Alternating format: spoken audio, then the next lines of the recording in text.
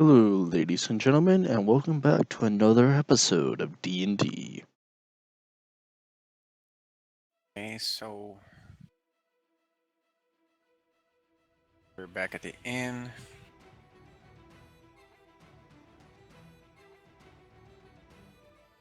Go ahead and share it.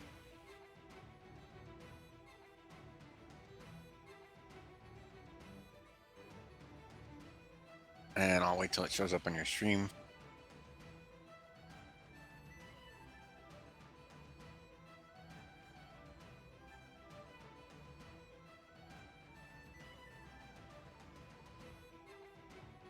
So, do you want to make the map a little bit bigger of like the inn? Sure. Just Gotta resize. Okay, so once again, you guys have the dead knight in the inn, and you guys have the scroll. You guys survive the attack. Basically, the entire village is broken into, and all the inhabitants, all the guards are all dead. So, you guys have the courier, and you guys have like about 25, 30 people inside the inn. They're either travelers, merchants, mercs, whatever. But they're staying inside the safety of the inn. You guys are outside, and go from there. You guys are just coming out. You guys are seeing all this stuff.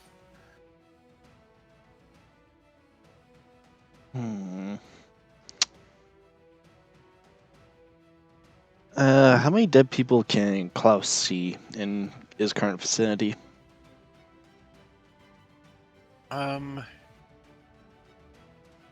If you're so, if you're looking at the inn,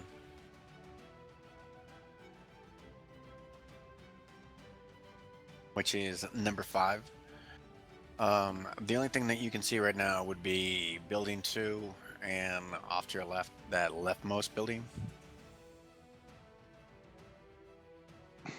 all the way at the far end of the village, on the western side, I guess you could say,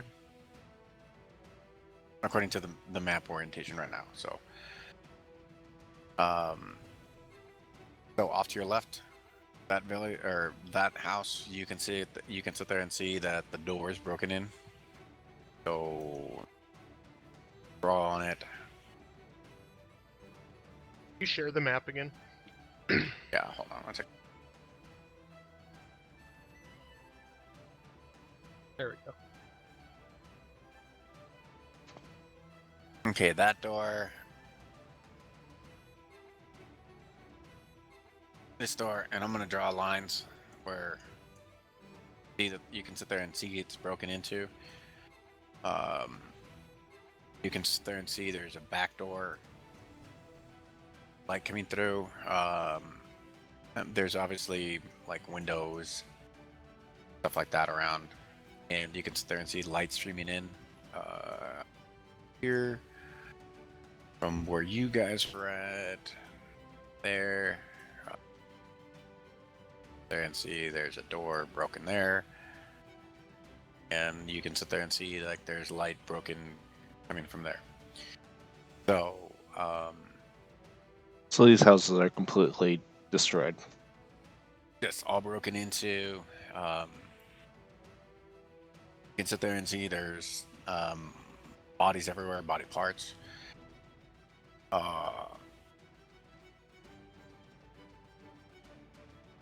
What do you guys want to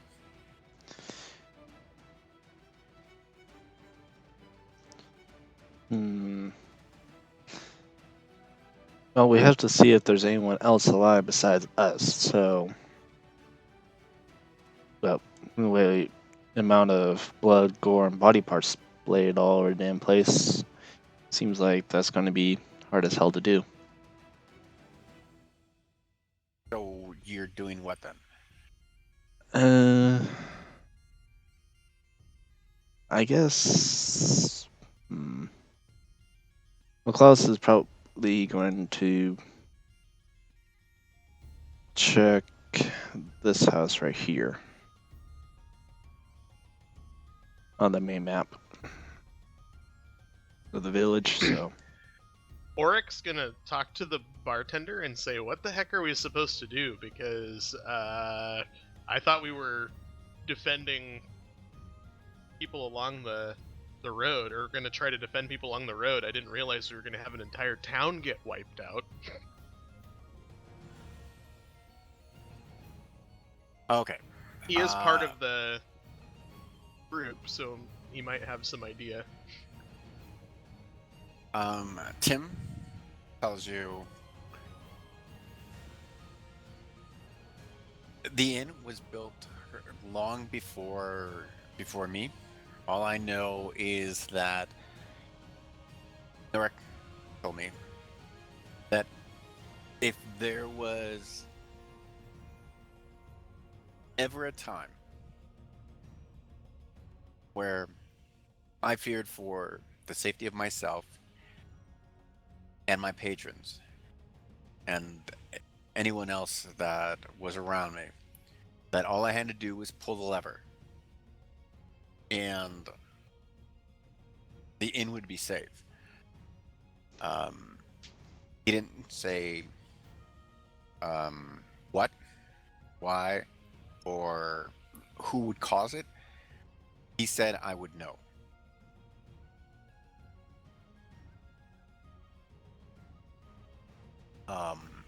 As far as the mission that you were given, you were supposed to investigate the couriers and what was causing them to go missing. I have no idea what happened last night. This is outside of the scope of anything I've heard.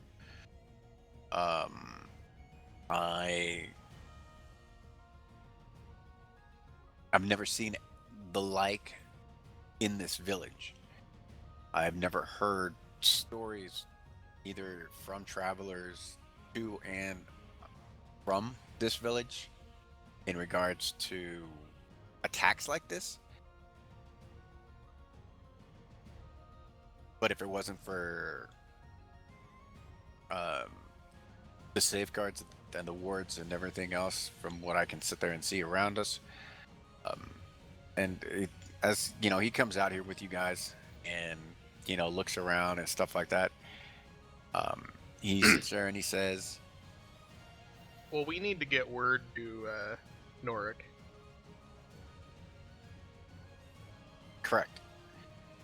And with that, might be able to help. So he says, wait a second, and he runs back inside. Okay. A few minutes later, he comes back out.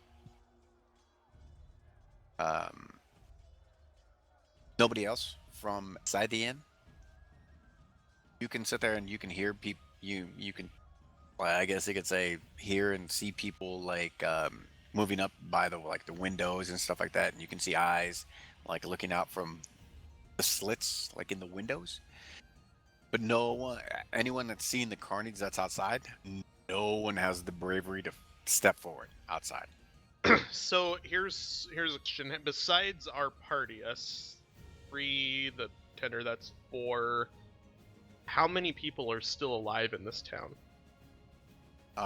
Aside from 25 to 30 people that you have inside the inn, from what you can tell, no one. But then again, guys haven't done an extensive search. The only one that you guys encountered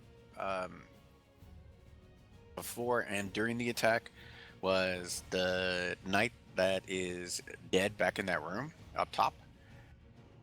They pretty much did a search. From what you can see, from what you can sit there and see, is the rest of the town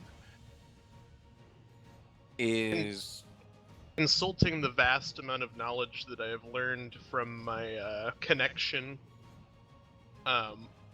do I know anything of these creatures besides what the whole nightmare idea? Okay. The knowledge that I have because of my connection with the bond that I have. Okay, so you rolled 14. a 14. It's kind of hazy for you, but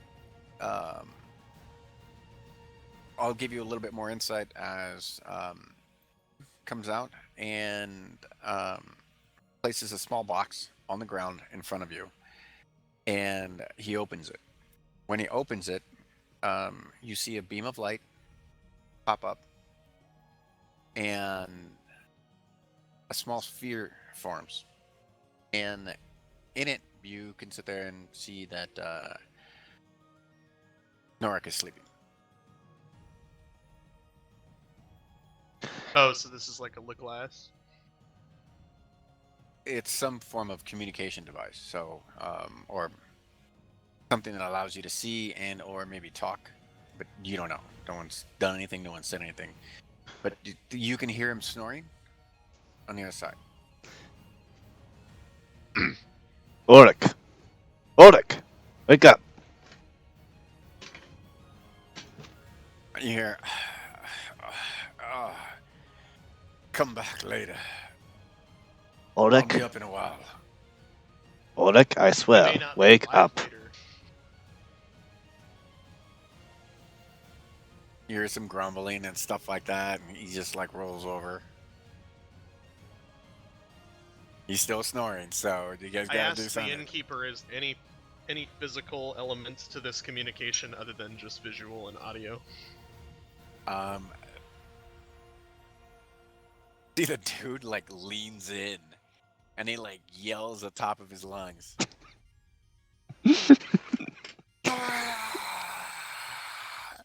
See fucking Nork jumps.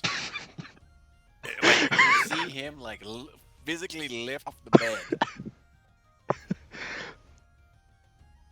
and you hear like weapons being drawn and stuff like that, and then all of a sudden you see this big eye in front of you, and you see it squinting. It's like wink, wink, wink, wink. He's like, "What in the hell?" And then he goes, Tim, damn it, man. What have I told you about that?" And you hear Tim be like, "It's hard as hell to wake you up. You snore like the dead." And then you could see like he's rubbing his freaking eyes and stuff like that. And then like his face comes back into view. And you can sit there and you can see like he jumps back on his bed, pulls the covers over himself, and like he puts down like a dagger, and he's like, "Lad, this better be good, otherwise I'm going to beat the shit out of you. You owe me for that one." I take the object and pan around so that he can see the destruction and the dead bodies and everything. There, and you see him looking, and he's all like, Then I turn the object to myself and I say, "I'd like "What to am I take credit seeing?" for this, but this was the demons."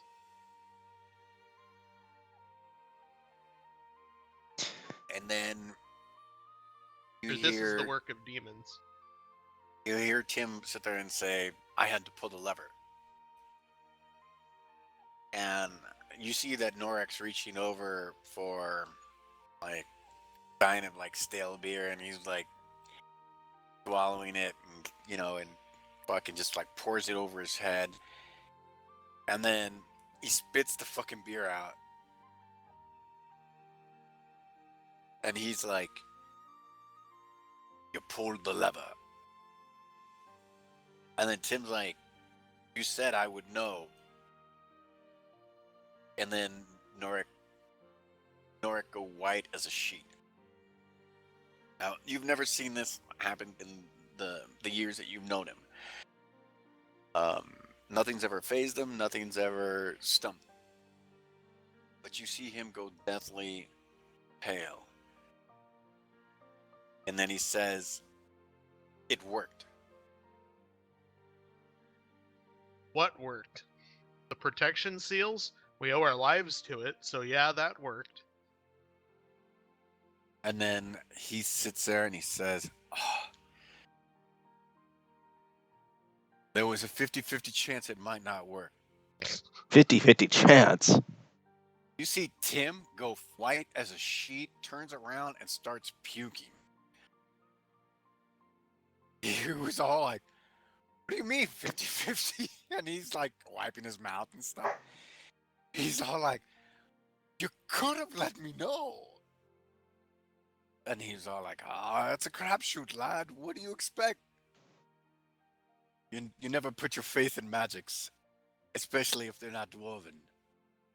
Well, without this defense, we would all be the same. All have suffered the same fate as these villages. So that crapshoot definitely played off. And he says, fill me in. What prompted, before the lever was pulled, what happened?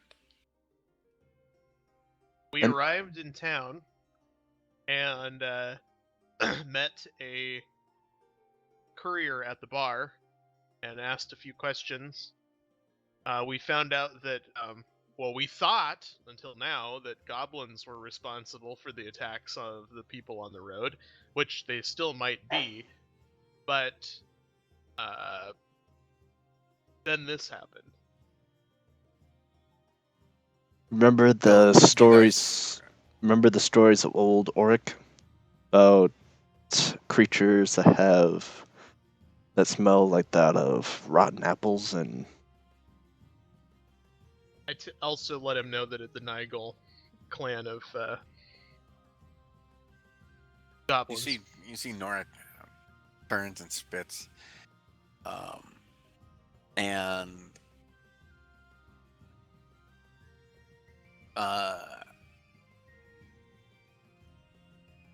Norik sits there and remember how you made your check earlier? So he sits there and tells you, if I can paste this all in. You can put it in a note and then just drop and link the note, and then we can open the note. Okay. This.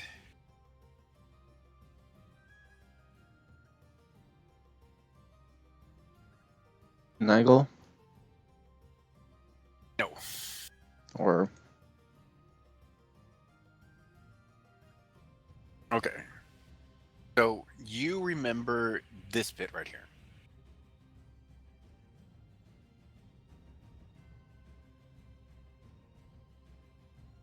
So, Mark, do you want to read it? Sure. Because everybody else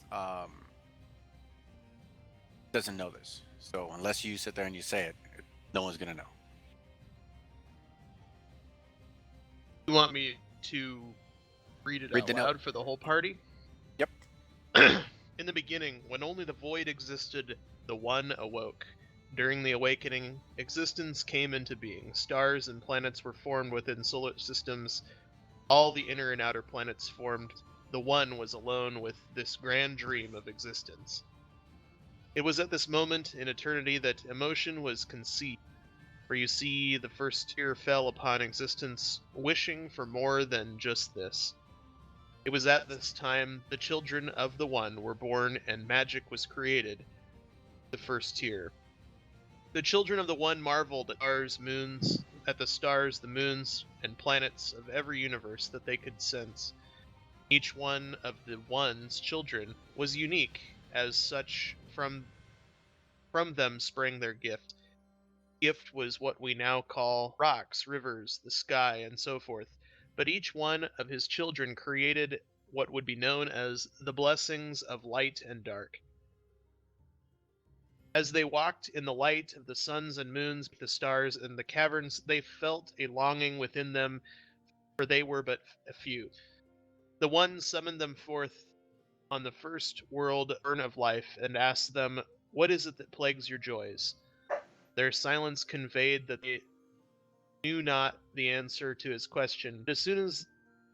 But as they stood there, one of them asked the One, "Why are we so few? Walk alone in the light and in the darkness, with only us to marvel at the beauty, but why?" The One smiled and said, "Within each of you is the gift to create and breathe life into any aspect, but you must choose, and choose wisely, as you can only do this once, for it must be unique." Such was how the story of how the little ones were born. Each child of the One gathered around the areas that inspired them and pondered about the gift of unique life. The children of the One gathered in the forest created the elves, halflings, gnomes, treants, hobgoblins, ogres, giants, etc. Those that sought solace of the mountains created dwarves, goblins, deep gnomes, trolls, and more. Each area of the first world was populated with every creature imaginable, to what we now know as every being. The One was happy and then granted his children a boon, for you see he took the little ones and created them among all existence and populated them everywhere. This was known as the beginning. The millennia stretched forth and existence was blissful. The circle of life was started with all that it entails. Each of the new races, the little ones, wandered their respective worlds. Each one of the children of the One nurtured them and taught them the essence of magic. They were shown the intricacies of writing, math, science, and more, but these all paled before the truer and most powerful of the teachings: love, hope, forgiveness, faith, etc. Far past the edges of the multiverse, past the prime material, elemental, outer astral, and ethereal planes, was the darkness of the void. There an entity slumbered in the immaterium, but its dreams were troubled. Disturbances plagued it. Fitfully it slumbered and paid these dreams little thought, but one image kept constant in this dream. Uh, Grinz'eon was a shining planet amid the stars, filled with something the entity cringed at: life. So I'm assuming this darkness slumbering being is responsible for the demons. Yes. Seems like. The Null, or aka the Voidlings. So there they are.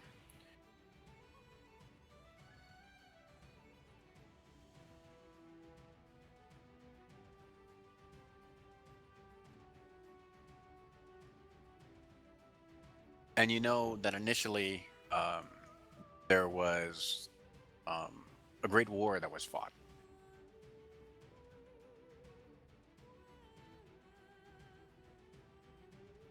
But the war never ended. So that's why you have the stories that parents tell their children. Basically, Behave. basically the nightmare stories. Exactly.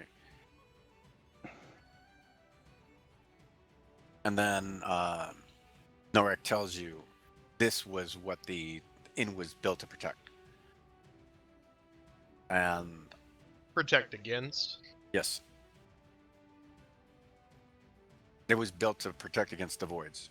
So this legend about, these creatures coming in the darkness, was this like a legend that foretold a certain day when they would appear, or are these creatures things that just appear from time to time, and so then that's why they're spoken of? or is this like a end of days type happening? Noric tells you the first time that he remembers when they came, he was but a child. And there was a great war. And as far as he knew, nothing, there was no end to it. He knew that they had, the forces of good and evil and neutrality united, and that they had won a great war against them, or a great battle, but that the war was ongoing, and So that it's eternal. as far as he knows, no one has heard of them since then.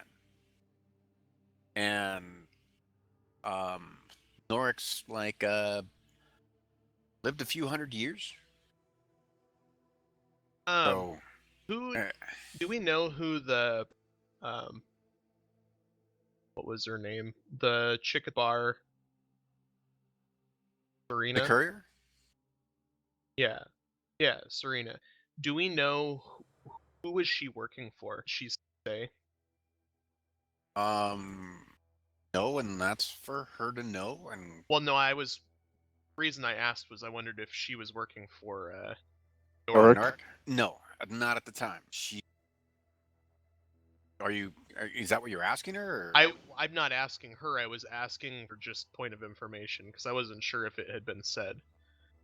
As far as you know, Noric didn't tell you that he had any couriers here. Is she around? He had a courier that went through and went missing, but the other couriers that you saw on the board and stuff like that, that's I'm even gonna news to him. ask Noric what he thinks might have triggered this.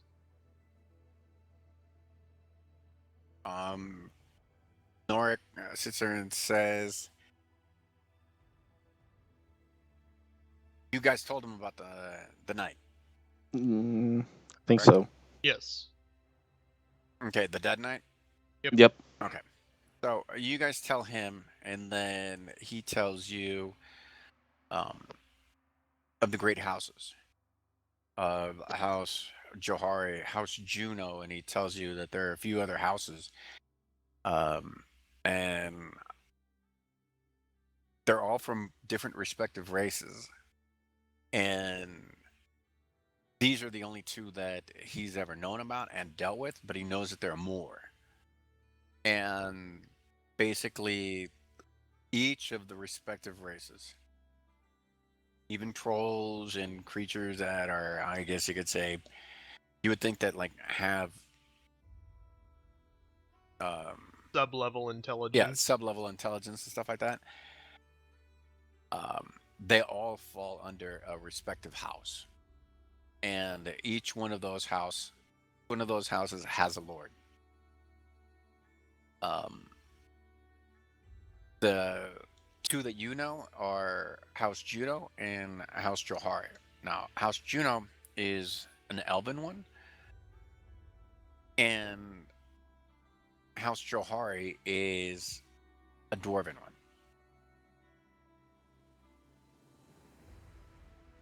I'm sorry, backwards. Juno is the dwarven one, and Johari is the elven one. Sorry. Okay, I was about to say because Johari sounds more elven.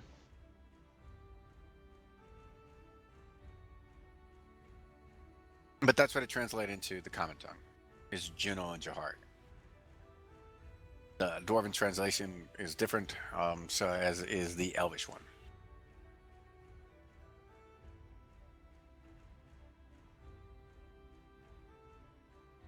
So, that being said, he sits there and he asks, "Did the knight tell you anything? Did he have anything on him?" he had this scroll meant for House Juno to House Jahar. Jahari. Yeah, Jahari. And he said, what's it asking? I I don't know that we opened it, did we? don't think so. I think it might be sealed by magic, I think. Okay. So he tells you,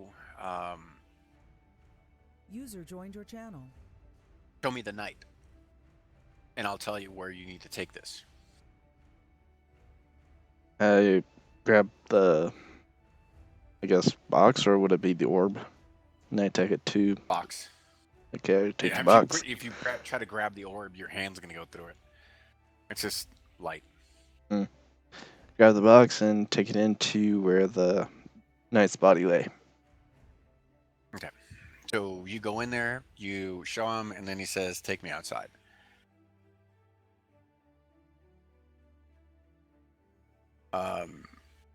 Tells you that that is not one of the knights of Johari, and it's not one of the knights of House Juno. The fact that he's carrying a message from one to the other means that this must be very dire. Because this means that they had to have sent runners. So this is bigger than anything we could imagine, probably. What race is this knight? He's human. From what you can tell, he might be half elf.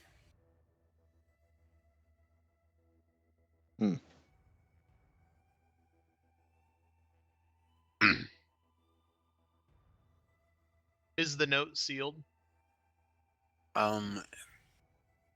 User left your channel. Yes. And he says, for a moment, just put the scroll into the sphere. I do so. As you do so, you sit there and you see on the other side, Noric pulling out a ring. And he puts it on his hand, sticks it through, and you can almost see like the ring touches the scroll. And text pops up in front of you. And from that text,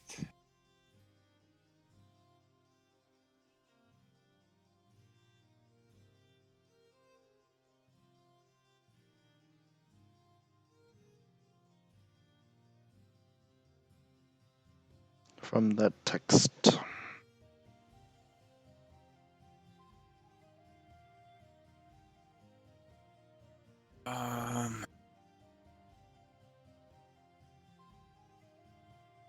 you sit there and you see in Elvish script. Does somebody read Elvish? Klaus is a wood elf, so yeah.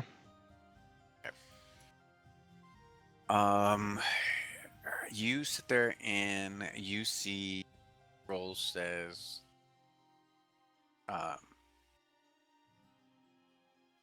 it's not so much like a formal scroll as a message. And it just sits there and says, House Juno requests House Johari's assistance in matters of grave concern. This scroll should be all that is needed for you to see the grave matter in its darkest light.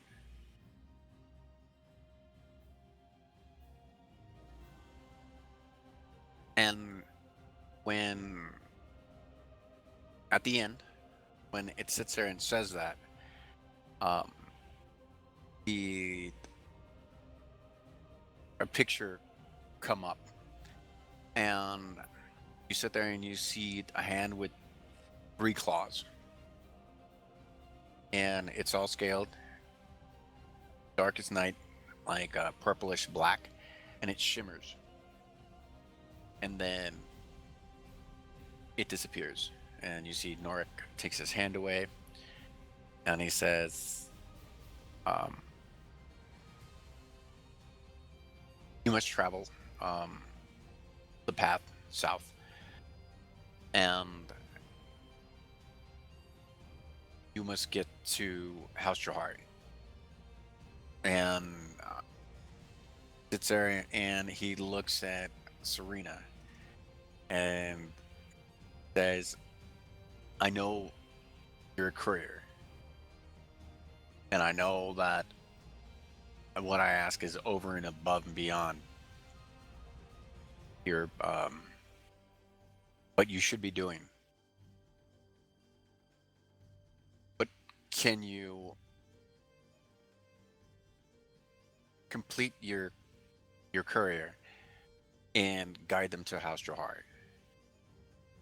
And for that, I will pay you triple your fee." And you sit there and you see Serena like smirks, and she goes, "Triple?" Then he goes, "Fine, times 4." Quadruple. And then she goes, "Now that sounds more like it." He goes, "Yes, I will do this for you."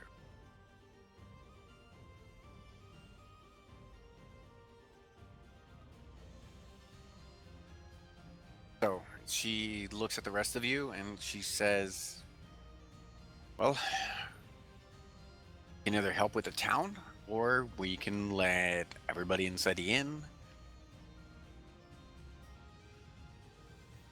fend for themselves." I was But gonna say that we need with the people that are still alive, we need to get some people together to burn the bodies and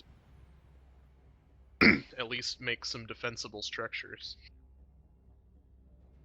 Yeah. Because Norik says that Not necessarily saying we are going to do that, but we're going to get the people set okay. to task on that before we leave town. Tim tells you that he can help oversee that, since seeing as he lives here, or at least he used to with his neighbors and what have you. Norik is telling you that like I'll dispatch help. Um, they should be there in a day or two. Um, and I'll let the local lord of the area know what's happened to the town, and that it needs assistance, and they'll be sending a force down. So if you guys can, he tells you if you can wait a day or two, um, I mean, that should give you enough time to do all the stuff in the town. He tells you that the force should be there.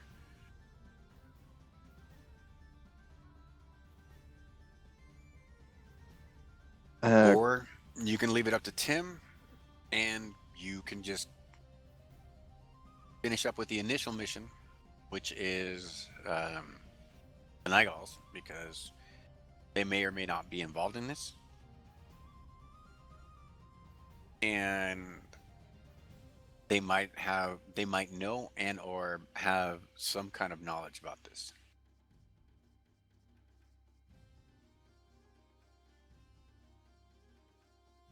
well, what did Serena say our window is to get going again? In order for us to basically make the routes out of town. Well, she told you that the weather was going to be bad for the next day or so. That if you guys moved out, told you this the night before, that there would be most likely goblin ambushes, so from the Nigals, and that she wouldn't be going out there by herself. Now, obviously, things have changed, and now you guys are with her as like semi-escort duty. She's / your guide, something along those lines. But her primary mission is her initial career, so she's not going to endanger herself in any kind of encounter that you guys have. Yeah, she's getting paid 4 times the normal price for this. And she could be getting paid 2 copper for all you know. But looking at her gear, she's well equipped. Considering she slapped a healing potion in that dude's mouth like without a blink of an eye.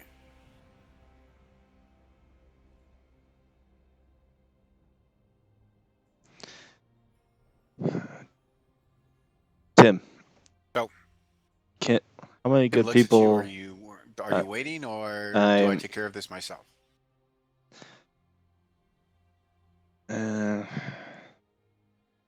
Orc, what I do you? think with the urgency of needing to find out what the hell's going on, we leave it in Tim's capable hands. I think that would probably be the best.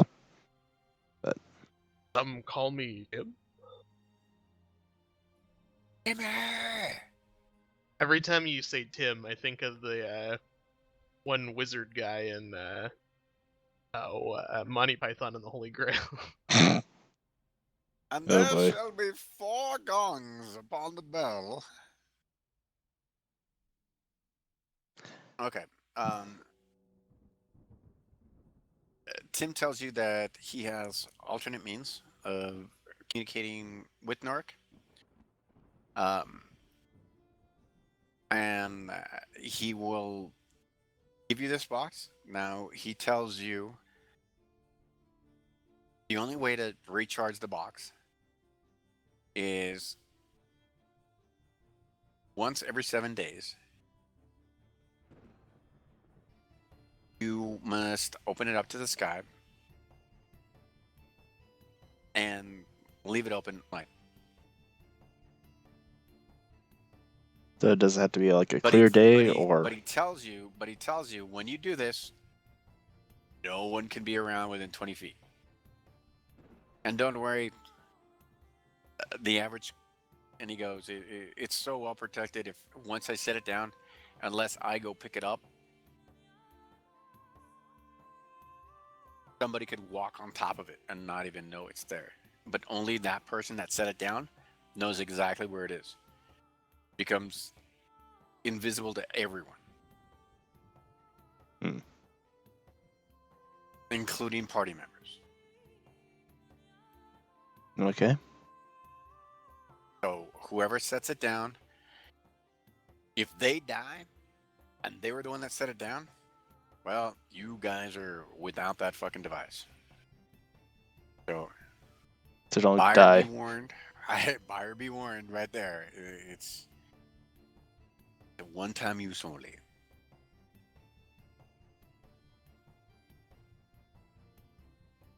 Like in regards to like setting it down for the recharge. But aside from that, once it's recharged, you guys can use it once per day or 7 charges. You guys ask, like, you guys activate it and then shut it down. It can stay open for an indefinite amount of time, but one of those things, like, you got to open it, do your thing, and then close it.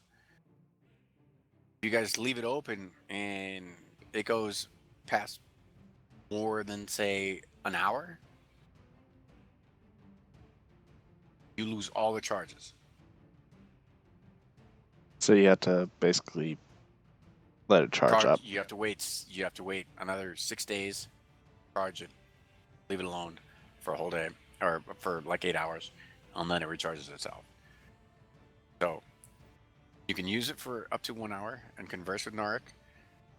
But conversing with Norik for 1 hour, you better have a fucking lot to say. Yeah. So it's like a failsafe. Well, shall we get mounted up and get ready to go?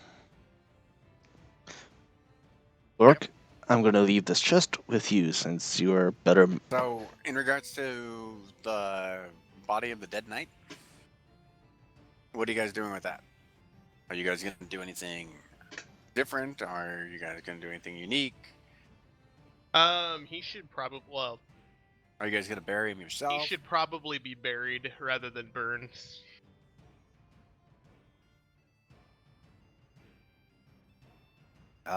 Tim tells you,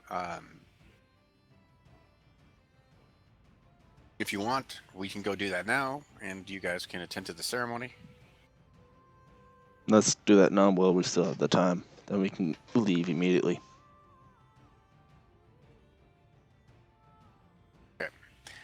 So on the village Hiphoven map, like right over here,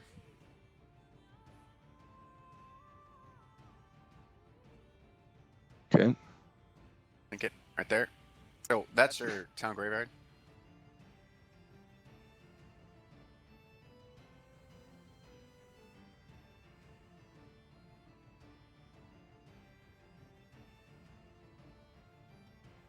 And you guys end up burying him down by the corner.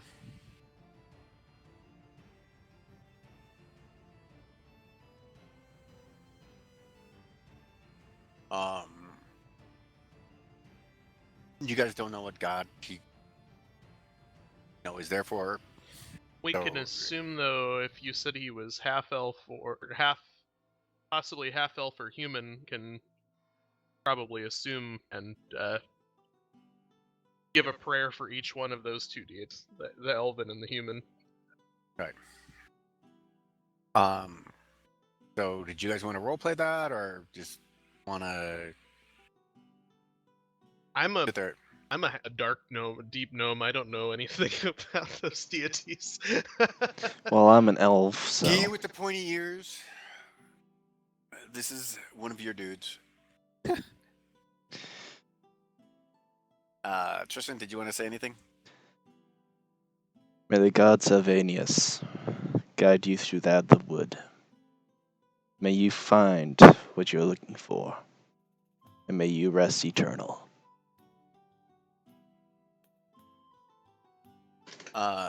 Tim sits there and tells him, "May the one show you solace now that you have passed from us, and may the heavens be the next step on your journey." And he leaves it at that.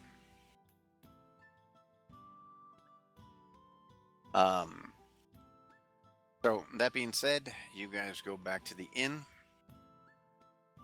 and Tim tells you he's going to pack you up for like, I think he's going to give you enough provisions for 2 weeks. Since you guys will be walking, normally it's less than 7 days. But since you guys don't have horses and stuff like that, and there's no one that he knows on the way that actually has like enough horses for you, If that they're still may or alive. may not, yeah, may or may not be alive. So he's just gonna pack you up. So everybody has 2 weeks rations,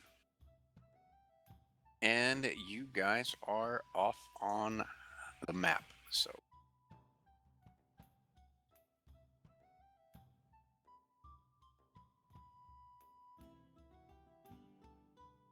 on the Grinz'eon map,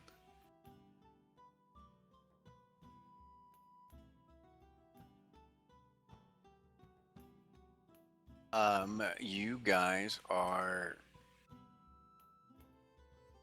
starting to go south.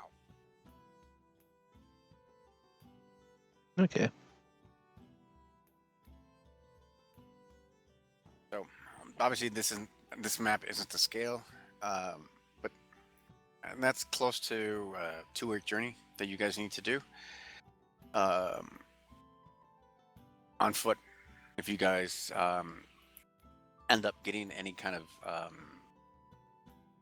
horses or a boat or something like that, then the trip will be shortened. So in regards to items from the Dead Knight, did you guys bury him in his armor, or did you We guys take it? we took it off. But left it is like No, we Durbin. buried all of his armor, all of his gold, everything. We figured he needed that in the afterlife. Okay, we're burying him like we do the mummies A then. bunch of loot whores in here. We even Okay. found his wife, killed her, and buried her with him. So Nice. So aside from the vestments and stuff like that that he has on him, everything's shredded. His pack is pretty much empty. You guys found the scroll tube. You guys found that one dagger that flared up that ended up destroying itself. Do you guys have like less than half of a well-made blade that was well-made magical blade that was destroyed? Do you guys have the broken knight adamantine plate armor? But that is completely shredded, and it would take A like long a time, master craftsman to fix it. and plus a long time. So, if you take it, somebody's is going to be carrying 65 pounds. So, here's the item. I guess I can carry it. And your strength. Nest stats is 20. I've already put the item on him. My strength is an 18, so So he could easily shoulder the weight for it. If you just want to leave it on Nestat. For him, it really doesn't impact him. He can carry up to 30s or 300 pounds.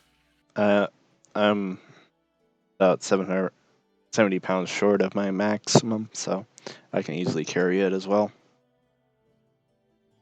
Okay, so if for whatever reason between like loot or having to move stuff around, it'll go between you and him.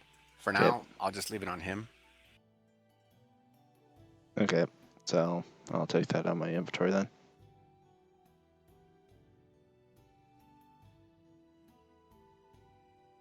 Okay, so on the map,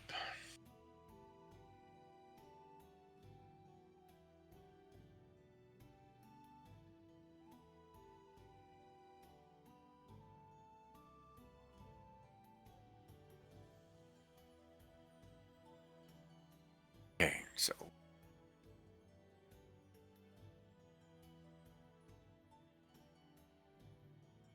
I'm going to reshare the one with my awesome horses. The dying one? Or Yeah, the two that are dead. You guys have the map up, right?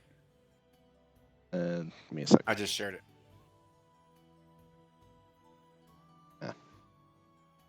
Okay, I see it now.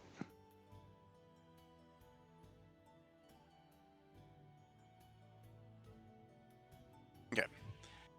Now, and you guys come back along that road, and you sit there and you see the, I guess you could say, the gnawed upon remains of those two horses.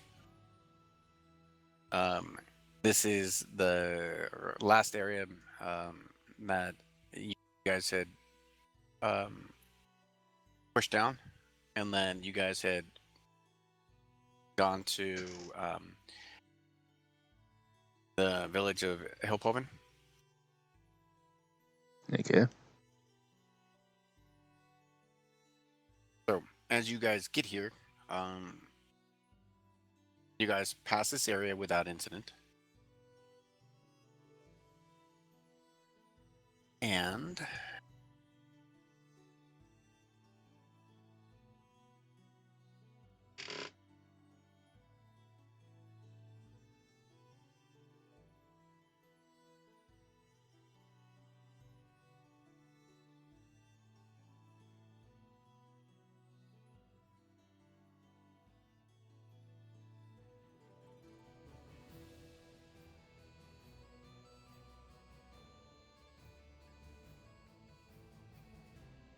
As you guys are going down the road, you guys Want someone to do a perception? no, hold on.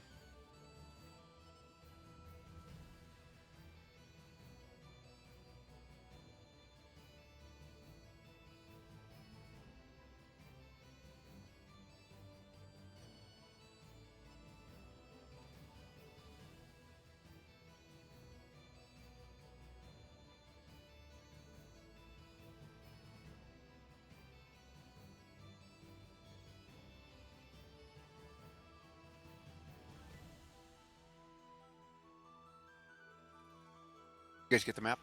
Yeah.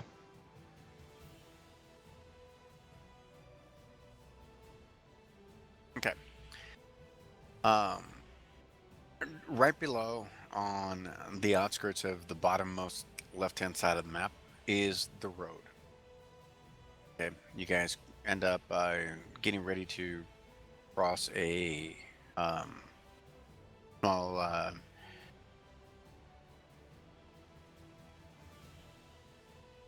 river, very shallow, and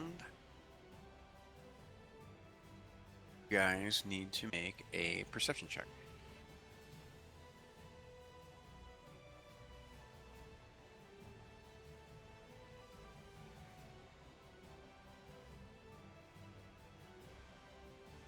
I know I'm outside.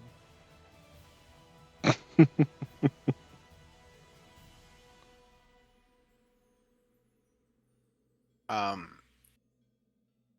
while you guys, yeah, nice roll, dude. You notice goblin footprints, and Like- off on the side, you notice the telltale signs of, I guess it gets sit there and say like Skirmish? goblin movement. No, goblin movement in and around like the area. You see like small branch broken, and the like up on the ridge line, up where it says like Rapids Escarpment. Um, you notice that the branches are broken, like somebody had hopped down and caught themselves on a branch, whatever, and then like bent them down. But there's too many bent down branches to sit there and think like, that's a fucking squirrel or shit like that. So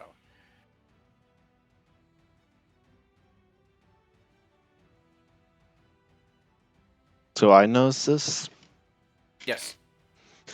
I go tell the group, well, there's definitely a lot of goblin movement in this area.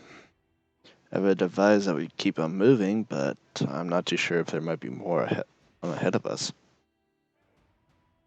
Nestat goes ahead and rolls his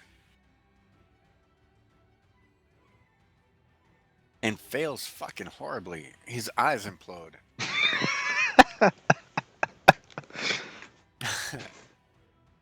I know that's not very funny, but Rick, did you want to roll?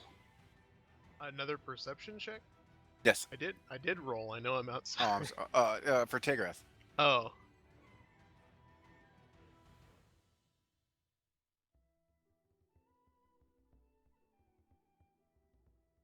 She knows she's outside too. Okay. The only thing you got. Well, hold on. Um, to our fellow. there also is Rena. Yep.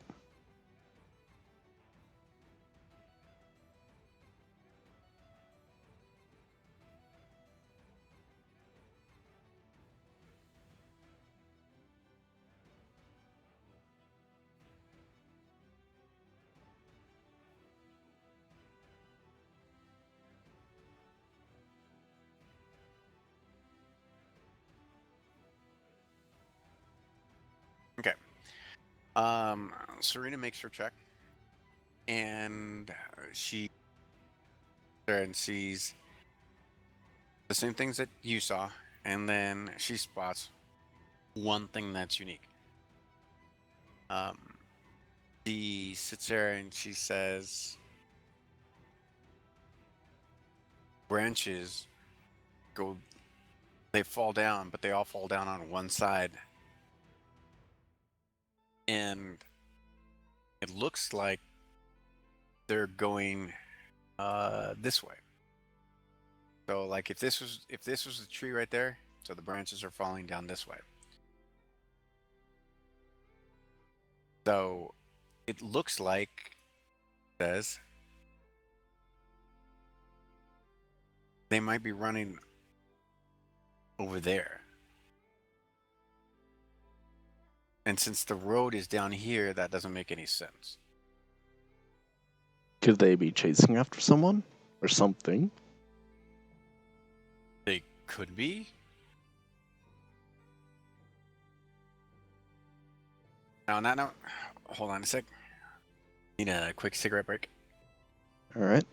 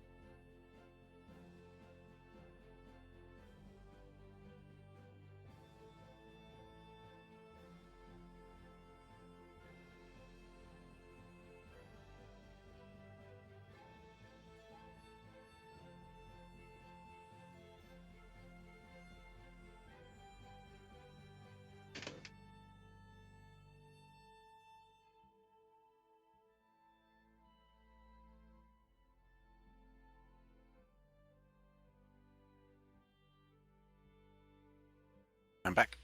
Welcome back. We're all here.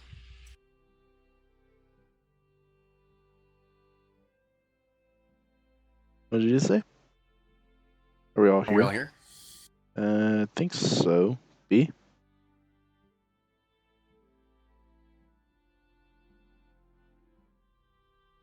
Guess not.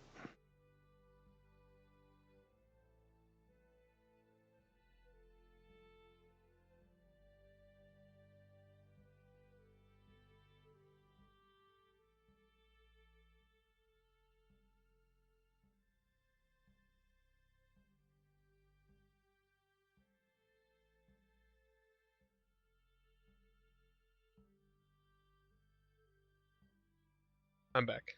Welcome back. Welcome back. So what do you guys want to do? You guys are Do I notice any other tracks? down or- here right now. If you guys want to investigate, you guys have to move up.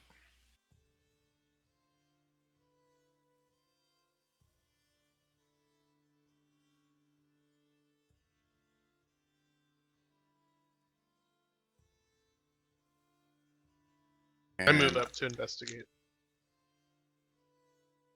guys on the map.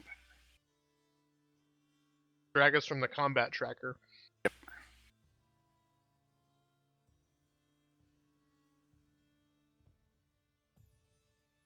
And Serena tells you, hold on, gotta find a token for her.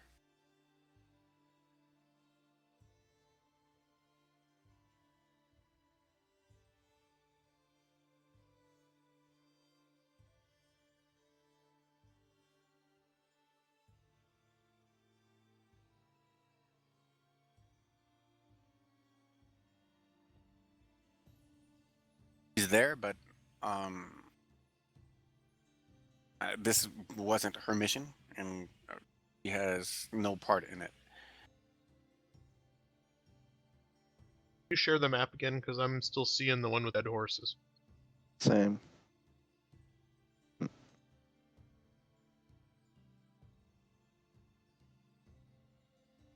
guys got it now? Yep. Yep.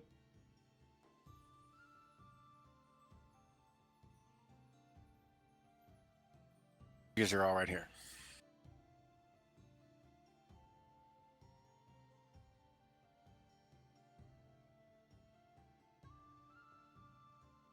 So, what do you guys want to do? Guess we could investigate, but that might put us in a really bad situation. But sometimes you have to take risks. So I guess we investigate till we find a I'm reason gonna not move to. up on the tree line. I'll be close behind him. Nestat goes up with you guys. Tigreth. Okay. So, since you made that initial perception check, as you move up to the initial tree, right in front of Oric, you sit there and you see that there are goblin footprints, and that they are indeed what Serena had said, that they all look to be going in an easterly direction.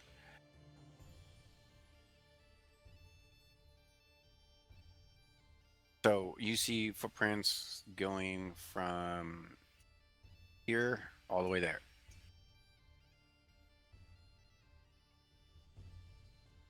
I basically continue to follow footprints, but not disturb the footprints as much as possible, so I can clearly tell what direction they're going. This is getting toward late day evening, so it's like 4 o'clock since you guys have been walking. So you sit there and you see that the sun is getting ready to start setting.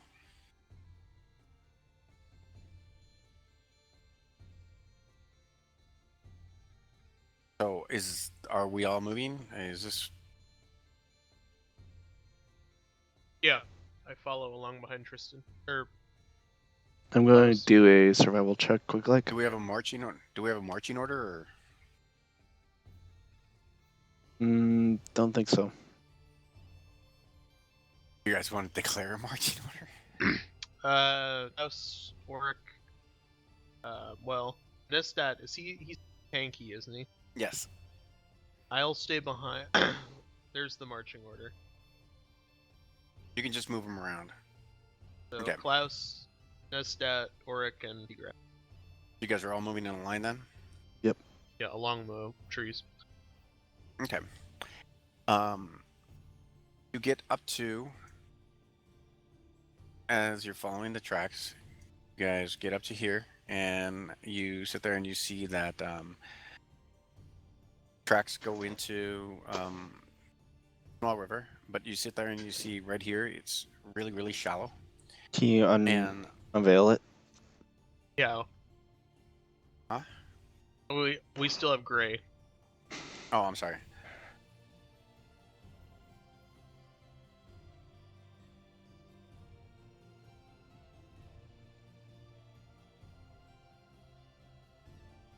Sorry. So as you move up, this is what you see. You do see that there are footprints going this way. Since obviously you knew where they were going, it wasn't too hard to sit there and see the footprints coming on the other side. And this is exact opposite of where we're going, correct? To get to the next house. What do you mean? So is this in the same direction that we had to go to get to place that we're? Oh, that's back on the road. This is something you guys detected off on the side. Is there any other So, footprints other than Goblin close by to him? make a perception check.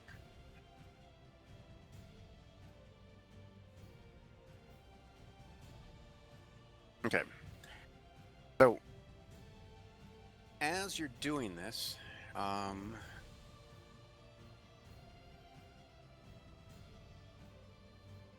ahead and unveil this. You sit there and you see that you see footprints going off this way, like in a southerly, and then you sit there and you see footprints going off this way.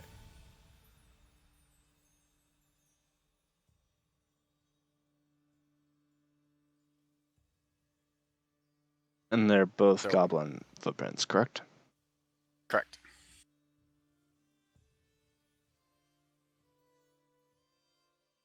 Move up to here to see if there's anything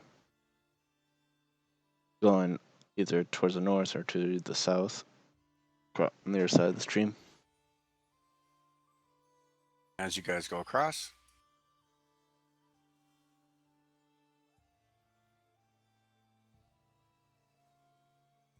hold on a second.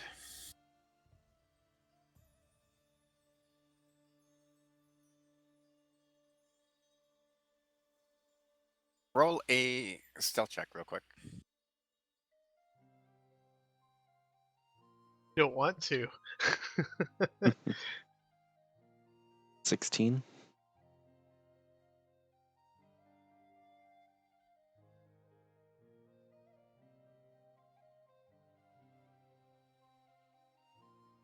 Okay. Nice. As you guys go across, I need you to make a perception check now. And now I'm outside. Yep, so does Oric. Egreth? Yep, and that's blind as fucking hell too.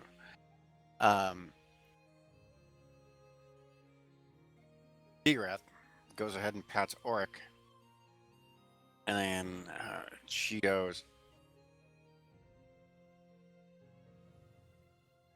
and when she hits Oric, he tells you guys like to get down. Like she's like motioning her hand down, up and down. Now you guys are all close enough that you guys can communicate. So, Degrath notices that off to Klaus's right, it looks like there's something in a small bush. She saw movement, but he doesn't know what it is or what have you. Just says, I saw something. What do you guys want to do? If she saw a movement in the bush, it could either be animal, as in game animal, or something that wants to eat you or kill you. I still know I'm outside.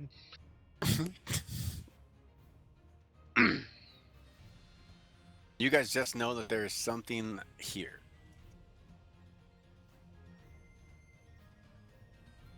I squint out in that direction to see if I can make out what the hell's over there. I draw a dagger.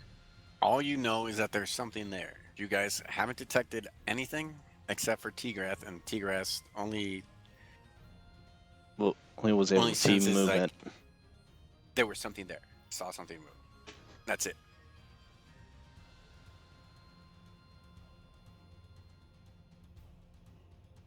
Let's see. Klaus draws both his short swords and basically goes stealth and tries to get closer.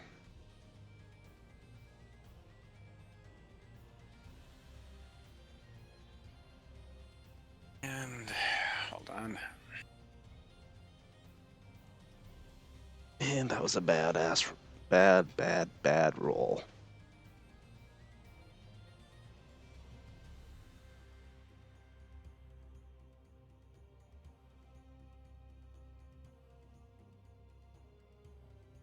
Trying to find the cheat sheet.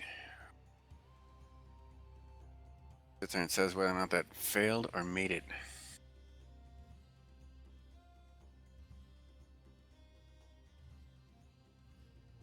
My luck is probably a fail.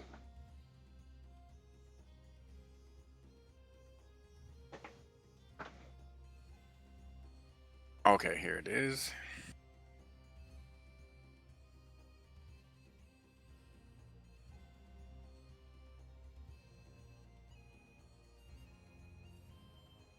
Investigation hard.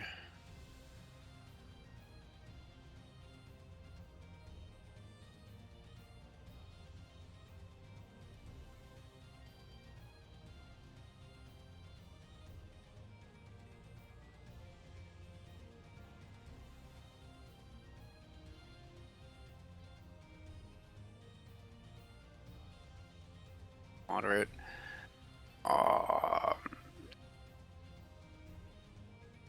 So you guys are detected, and so anything above a 10. Okay, so your stealth. Okay.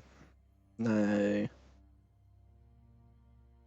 guess I move here since I think in this great areas. Nestat goes. Do I come with you?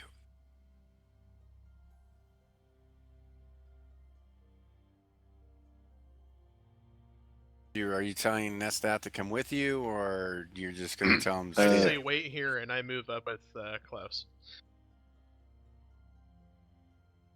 And Tigrath stays with Istat. You guys are both stealth. Yep. As you guys move up, you guys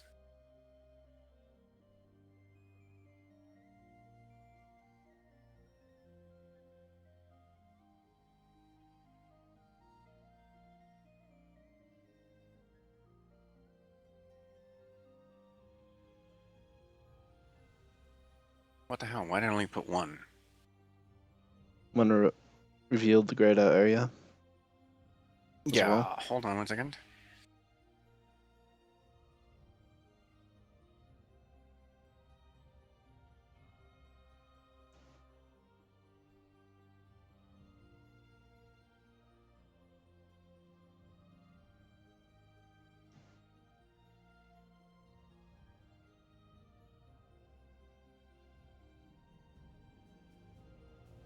Okay, hold on one second.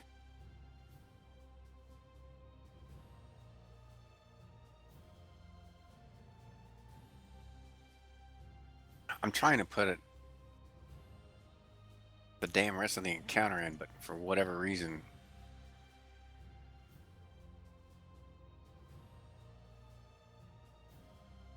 Not dropping both of them in. Oh, there goes one.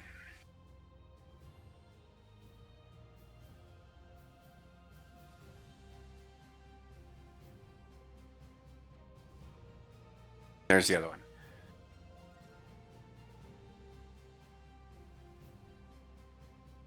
So, I don't know why it's not doing Goblin 1, Goblin 2.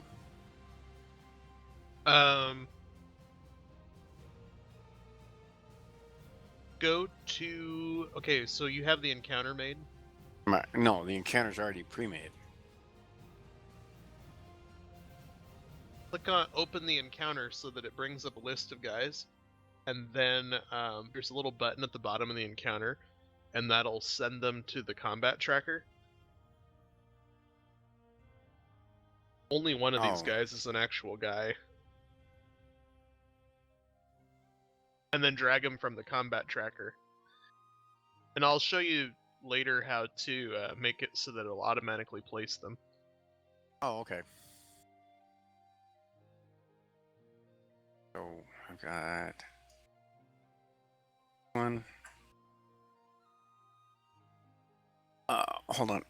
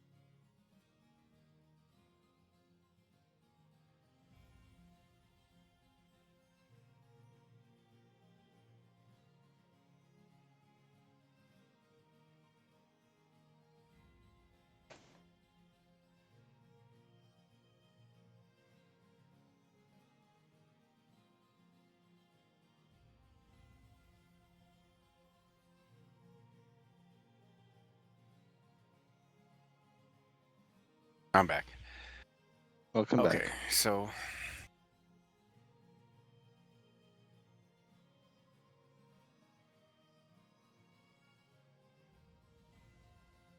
there's that one. Other one.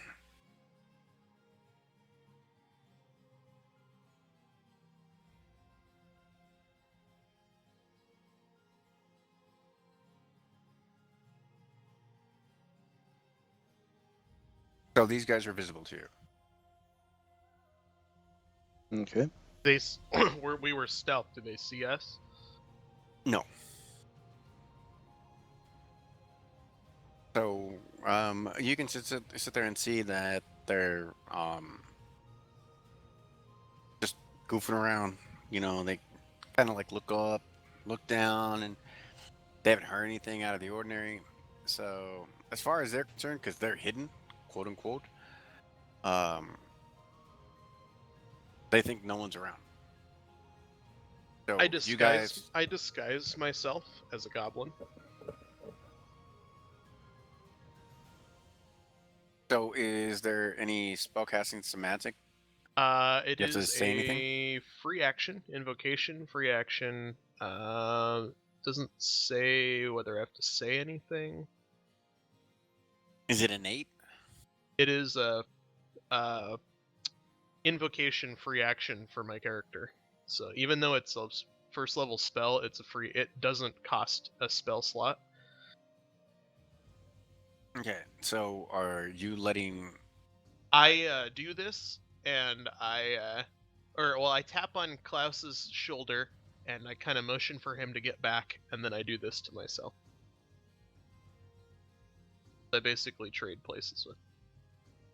Okay,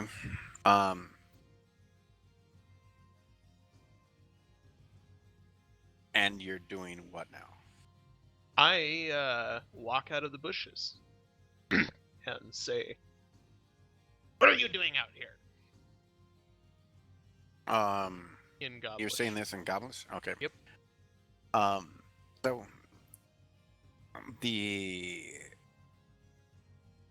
two goblins, you know, pop up, and then they're like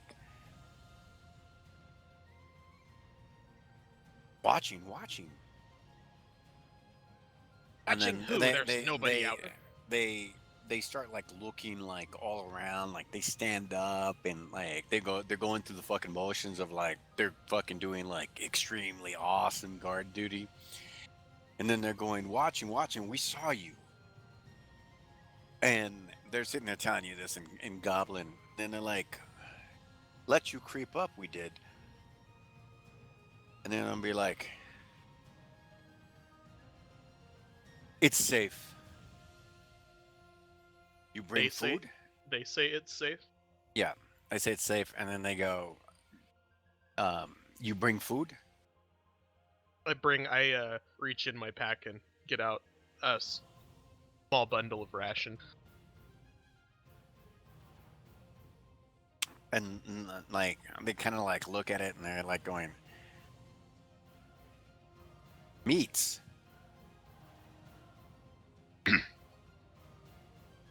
And then This they're is what I and have. like This is kind of all like I've. show disdain for like the the rations you have, and then they're like, kill fresh.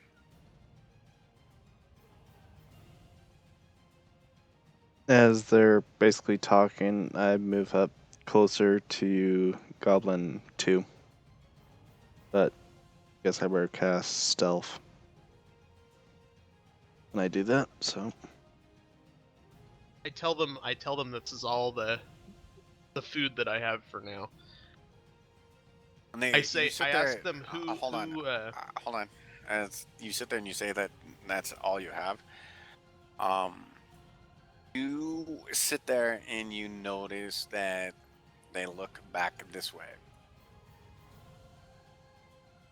and then they go, greedy, greedy.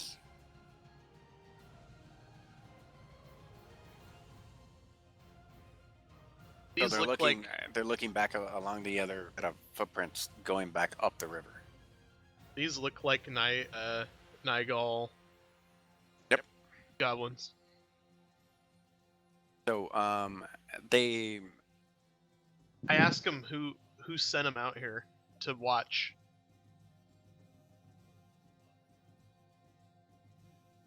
how are you gonna phrase that? Which big chief sent you here to see? Okay, hold on here 1 second. So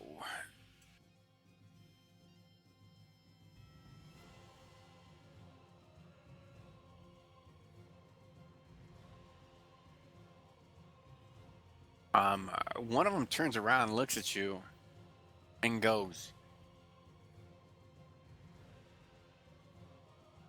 "What chief?" And then the other one starts reaching for his weapon. So initiative.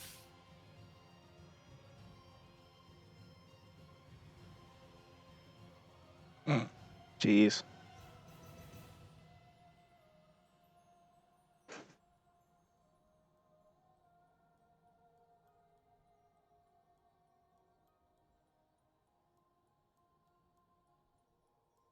The hell? How do I roll initiative for these guys again?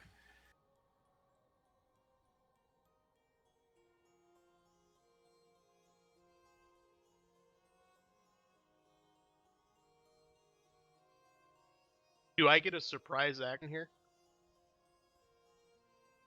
If I see them reaching for their daggers? Where's freaking initiative? Right Do in I the just middle on the main page. Right next to the armor. yeah the The little dice in the corner next to INIT censure of the main page.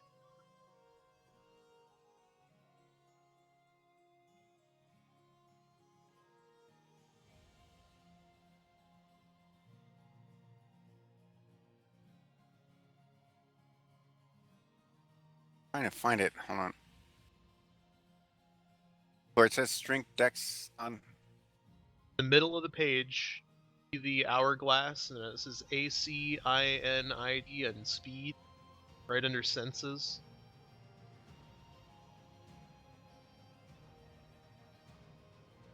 There's a shield, and it says Ace or AC.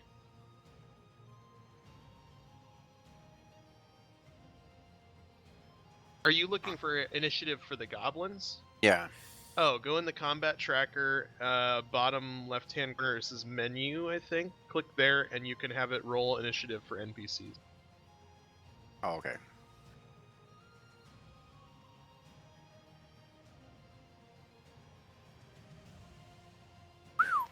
Thank you.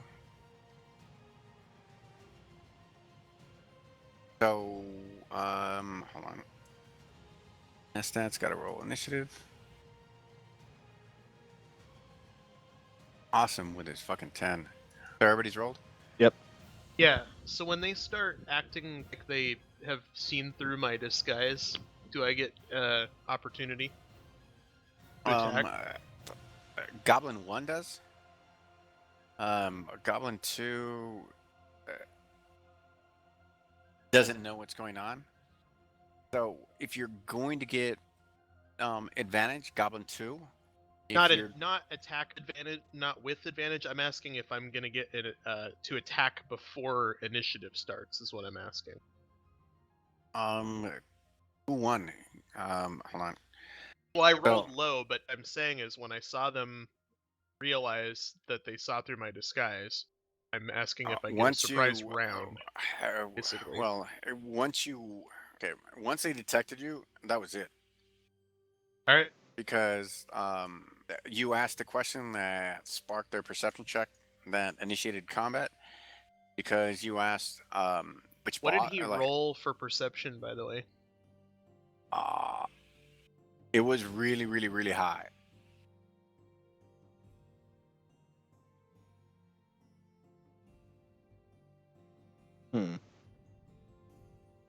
Well, shall we get to It was a Keely? really, really high roll. I was just curious. He had to break a 13, so I'm assuming he did. Oh, he got a 16. And it's a yeah. So you guys can get advantage on Goblin 2 if you choose to attack him. Goblin 1 would be a we're in standard attack. initiative, so who's up? Klaus. Thank you. First.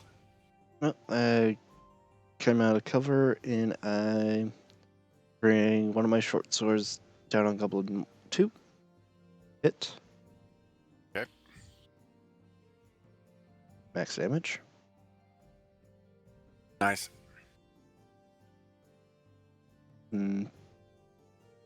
Since I a dual have two weapon fighting, I toss my other one at Goblin 1. Miss.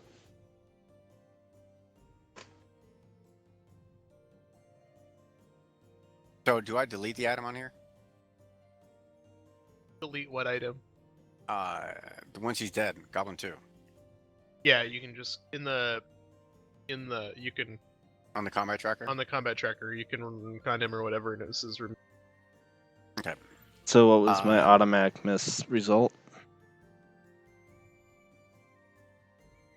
I don't know if he has that in his thing. Oh, you fumbled? Yep. Oh, wow. I don't know if I do have fumbles in here. Where would I find that?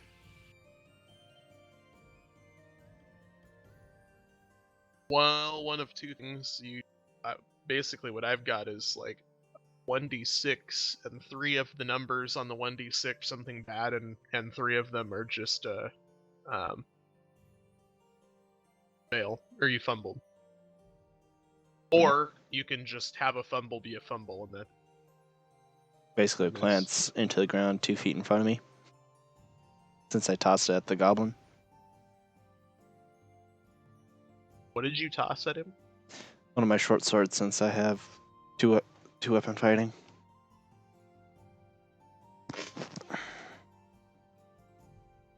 Well, we can...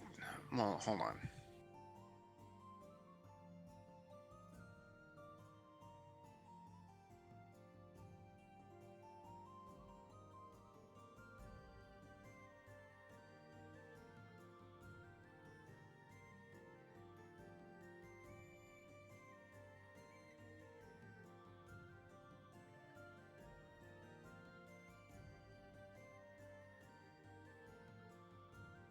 Hold on 1 second.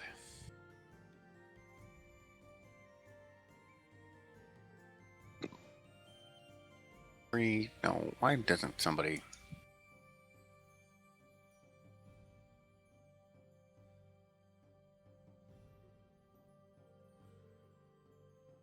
Okay, roll D100. D100. So D20 by 10. 2d10. 2d10. Or when you right click on the 2d10, put a percentage. A percentage. 6, 8, I 10. gotta bookmark this. So 2D10, right? Well, two- right click on right the click- 10 right click on- and go to the yeah, percentage. D10. And then go to percentage, and then just roll.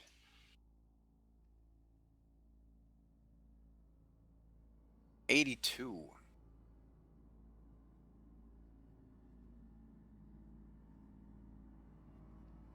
Okay. Well, thrown weapon. You lose your grip and throw your weapon. It lands 30 feet from your location. So, since you're throwing the one weapon, um, you see it wild, but as you're tossing it out, since you're dual wielding, Mm-hmm. your second one goes clattering off like a few feet behind you. So he loses both his weapons? Yes. Ouch. So you threw one, since it's a thrown weapon. You threw one, but the momentum of your throw, because you had that much momentum, your your your primary slips out of your hand and falls like 3 feet on the ground behind you. Just like kind of skitters behind you. It's within range, like you could kneel down and pick it up, but that would be an action. Well, good thing I have my bow, right? It's a good thing you have something. Um, you see Nestat charge up. He doesn't scream. And Good. well, he knows it's like one of those things like, it's like not far for the day. So he grabs his battle axe and he hits.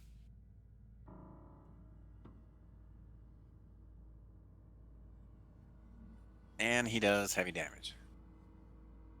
Damn, I pretty much decapitated the one goblin's head. Goblin 1.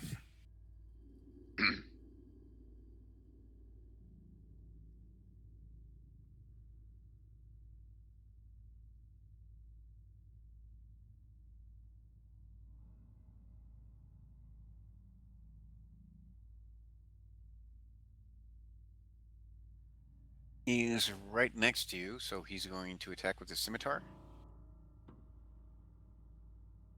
And he misses.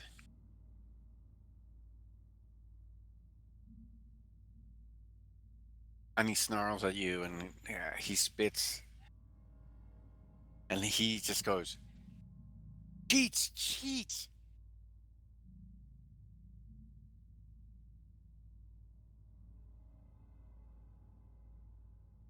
And it is Rex. Mark says you should have operated in Goblish. That'd have been fun if you would have missed. Ooh, dead.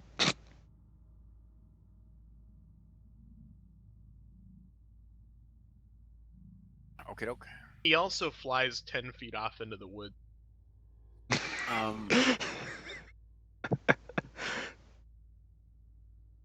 The only thing that you sit there and see on them is Tatters of cloth and rusty scimitars.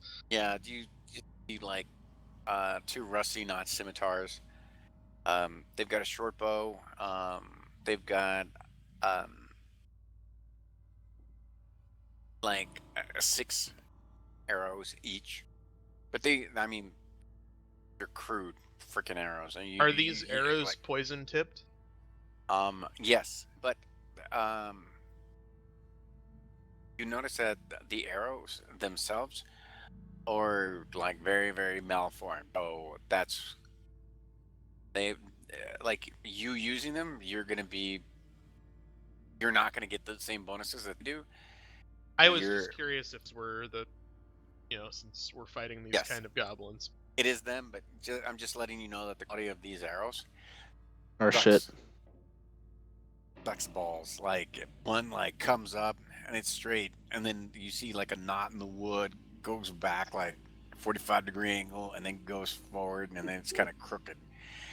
And then you see like what appears to be, like bird feathers in the back. And you're like, how the fuck does this even fly? You see a javelin. It's a very crude javelin. It is throwable. If anyone wants to grab like I take the javelin. so the javelins are very, very short, only like 4 foot. So am I. They've only got one each. I just need one. Okay. I go and retrieve both my short swords and resheath them.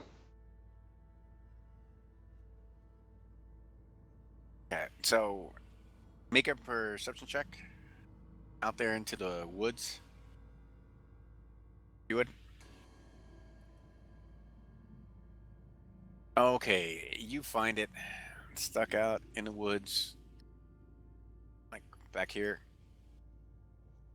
Yeah, so there you are, pretty. Shink. You find it like back there where that X is.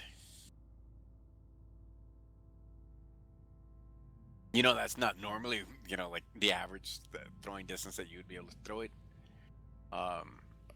You're looking at anywhere from like 5 to 10 feet for throwing any kind of melee weapon that's not a ranged. Anything beyond 10 feet, and you might as well need a nat 20. Anything beyond 30 feet, not going to happen. Yeah.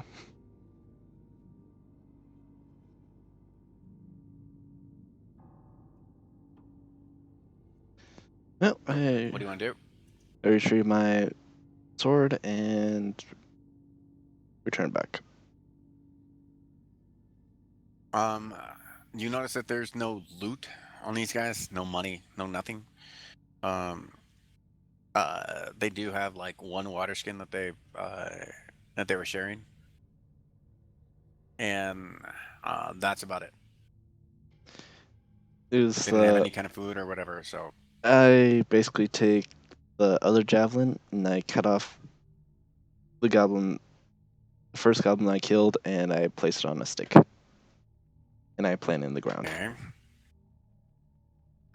I move cautiously and as quietly as I can up along the direction that they looked while stealth, with a bad stealth check, but Then Nestat looks at Klaus and nods when he sticks the goblin head on the end of the javelin. So he agrees that that's something that's acceptable. And then he spits. And he kind of like looks at you guys grabbing their weapons, and he just kind of like shakes his head. I be right grabbed back. it for a reason. I'm not gonna Well, use it. I know. Be right back 1 sec. Quick bio. and I just grabbed it so I can place the goblin's head in a stick. So, and I'm going to plant it in the ground, and basically as a warning.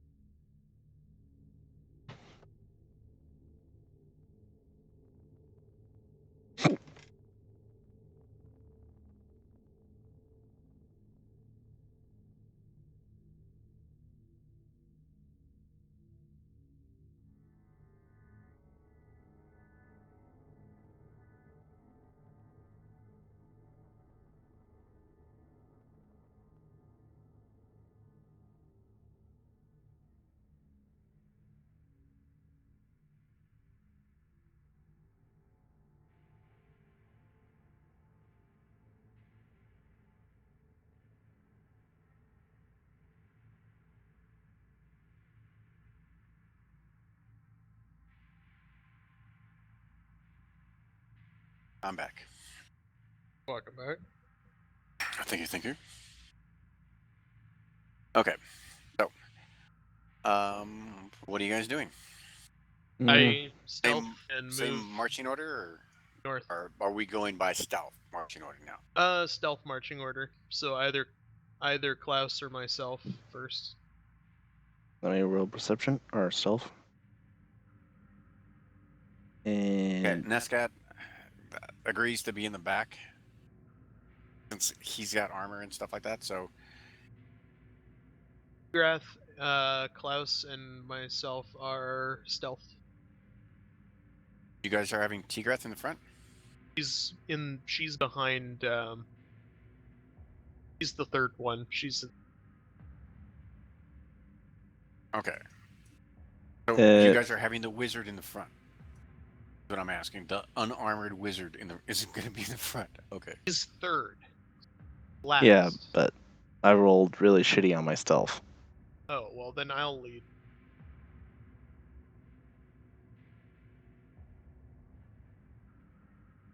Okay. So, Go ahead and as cover some more of the yes, map. as you move up, you notice that there's a cave system. So, in this a small opening, and this is what you see.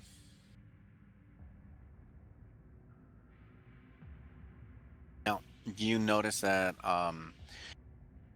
this is all the sunlight that is coming in here and reflecting in and around. So there's like minimal illumination. Good thing both Auric and I can see dark in the dark. Okay. Um, Tigrath is human and cannot.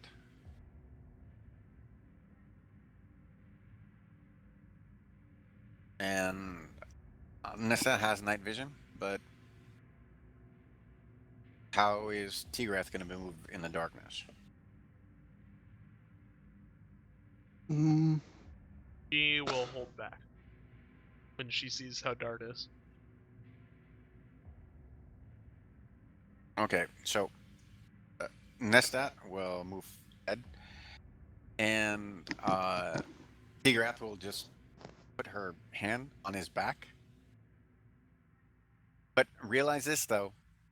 If you go into an encounter and there is no ambient light, Tigrath is effectively blind.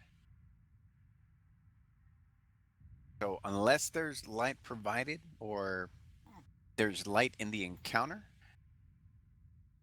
she will not be able to for see her shit. for her it's going to be my hand is on somebody's back and that's it. So spell casting is only going to be like AoE blind kind of thing.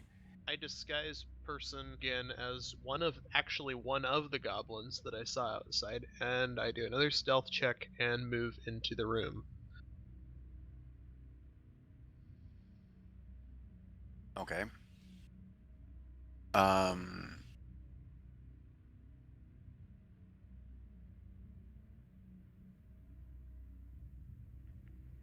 Second.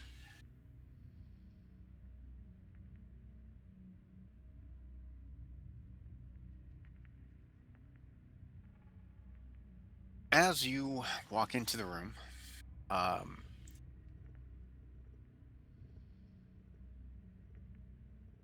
it's only for you to see, and your range on your vision is what? 60 feet.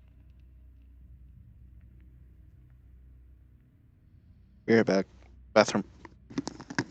You want me to wait for him or? Sure, I'll go to the bathroom quick too. And then the Tarrasque pops out and eats all of you.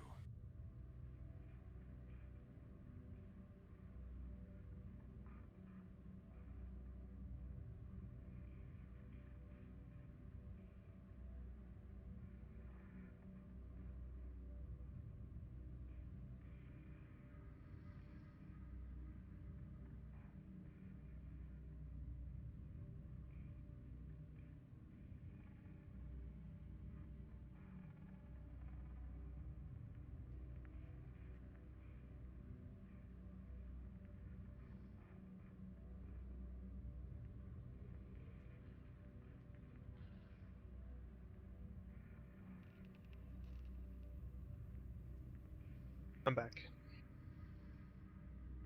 Welcome back.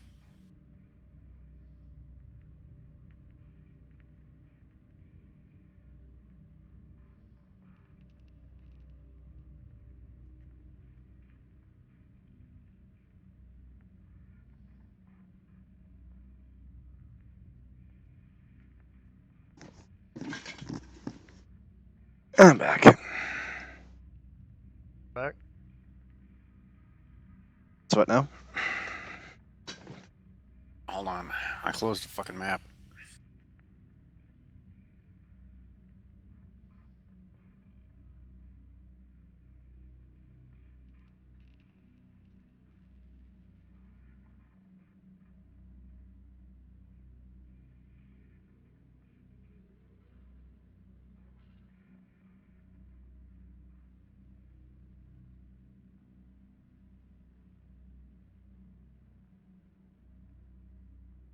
Okay.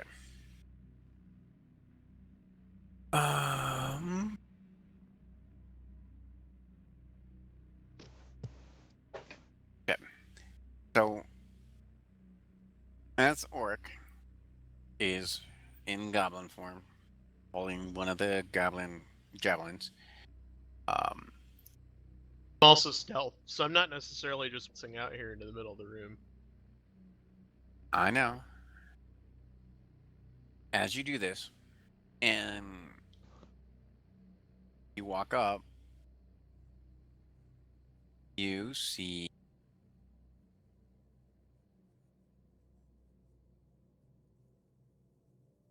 three wolves.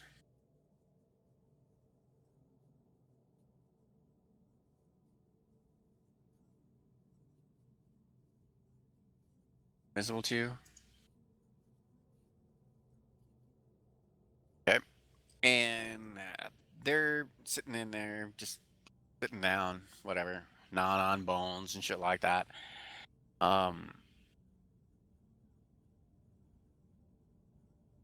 Each wolf's chain leads to an iron rod driven into a base of the closest stalagmite toward them.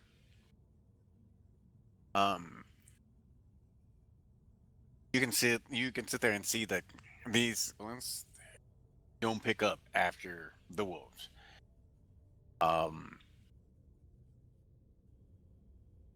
You sit there and you hear them be like, "Rawr," just chomping down on the bones and stuff like that. And you hear the rattling of chains as they're moving their heads side to side.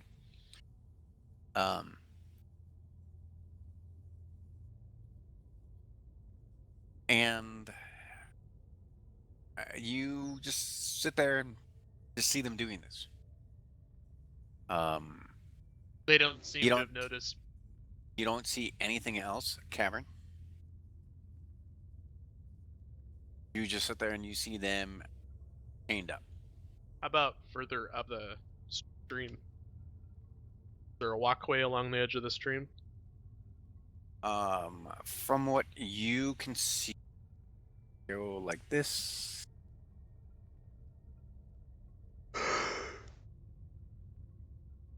That's all you see right there. Is there a walkway along the edge? Can I continue up the stream? You sit there and you see that there's something up there. No, I mean, is there how I walked into the cave? You know how there's dirt along the edge of the stream. Can I continue following the stream, or do I have to get in the water? No, you can continue following the stream. Hold on. Okay, so I move up a little bit. Oh, okay, so there is a walkway there. That's what I meant. Is there? So, pathway my along next the side. question is this: how far away from the party do you want to move? Well, I'm only 10 feet away right now. I know. I'm just asking in advance. Now, Klaus can see you. I'm not gonna break line of sight with us. Okay. So I'm gonna step these one are more. these are the initial hints I'm giving you. When you guys are doing these encounters, later on as we start playing, I'm not going to be giving you these hints. So if you guys do move outside of line of sight and outside of this stuff, that's something that you guys are going to be doing on your own. If no other party member can interject or quote unquote, you guys don't have a way to communicate, those are going to be rolls. Because if somebody sits there and says, hey, stop, and you're 30, 40 feet away, those are going to be perception rolls against the enemy. So I just know this. I peek around the here to my right, up the path further. Do I see anything else? You see this, and that's about it. Okay. I turn to Klaus and I make hand signals for 3 enemies, and I point up where the wolves are. I'm doing okay.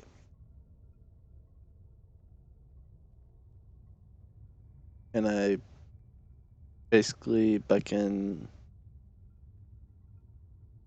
Nasde and Tigra to move closely but slowly. Okay. Do you want them to stealth or? I guess I could try. Okay, he tries in his armor.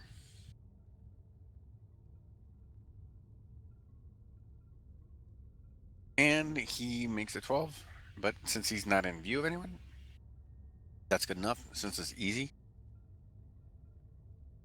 Anything above a 10 Okay. for Tigrath.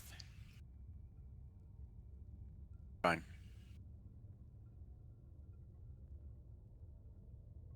Crossing in front of the wolves will be another. You Stealth guys check. want to bypass them?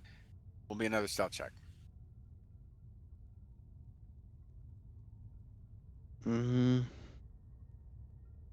Guess we could bypass them for now. Nope. Evidently not.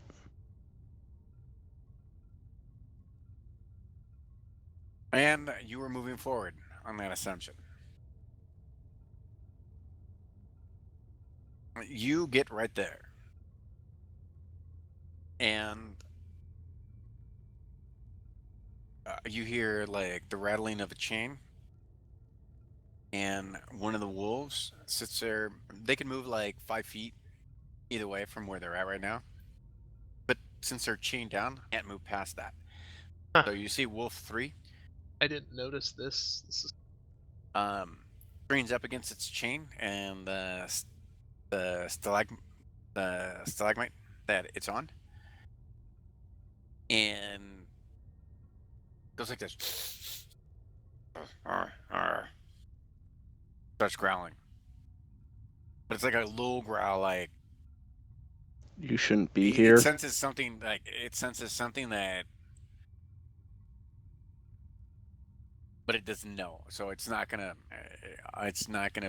bark or growl or whatever until it gets eye contact, kind of thing. It's like one of those, like, those dogs, like when they sense something, but they're looking for it, right? So they can pounce. It's like that kind of growl. You've been around dogs and stuff like that long enough in your life that you know what it is. So Yeah.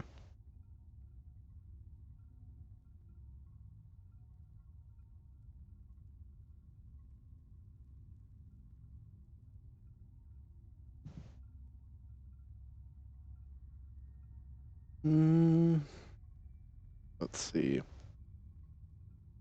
I guess if I move the forward, other dogs are alerted. Do you see what I linked? I didn't know that about my character.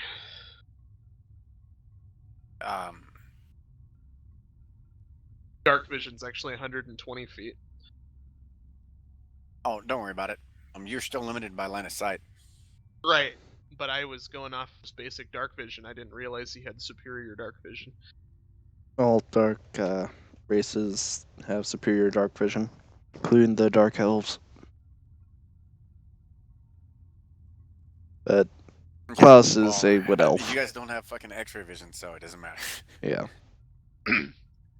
Okay, so these wolves are alerted to you, but they don't see you since you're right there. You basically let them know that you were there.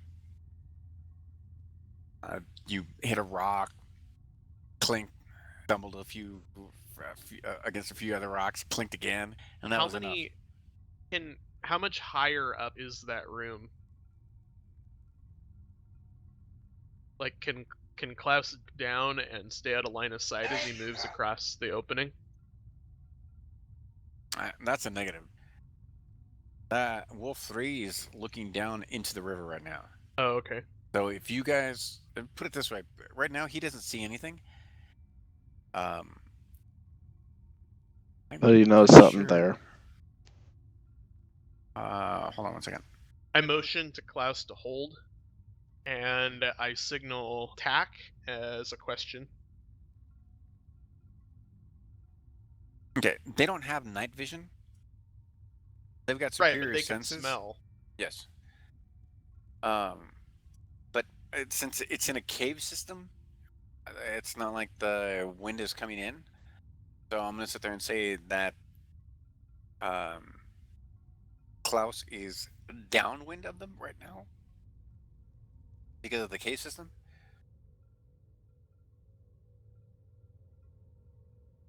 So if you move forward, yeah, it's gonna be a stealth check. If Yeah. you fail, on top of that, they're gonna know exactly where the hell you are. If Auric moves down toward you, then that's gonna be a stealth check. I signal attack as a question to us.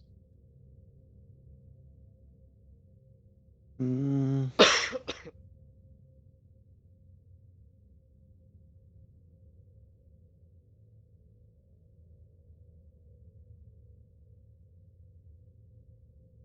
I guess.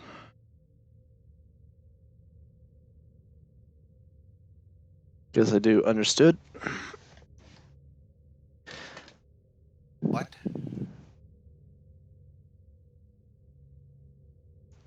So he signaled, do we attack?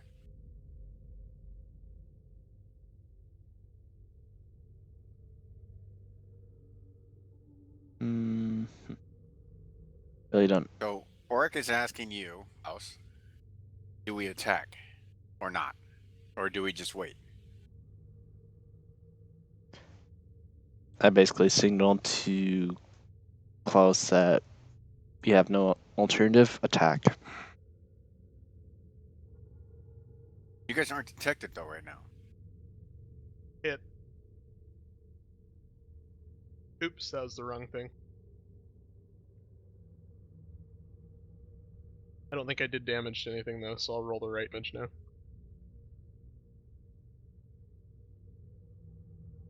And I basically take my short sword and Miss. miss since I did have dual attack. Hit. Which one were you hitting though? The front one. I was looking down into the river, you said? Okay. And Wolf 3 is dead. And you guys attacked with what? Short swords? I used Eldritch Blast. And Klaus, for you to attack like that, that means that you would have had to move up the steps. So that's like 3-4 feet up. So you're like right there now. So they can see you. These two. You guys have that initial attack, so go ahead and roll initiative.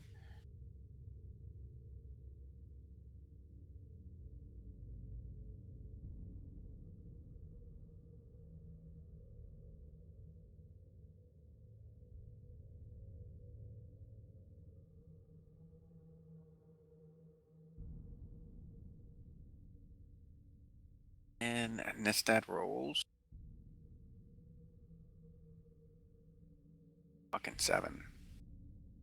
Yeah, Did mine Tigrath rolled roll? onto a 15 and then got stuck in the corner of the thing and rolled to a 7. Did Tigrath roll? Not yet. No, but they're outside, so I didn't.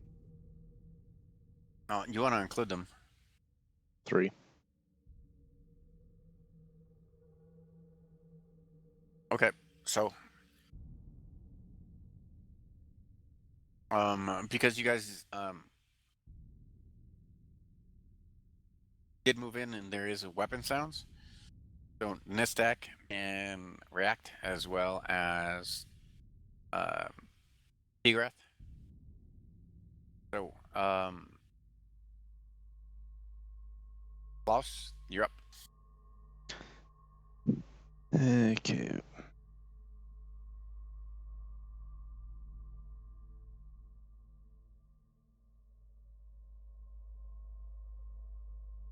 Guess I move up into the room and attack Wolf 1 with my short sword again.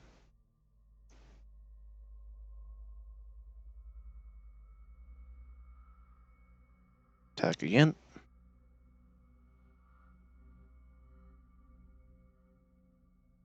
Dying.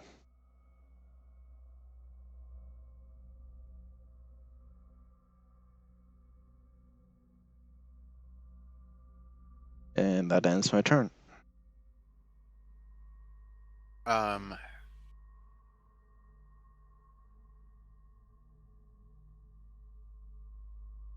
Wolf 1.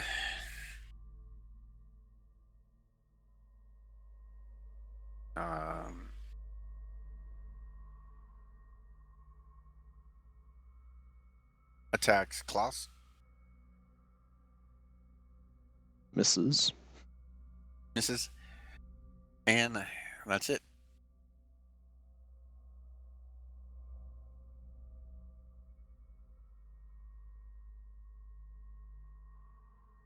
Man, you guys are lucky they had fucking pack advantage.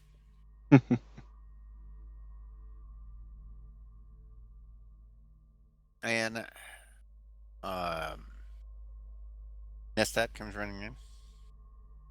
5, 10.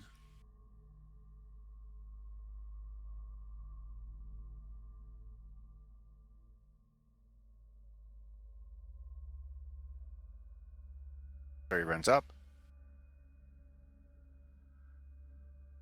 And attacks. Swinging at the last wolf. And fucking whiffs. He's going to spend action surge. And go again. Hits. Hit. And gets heavy damage. Oric, it's your turn. Can I do a trade places with Nistat? Nestat just moved. If you're going to do anything, it would be with Kloss. Seeing as he's not in, well, actually he is in combat with Wolf 1. You're effectively blocked right now. All right. I check upstream again and do a quick sweep of the area to see if we've been heard and if there's any motion. You don't hear anything. You don't sense anything out of the ordinary. From since it's not metal on metal, there's nothing going on except for the wolves sitting there, rawr, and snapping. But that wasn't anything different than when you guys were walking in. You heard them snapping at each other and growling. So right now, unless there's something out of the ordinary, it seems to be clear still. Yeah. So hold on a second. That was just doing that as a free action. I do have a ranged attack, so I'm gonna cast Dissonant. One creature of your choice within range can be here racking and deal pain. The target must take.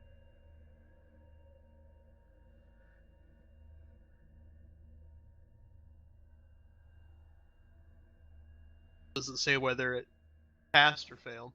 Failed.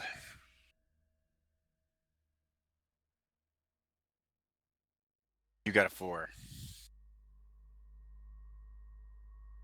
It died.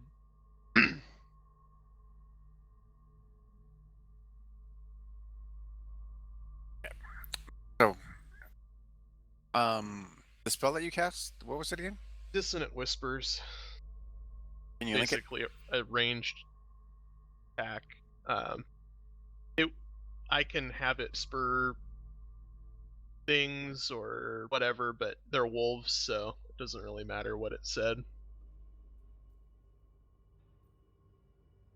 Okay.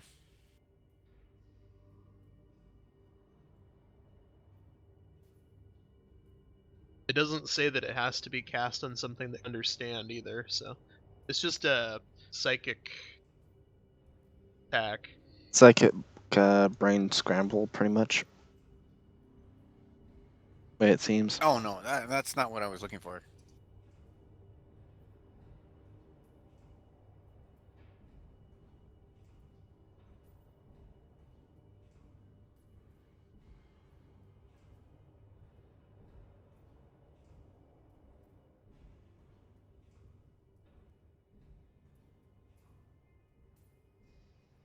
Um.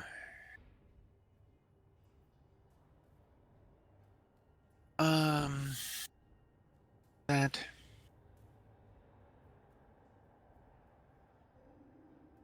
So now that you guys have cleared this,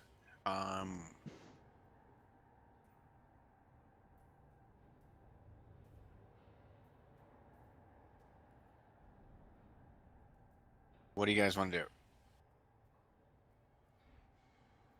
I guess continue to move forward.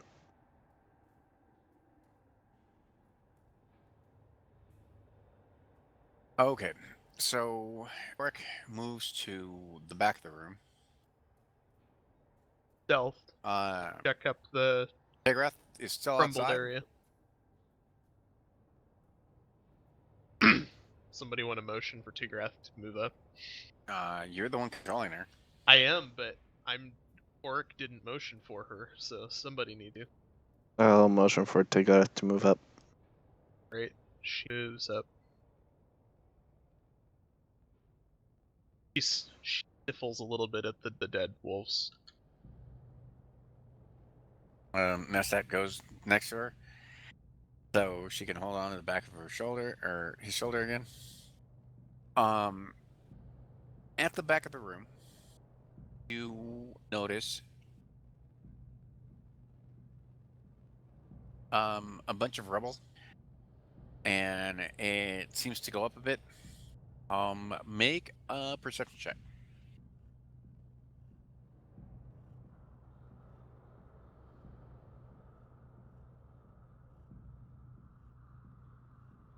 I see rubble.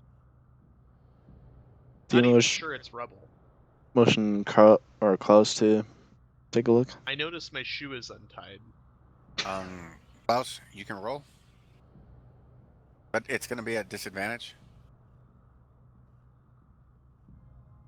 Skill. Hello? Perception. Oh, I guess it's not. You're staying back here when you roll. Okay.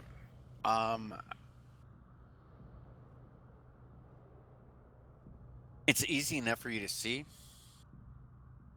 but it looks like there's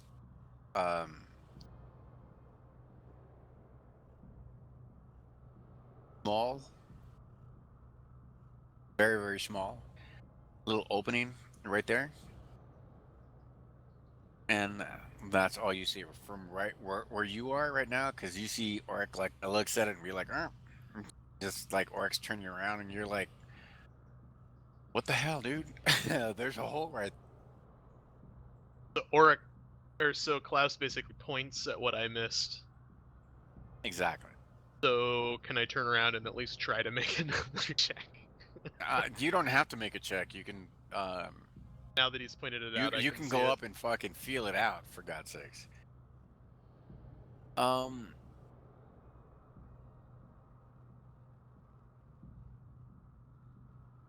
You see, it's like a natural hole.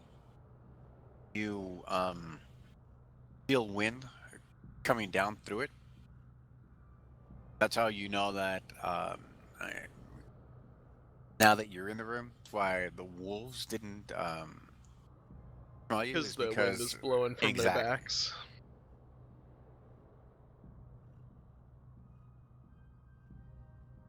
So somebody didn't want the poopy smell coming through. And you can tell that some of this is natural, and you can tell that some of it's been chiseled out to make sure that there's enough airflow through.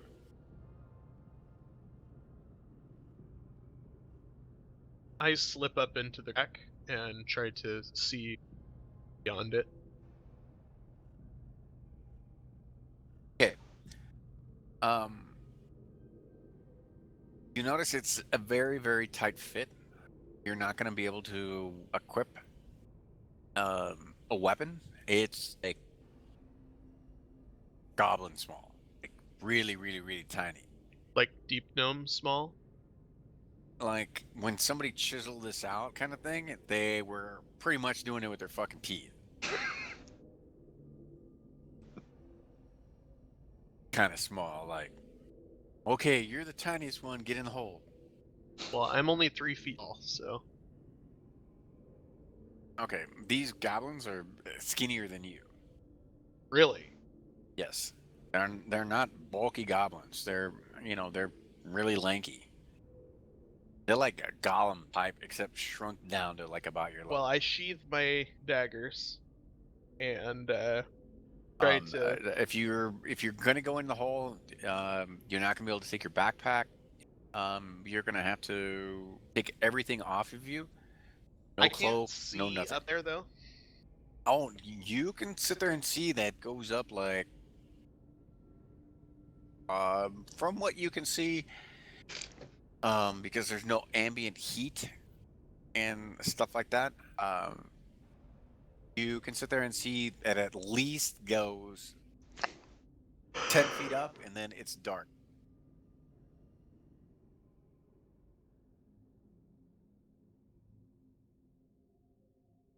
Hmm.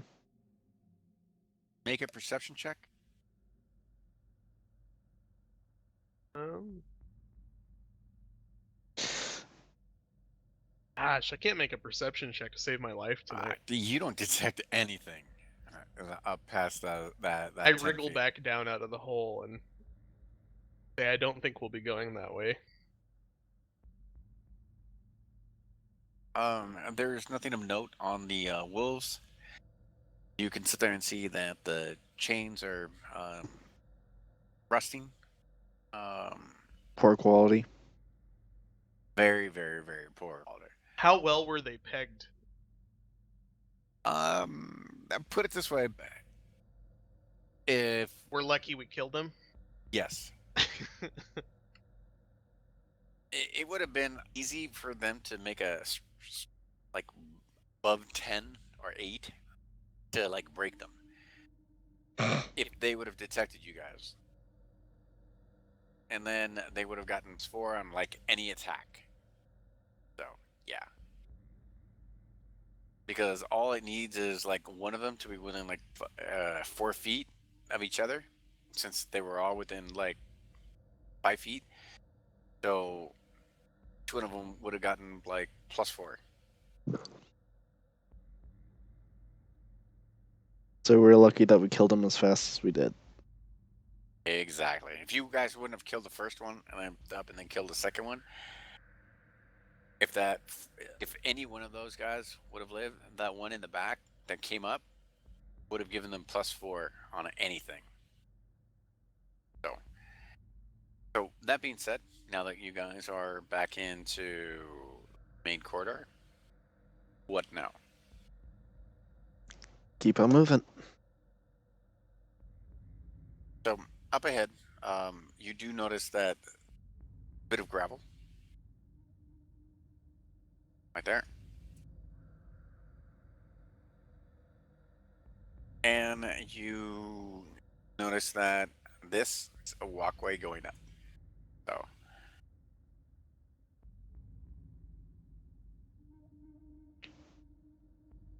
and you see refuse and what have you, goblin paraphernalia, hoops, broken arrows, just random ass trash, bones, what have you, just strewn along the edge of the wall.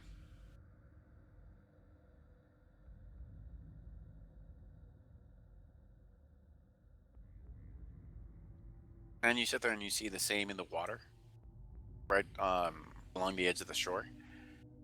As it goes up, um, it starts climbing away from the water. So if you're going to go into the water because it's like a series of like steps, you can sit there and see that the water coming from up above is flowing downstream. Hmm. So it's not going to be like a straight stream and stuff like that. So the gaps are at least 3 to 4 feet. Or if you've ever climbed into a stream and try to go up 3 or 4 feet, you know how difficult that is because moss and whatever, Yeah. weeds, what have you, grow along it. So anything along the edges of these channels right here, when you go into the water, are dexterity checks. So if you have to do combat in that, it's a dexterity check. So let's hope we don't have to do a dexterity check. Exactly. Or we can always push off the goblins into the water and they have to make a dexterity check.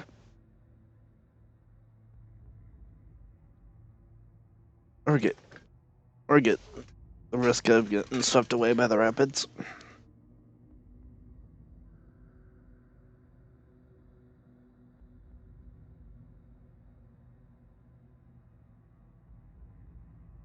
So basically, the main passage from the gate mouth climbs slippery forward. The stream plunging, splashing down on its west side. In the shadows, the side passage leads west across to the other side of the stream.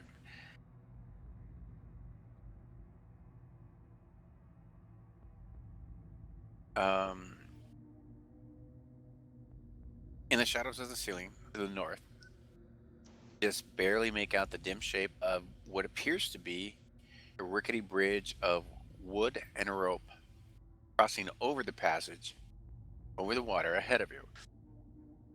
It seems that another passage intersects this one 20 feet above the floor. Lovely. So, from what you guys can see up here, go ahead and illuminate that. You guys can see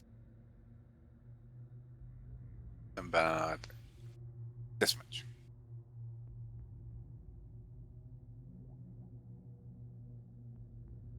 As you guys get back out here. But you guys don't detect anything. So, you guys don't see movement. You guys don't see anything down here. And you guys, at the moment, don't see anything up here. How deep is the water? It's like 2-3 feet. Not anything, deep. 2-3 feet. Yep. I'm only 3 feet tall, so that's pretty deep. I could always put you on my shoulder. Or toss you. When like outside, it's probably like maybe 1.5 feet, 2 feet. Like in the channel. But going in here within the rocks, the tight constraint, it's kind of cut into the rocks, so it's a little bit deeper going down. Well, Klaus can always Uh, toss Auric on the other Klaus side. and Nestat. I'm gonna say, do you guys want to try to toss me across the river here? I look at Auric like, you sure you want to do that? Unless that going to make a fucking intelligence check on that one. Only 75 pounds. I don't know that Klaus is gonna be able to toss that, so it's gonna take 2. He tells you, he's like,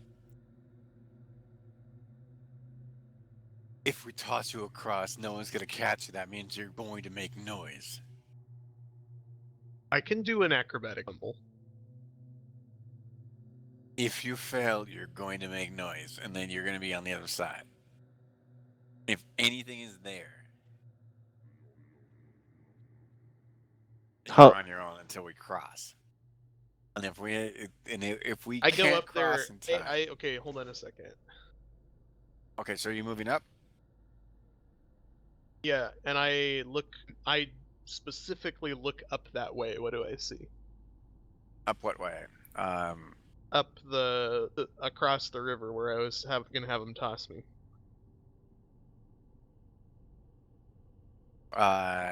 You're talking like right here, right? Yeah. Okay, so I see it looks like a steep cliff, or what? How tall's the cliff? You see, it's like an incline, right? Gradual coming up from the rocks and Okay, so it's coming up not from the like shore a and sheer, then up. not a sheer wall. No, but as you move up, I'm going to expose.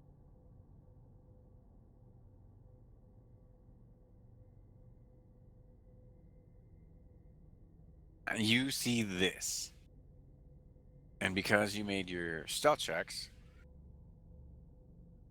now I need you to perception? make perception checks.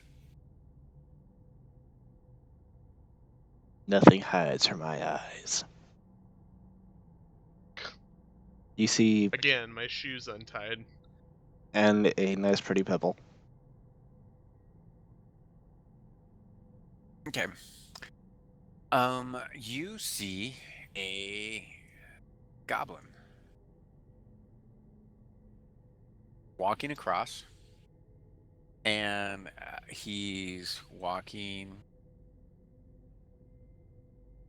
from this side over here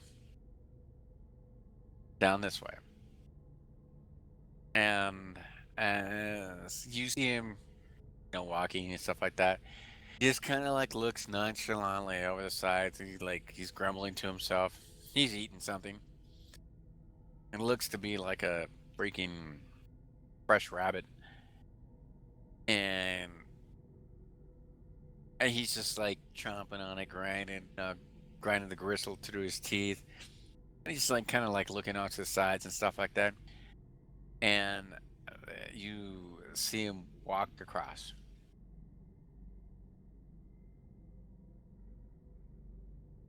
He doesn't seem to have noticed us, in spite of him looking right at us. Nope. So what do you guys want to do? And he walked to the southeast. Yes.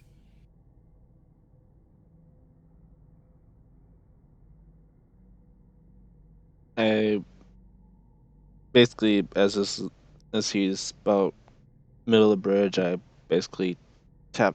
What are you Or guys doing with Nestat and Tigrath? Well,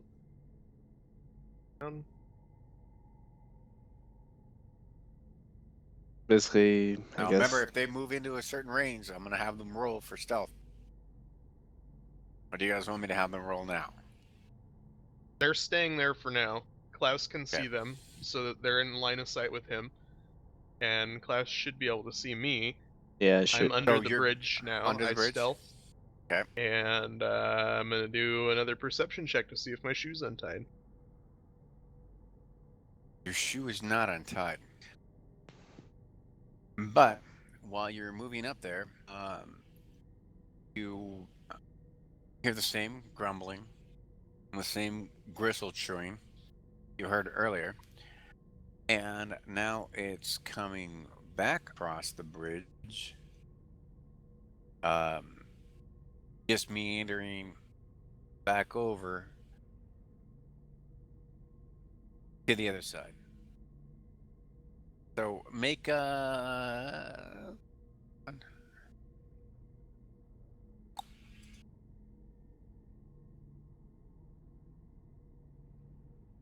make an intelligence check. Anything above a 10 and got this. Watch you roll a fucking 1.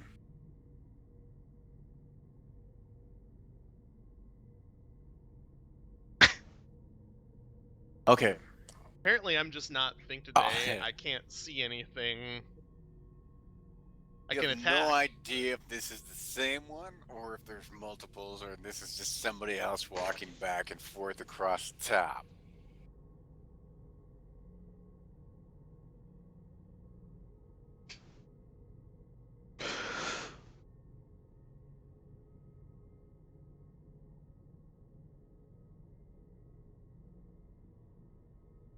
What do you do? He's right above me. That section of the bridge from where you're at versus the ground, that dude's up like 20 feet. So he's straight up above me, 20 feet, crossing the bridge. And you said it's a rickety ass bridge. So is there gaps between the wood that I could shoot through? If you were maybe a marksman elf, yes. So I'd be shooting with disadvantage. Yes. If you were Klaus shooting up there, you wouldn't. But shooting I motioned underneath to Klaus through the bridge, yes. to do a combined attack. So Klaus and I'm asking if he wants both of us to attack. So basically, doing what I did before with wolves and saying attack ? I ask with what? Okay. Both of you make intelligence checks again.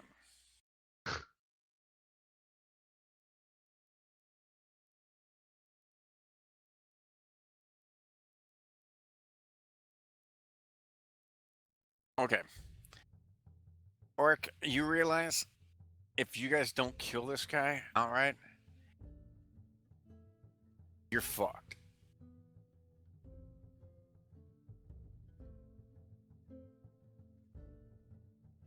Just know this going in, as you're sitting there signing this to him, you're just like, if we don't fucking kill this guy, he's going down one of those 2 tunnels and whatever's back there or on either side is gonna come.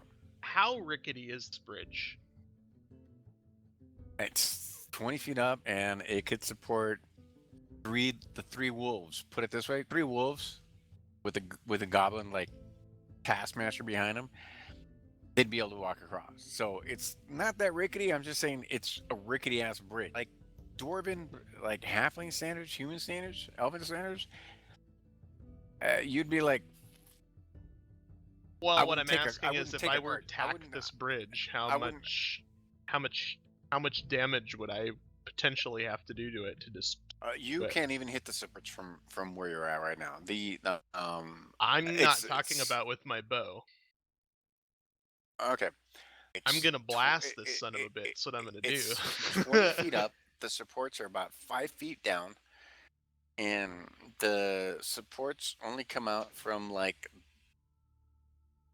one side from the other from the base, This and they isn't meet like in a the middle. rope. This isn't like a rope bridge. Like No. okay. Question still stands. Question mark.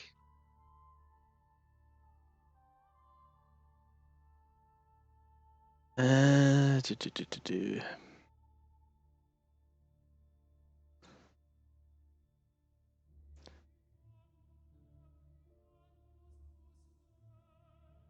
I guess Klaus pulls his. Or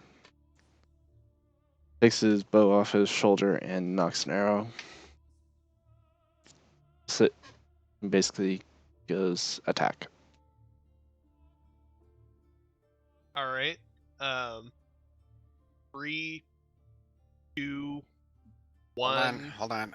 I have to put a goblin up there.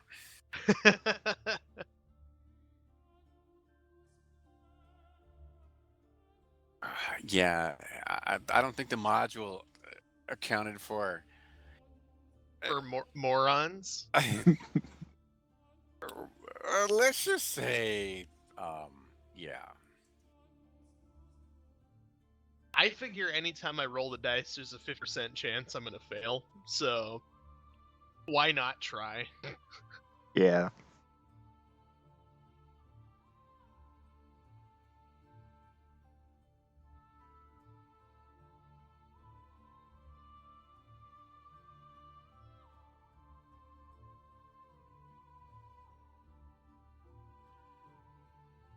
I don't want to do that one.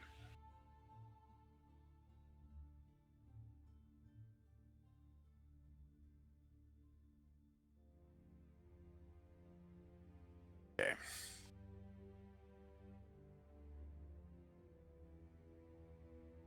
Okie doke. So.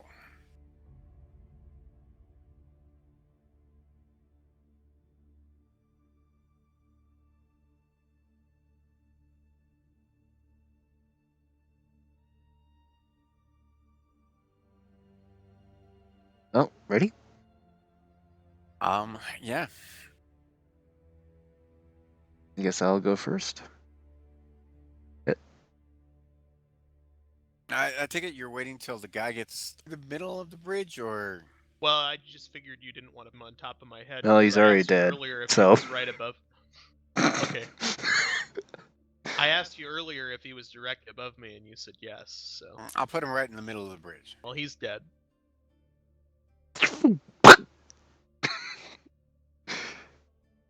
Okay. Does his rabbit fall down? Yes, if you want to eat it. I catch it. I don't plan on eating it. As he falls down. Does he actually fall off the bridge, or does he just die up there? Well, considering where Klaus is shooting him from, you hear something right above you.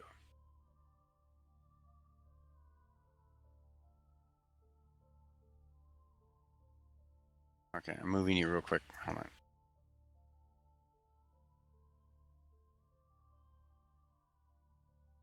Put you right there.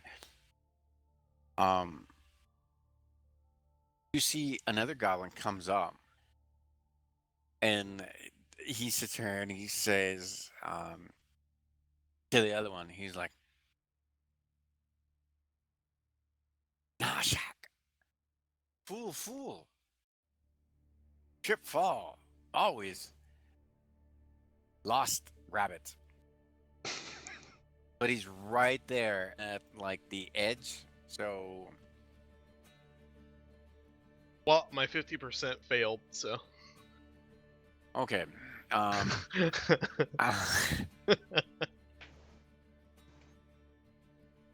You shoot up and a giant crackling blast of energy flies up. This is why I was saying how good is this bridge? Yeah. Yeah, no, it's not gonna happen. Especially with a miss. I will allow you.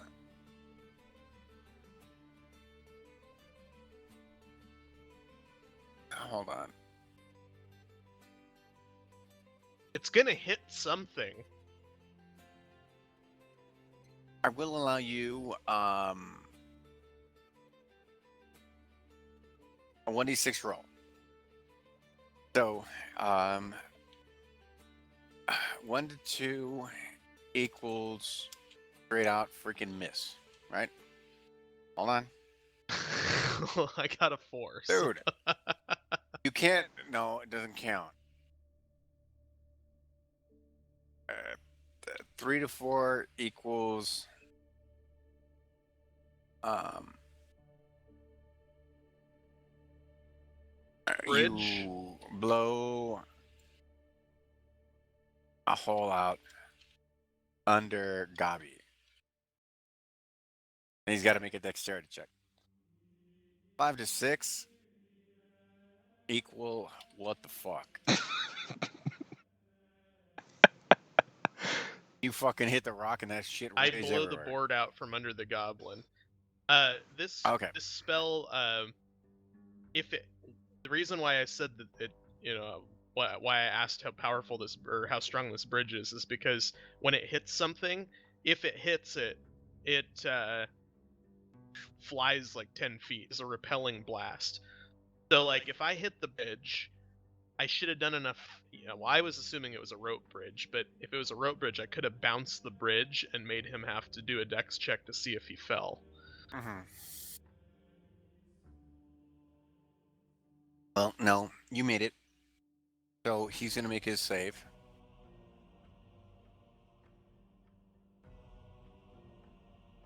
Oops.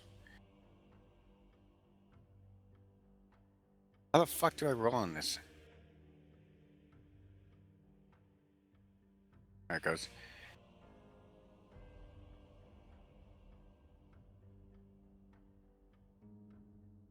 I assume he made it. Oh shit. Um, you blow this out. You see this dude as the boards are splintering out underneath him. The dude is pushing himself off the fucking rock wall backwards. And he disappears out of line of sight.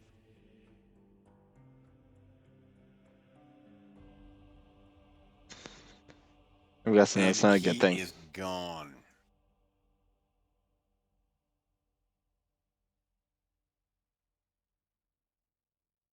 And you start hearing the ancient goblin tongue for awooga, awooga, awooga.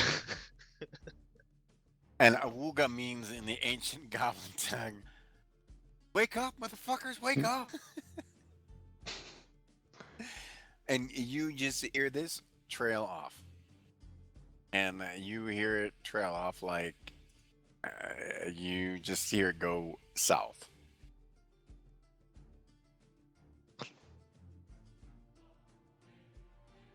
What are you guys doing? I motion for Klaus and the rest of the party to move up underneath the bridge. Let's see. Remember that thing's 20 foot up, and now it's got a big ass fucking hole blasting in the top. So, like anyone crossing from the other side is gonna have a problem. Well, if they cross it, I can always shoot an arrow right up through their crotch. I mean, basically, yeah. Now you have to remember, these are Small binoculars, targets. so they're And I move poison. They're poison based. So for these encounters, and I move up. Peek around the corner. I move up some more, and I beckon Nasdaq and Diga Start to. rolling initiative. Okay.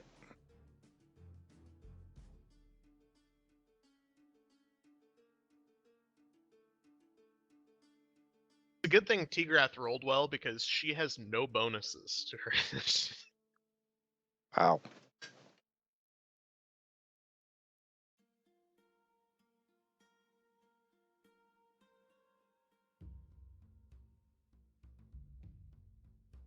Okay, hold on 1 second.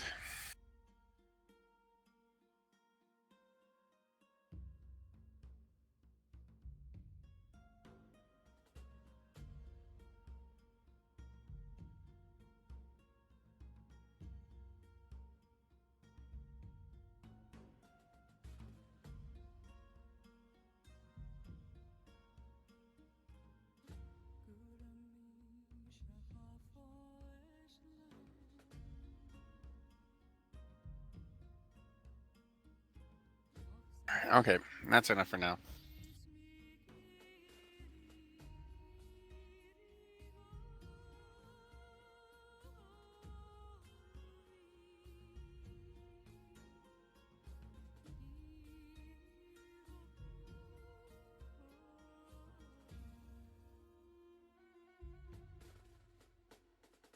Okay, this is going to be rather fun.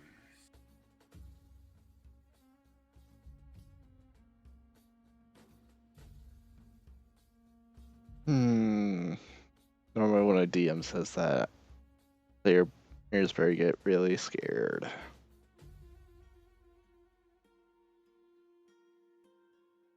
Hold on 1 second. No, take your time. Mm-hmm.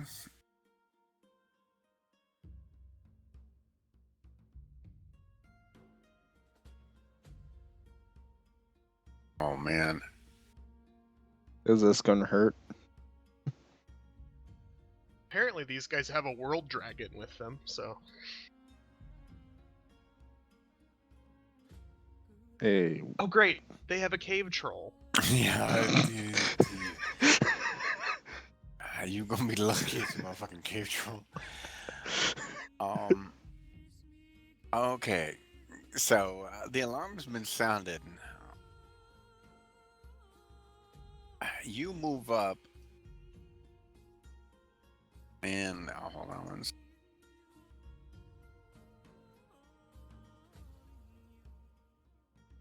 Oh, this is gonna be interesting as fuck.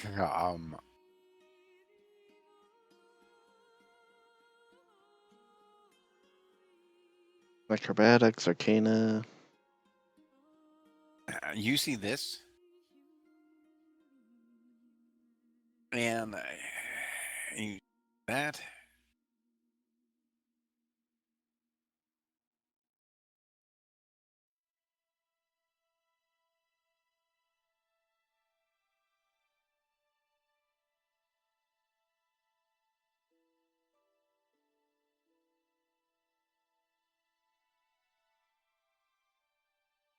And boss, go.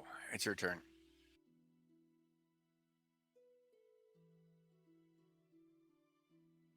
I still beckon Azat to move up, and I move right about where work was, under the bridge.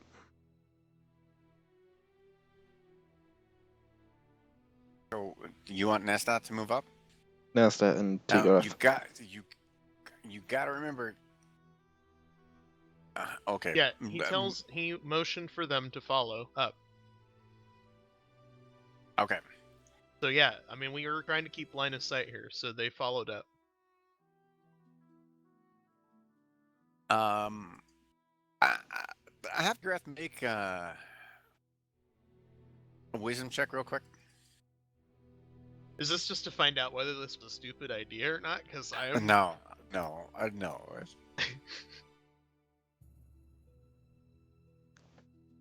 He's wise enough to know this was a dumb plan. Tigreth goes, I can't see fucking shit. Fuck. See, and you guys look back and you just fucking see her just like it's like she's just holding on to Nestat with fucking both arms, both hands, and he's just like charging up the fucking steps, fucking just dragging her ass, and you see her fucking feet just going flap, flap, flap, flap, flap, flap, flap, flap, and she's all like, I can't see shit. What the hell am I supposed to do? She's just like, leave me. I'll be better off dead right here.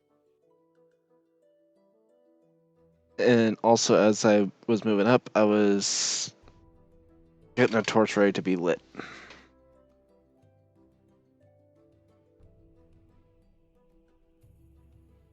Okay, Klaus. So there's your and hold on 1 second.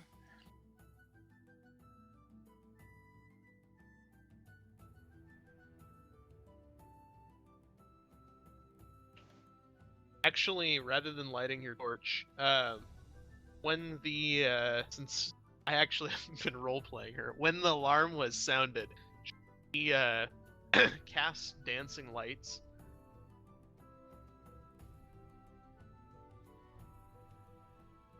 They are hovering in her hand, so she is basically like a torch, and she can move them at will.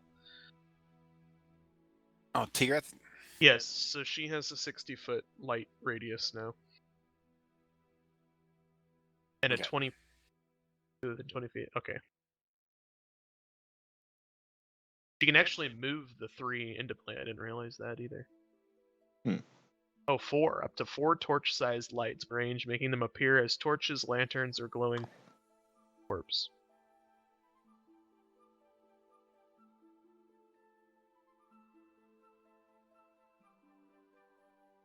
These spread out around her, so she has a full view range.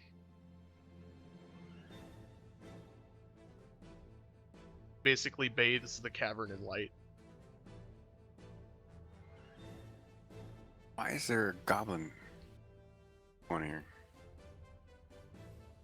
Oh, there it is. Oh.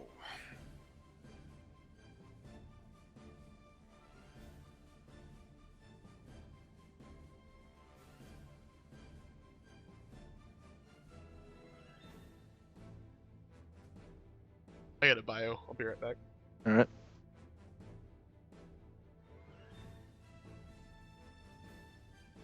Okay, so it's Orc's turn. Yeah, but he went to go bio. I'm gonna go smoke a cigarette real quick. All right. This is going to be one fucking interesting comment. I'm just gonna tell you right now. Be right back. All right.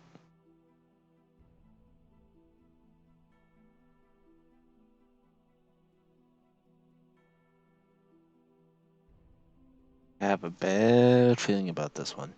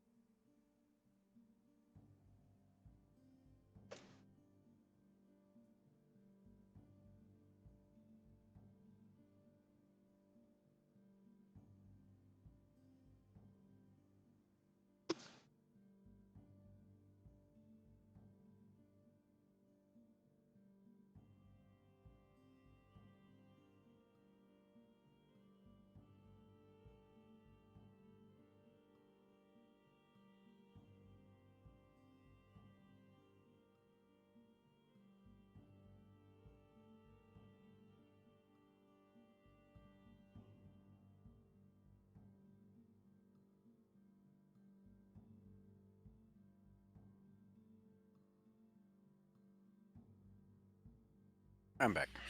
Welcome back. MB is not back yet, so.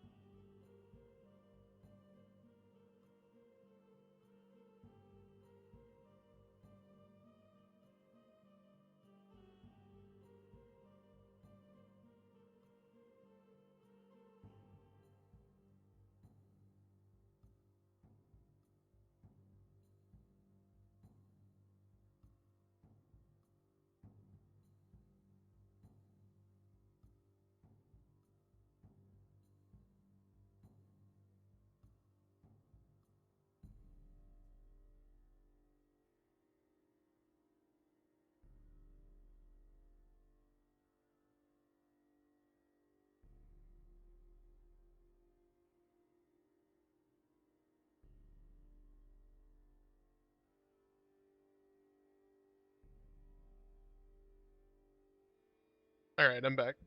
I'll come back.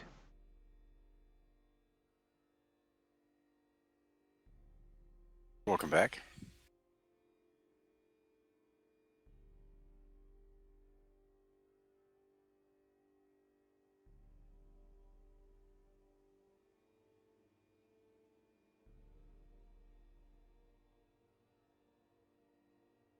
Oh, it's your turn, Orc.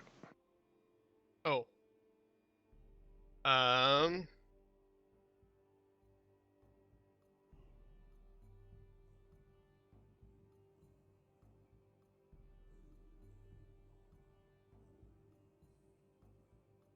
Well, now that the just to throw this out for general party information, now that the alarm has been sounded, probably should get our tank up to the front, but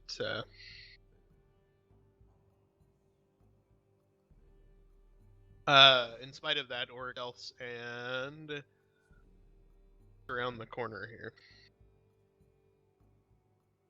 Klaus does the same. And about here.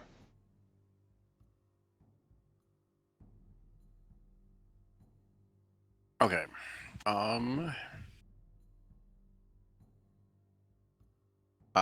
Klaus, move back. It's not your turn yet.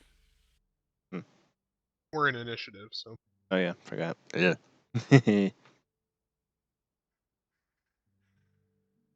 Oh, sorry. So be Tigarath then. As that.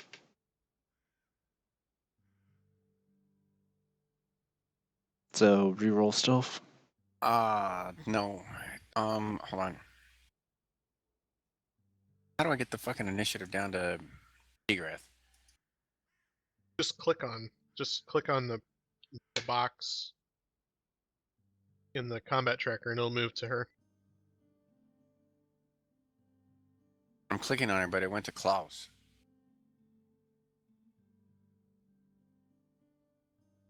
See the little bubble or the little tip Okay. off to the side of her? So it's Tigrat's turn.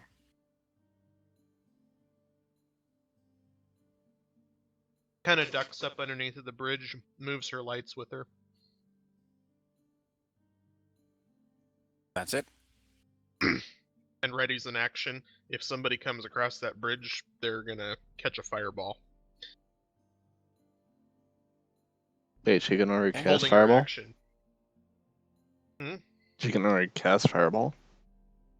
Or well, whatever, fire blast or bolt or whatever her Firebolt. cantrip is. Yeah, it's firebolt. Okay, hold on one second.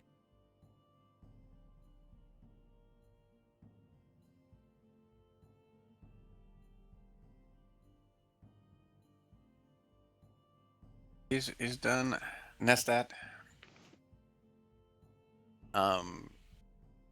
Sees that everything is gone. It wouldn't exactly say that. You guys didn't kill the dude, and the dude went awooga wooga wooga wooga wooga. Fucking ran off in the fucking tunnel. Yeah.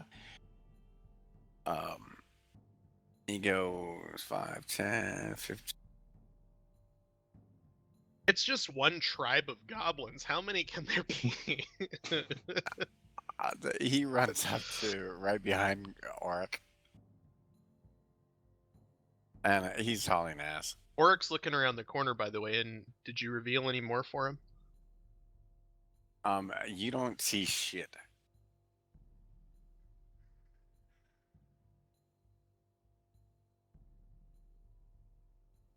No goblins preparing to shoot me in the face?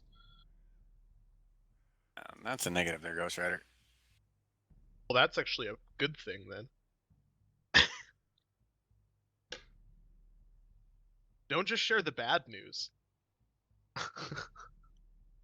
No, hold on. As you sit there and you say that,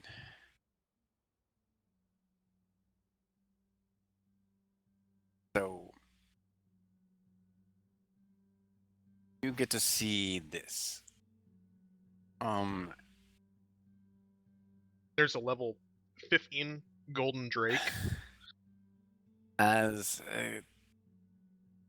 but you're panning around.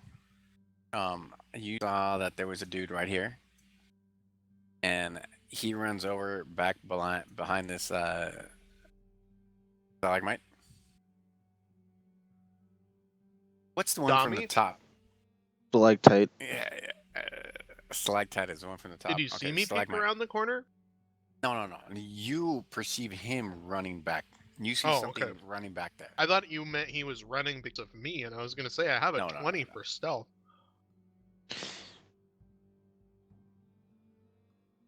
Okay, so next is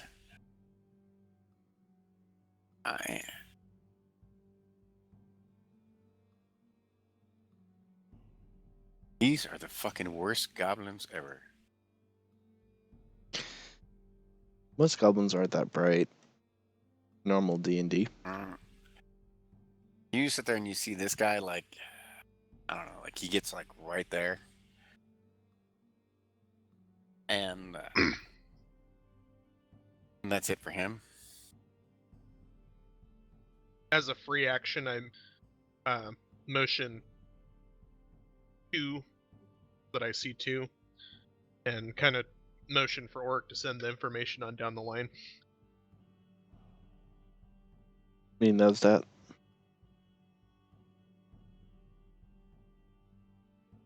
Or Nesdat, sorry. Yep.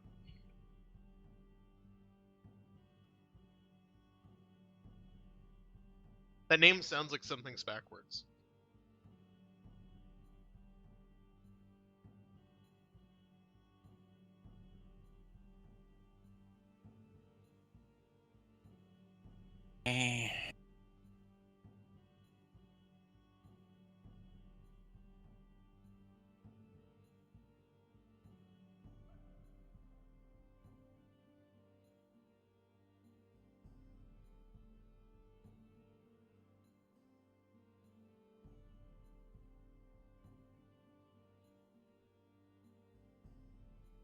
But next, DM. Okay. And we're on round 3 now.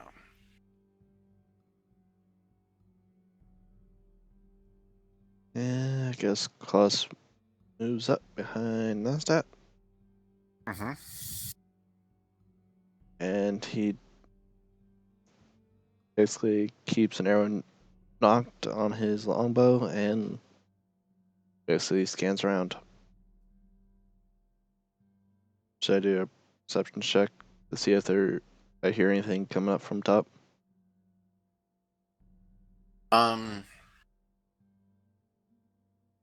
You don't need to make a perception check. You can hear it. You hear the one dude running around yelling, "Awooka, wooka, wooka, wooka," and then the other, you hear like the pitter patter of like other feet, and then you hear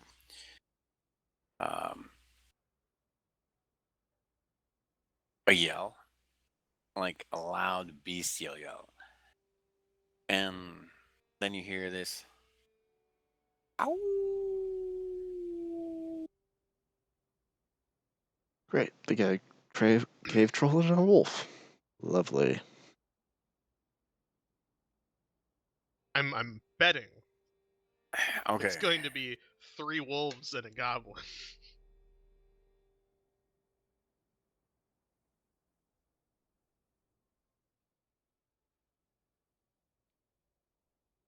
And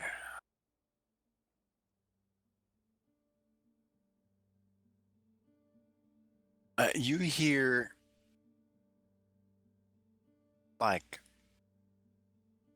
um uh like somebody kicking something, and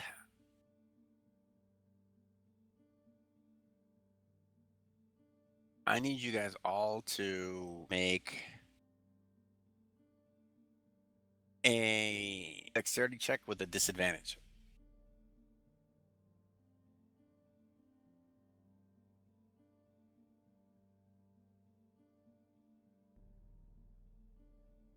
Both were 13, so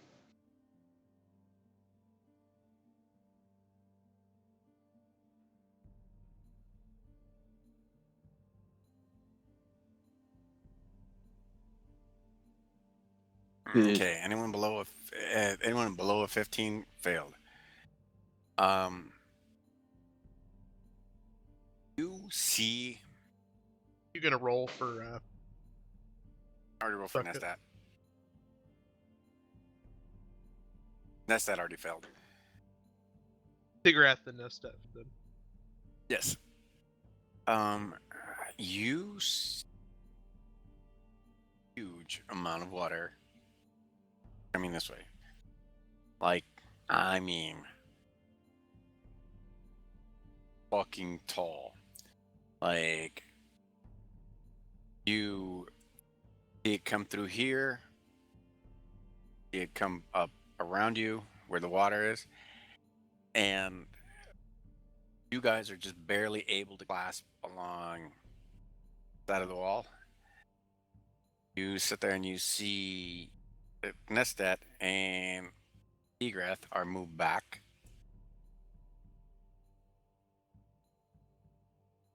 As they there and basically are pushed past you guys. Klaus, make a dexterity check.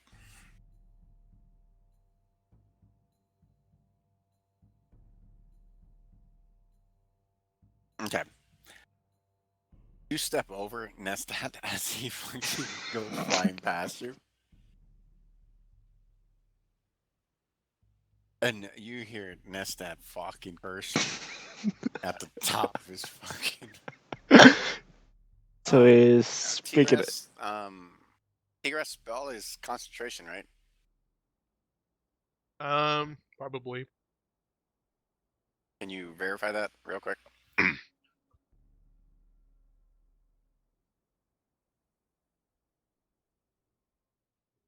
Yeah, it's concentration. Okay, I need you to make a check at disadvantage. Based off of the primary skill to cast for her, it would be int.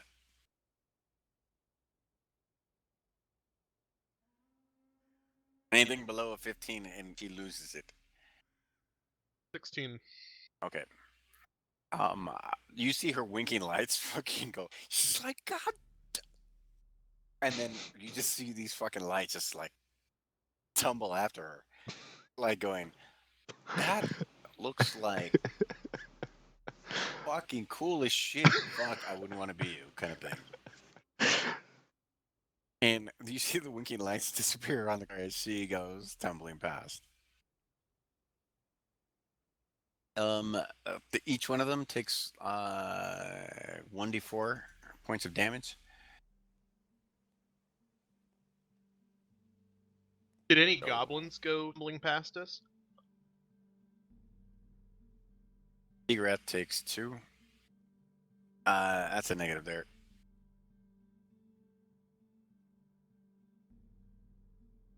And Nestat takes 1.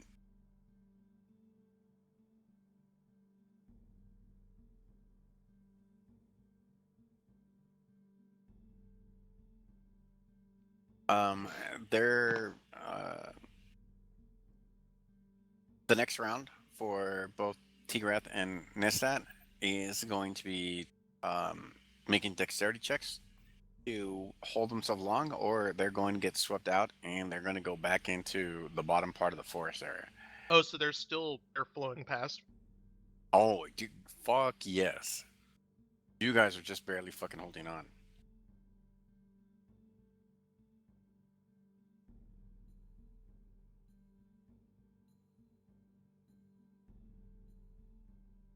If you peek around the corner, it's because you fucking are literally clinging to the fucking corner. All right, I peek around the corner. You hear the goblins laughing their fucking asses off. Like literally fucking like that. Yeah, and then they're like, swim, swim, fast, fast. Does Klaus hear this as well? Over the roar of the fucking water, you can hear them fucking laughing at you. Because you're close enough. Nestat and Tigret don't. Klaus Okay. just mutters Orc, something in Elven. it's your turn. So, if you want to move, you're going to be making a dexterity check. Otherwise, you can still hold on to where you're at. You're going to wait until the water subsides. Want to do anything aside from that?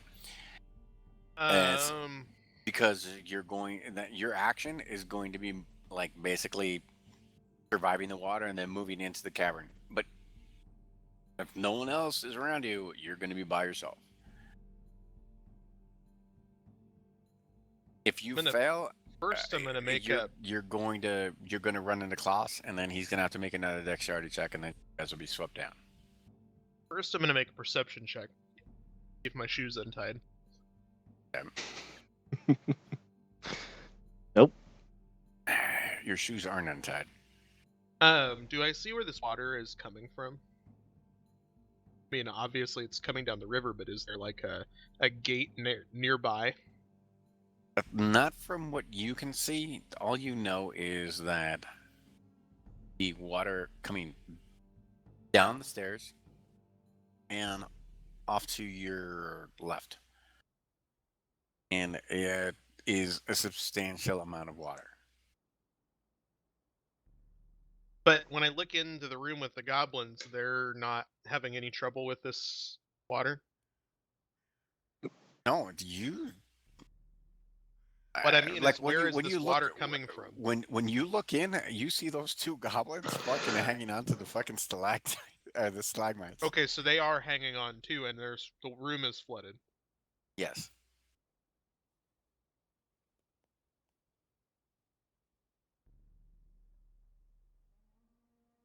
Can I cast a spell, or it's taking all of my... Like I said, if you want to do anything, the only thing you can do right now is either cling to the fucking corner, unless it's like a semantic or something that doesn't require concentration, because your concentration right now is clinging for your fucking life. It's an instantaneous spell, but I would assume that it... Well, I don't know. It's Eldritch Blast. You're clinging for your life. All it says is it's 120-foot range. It is a duration instantaneous. You're clinging for your life on the edge of the rock. If you're going to cast it, I'll give you 1 shot, but you're going to be rolling at disadvantage. If you fail your disadvantage, your action is done, and you are tumbling past Klaus. Klaus will have to roll a disadvantage dexterity check, so he doesn't get swept away from you. If he fails, Then both you guys go straight back down 30 feet. So really, it just depends on how vindictive I am. Pretty much. How is this wall? Can I climb up out of it? Can I take some? Can I roll to climb up out of this Okay. to get out of the water, the flowing water? It's a torrential fucking flow of water. Right now, you're on the second round of it.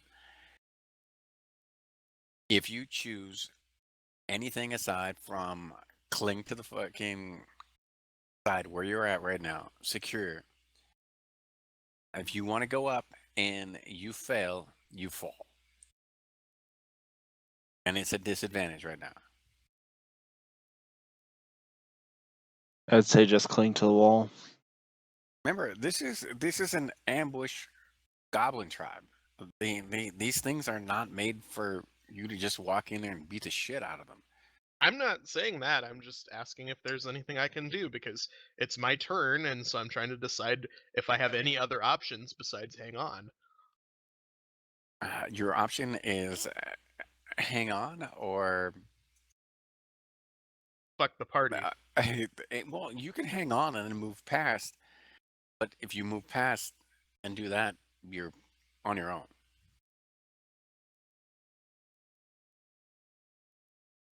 So can I move past and be on my own and still have an attack? No, you'll be moving through the torrent of water. You'll be All right, like, I just hang on and I you'll hold be my like, action. you, I hold you'll my be like action until ninjaing the. your way across this fucking rock right here. I and hold I'm my only action gonna- until the water dies down. Okay.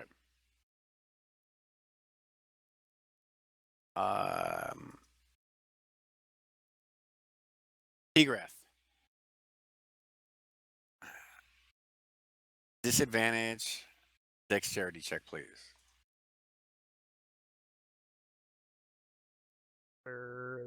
Advantage and 13. Phew. 5, 10, 15, 20,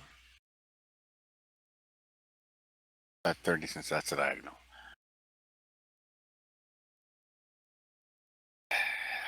Now we're on Goblin 1.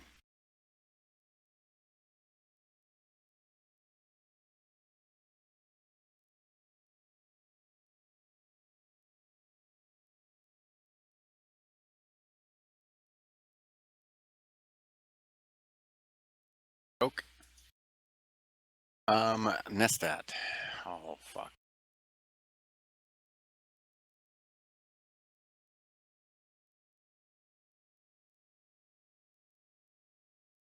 Son of a bitch.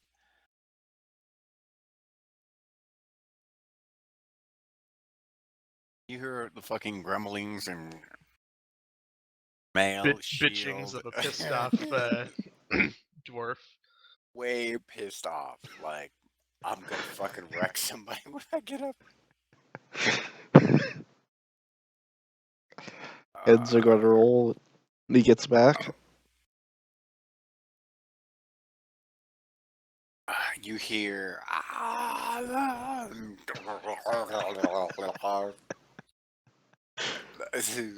You hear like one of the fucking goblins just trying to stay above the fucking water from on the fucking stalagmite. And he's like, Oryx says, "Swim, swim" in Goblish. yeah, the goblins aren't laughing right now.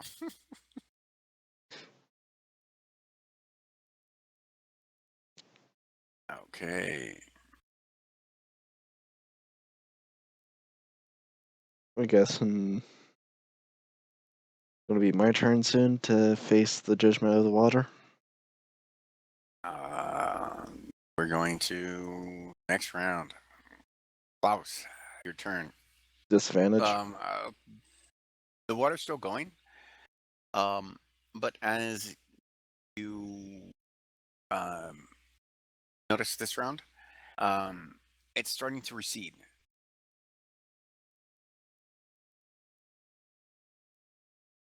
So it's not so forceful, but it is still like if you let go, I'll still get swept away with the Where you're tide. at, you'll fall. So still dexterity check, I'm guessing. Oh, for Tigreth, can we do another disadvantage in check? Make sure that Well, she's outside. It doesn't really matter at this point, but well, sure. still roll though. Okay, 10. the lights go out. Says, I can only do so much. Buffy would be like, "What the fuck are you doing with my character?" Okay. He rode a goblin water slide tonight. Yeah, no shit. Oh, that's right. They need to take another 1d4 points of damage. It wasn't Brad fun. takes another 2. And Nestat takes...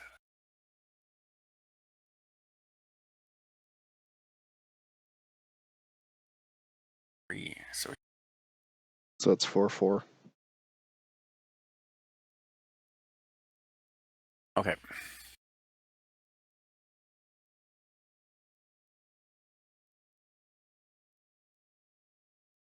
Well, I guess I better roll dexterity if I want to hang on.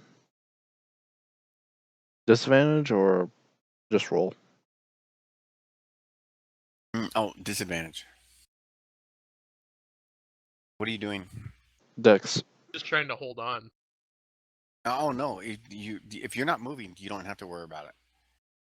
That's Okay. good, because he only rolled a 5. Let me rephrase that. Nope. It's captured on stream, so Okay.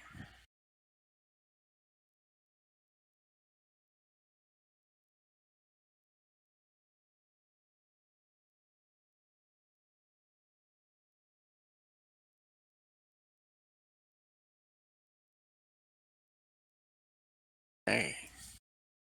Mark, it's your turn. Has it gone down enough for me to be able Fuck to do no. anything? You need at least another round so you don't have disadvantage. Alright, I hold my action until the water goes down. And that's gonna be next round. And I chuckle and yell, "Swim, swim!" in Goblish. Okay. Since it's going down, the goblins are like, they laugh back at you. Be like, tumble, tumble, fall, fall, ha, ha, ha. T-Reth.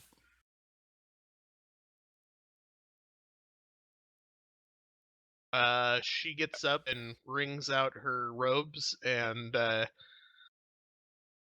is not happy and marches back up. Well, she can't march back up. She steps Yep, out to the side and waits for the water to go down a little bit more. Uh,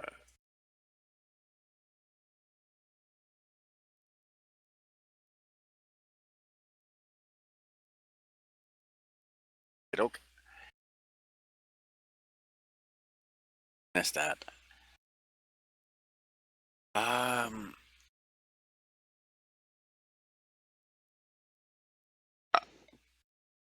That's gonna make a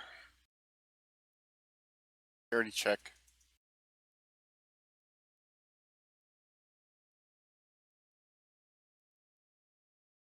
Try to cling to the wall where he's at. And fuck no. whoosh.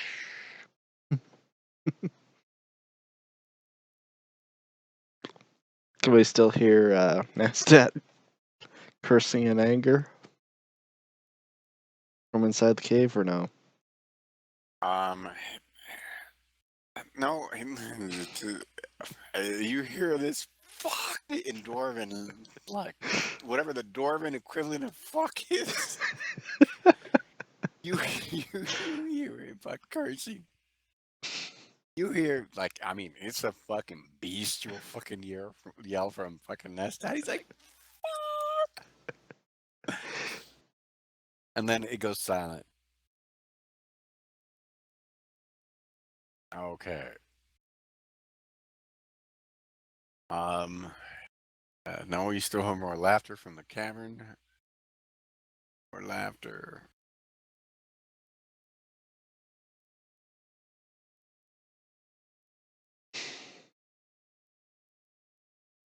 These goblins are just pissing Callus off.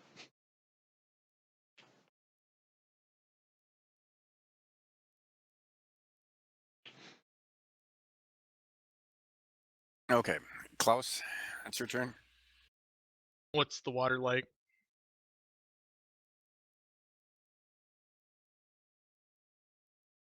What's the water like? Right now, okay. Imagine it like if it was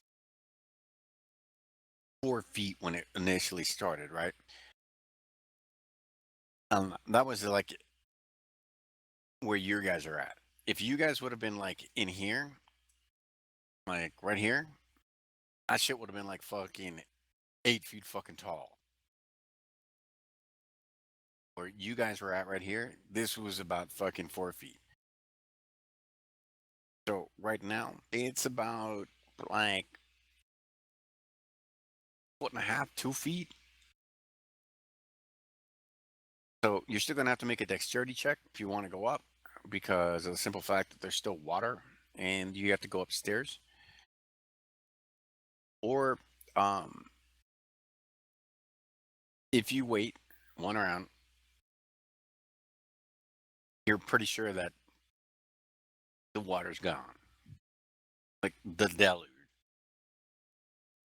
Uh, So you can wait one round and be able to move without having to roll a dex check. But if you fail your dex check, you are fucking falling flat on your face, I'll hold. aka not moving. I'll You're not hold gonna my get slowed position. down, but you're just gonna fucking fall. I'll hold my position and yell at Orc. Fight me, you blasted goblins. In Orcish? I don't know Yep. if they know that. They'll know the sound.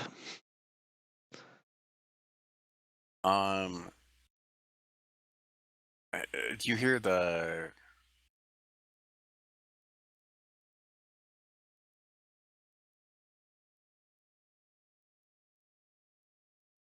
I hear the what? You hear one of the goblins sit there and laugh and second.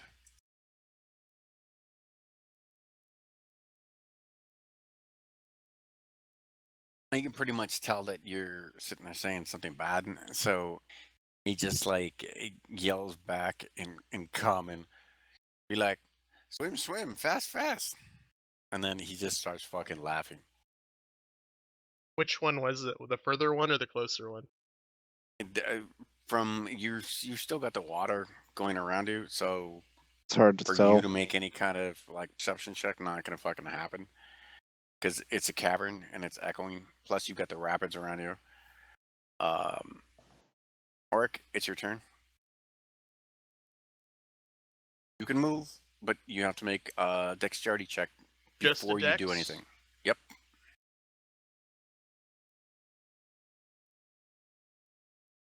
You can move if you want to. I'm not moving, but I'm using the ability to. I'm using the motion to cast a spell and keep hanging on. Now, everyone's behind cover.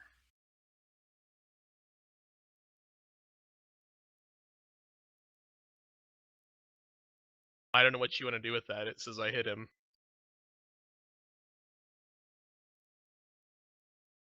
Hold on. Where the hell's behind cover thing?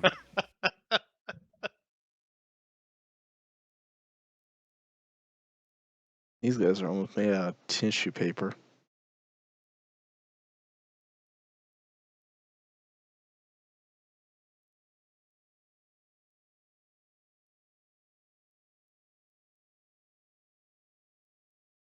Well, they're behind the stalagmites. Cannot be targeted directly by attacks or spells, although area effect spells and abilities are still effective. Well, So- fine. I hit the pillar that or the stalagmite is hanging. Is it a top stalactite from the top or a stalagmite from the bottom? From the bottom. It shatters, and I say, "Swim, swim," and laugh. Okay, so I take it you were You going can for the restore closest his one? hits if you want to. Otherwise, he's dead.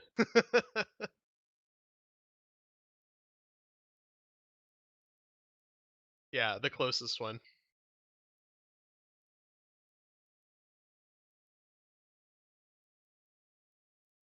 How do I restore his hit points? You can just type in his hits again. Just type them back in the box.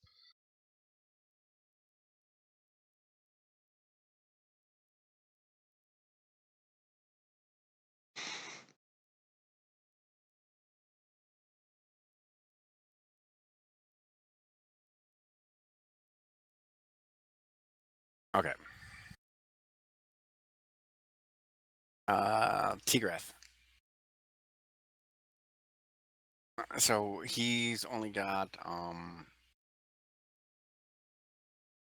it's partial cover or half cover. So you blew away whatever. That would have been fucking amazing if you had done that when the fucking water was still going. Well, that's what I Hey. wanted to do, but that's why I asked to cast a spell. So Well, yeah, but you've seen the movies.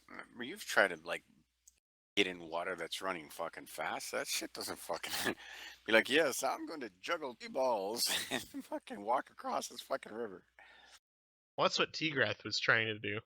Yeah, it didn't happen. Is the water low enough for her to start going back in? Yes, if she wants to, or she can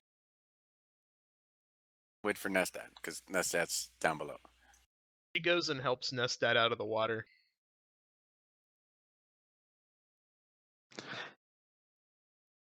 Okay.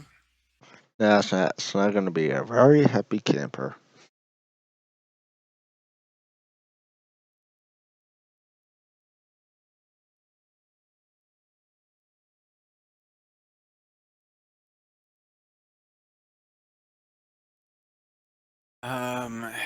Nestat gets up.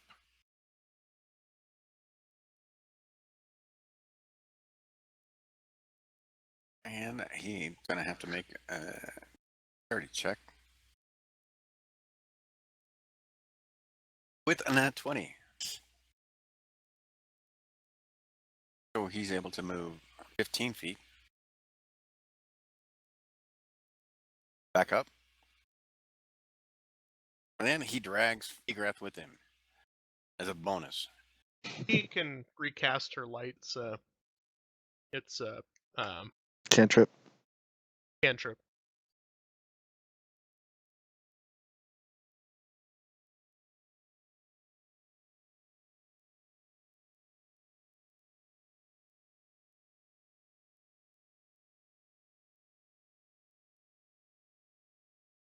Okay, so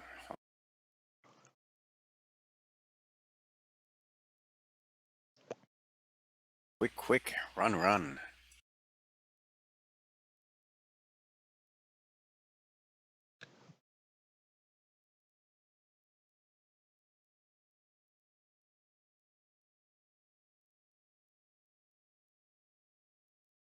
Oh, the first one made it. Anyway.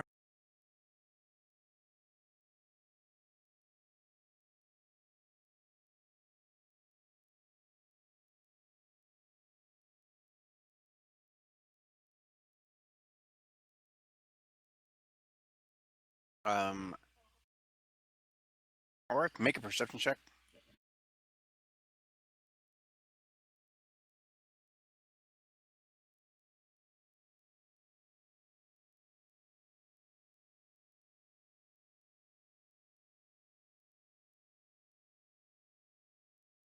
Okay.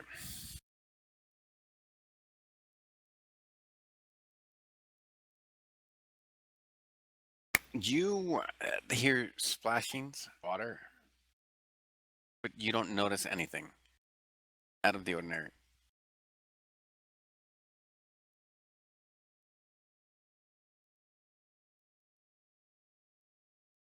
Goblin 4, since you blew apart its cover, is risk a dex check.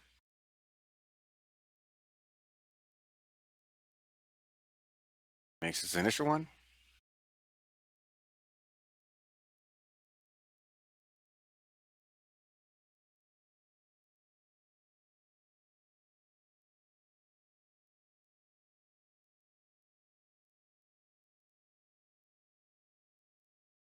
Oh, shit.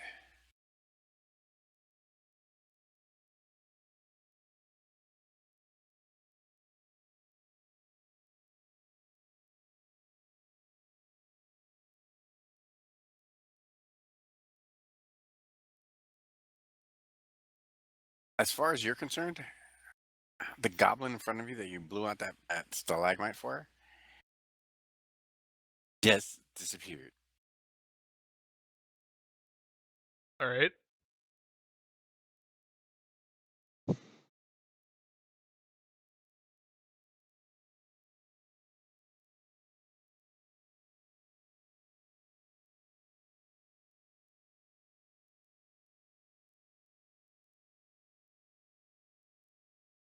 So what now?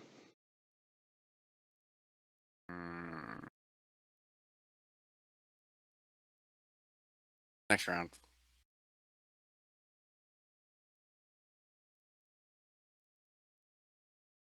So I can move without falling face first. Yep. 5, 10, 15, 20. And I just go in there and just see if there's anything home. And say my action. Okay, make a perception check. But hold on 1 second.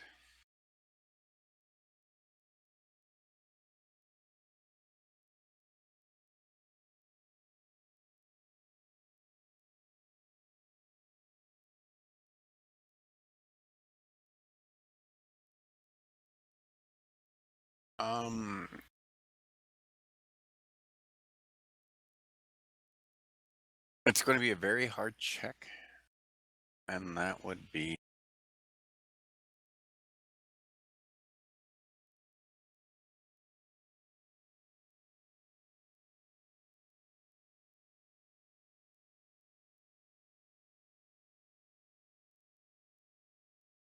where the hell is it?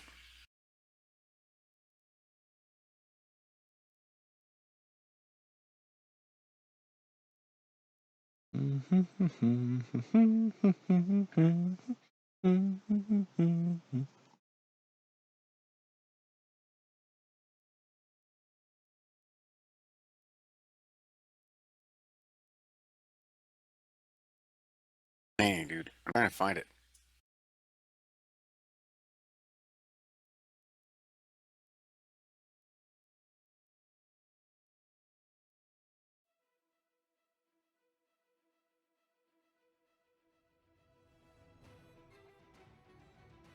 Where the hell are the fucking...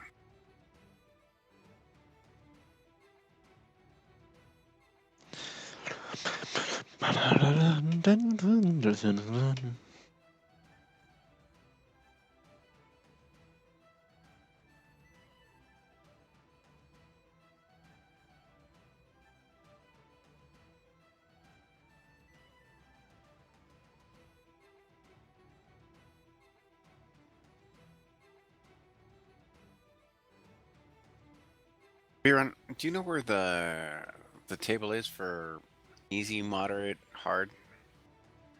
For what? Stealth checks? No, any kind of check. Well, Oh, no, hold on. if I he's found it. rolling perception to see this goblin, it would be opposing whatever the goblin's stealth was, because I assume that's what he did when he disappeared. Oh, trust me. Anything above 15, and you detect something in this damn room. Well, I got a 21, so nothing hides from Okay. me.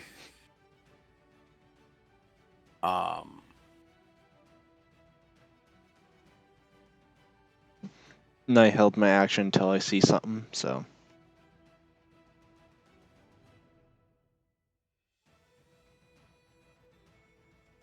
You see this in front of you? You see a goblin hiding down, and it looks like he's by like a set of like pieces of wood that have just been stuck in the rocks, and like he just like sat there and just pulled on them to like break a dam.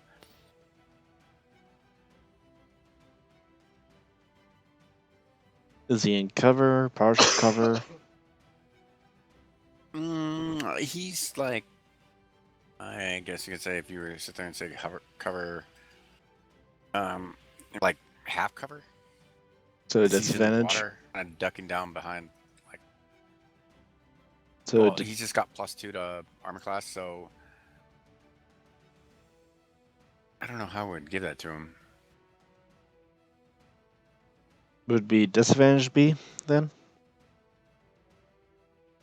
To attack, or what are you talking about? To attack the goblin. Well, he already used the cover rules before. I don't remember what he said. You could attack, and I suppose you could roll percentage. And if he's in half cover, you could roll percentage. If you don't, you either miss or you hit his cover.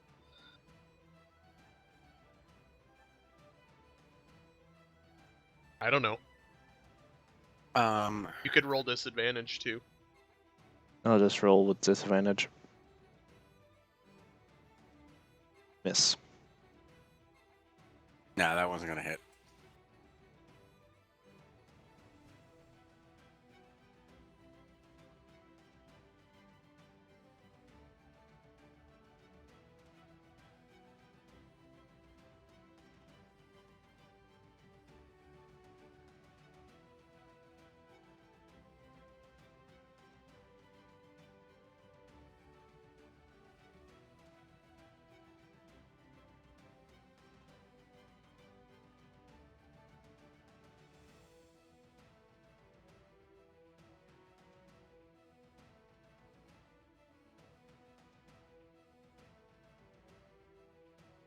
Okay, who's next? Hold on one second.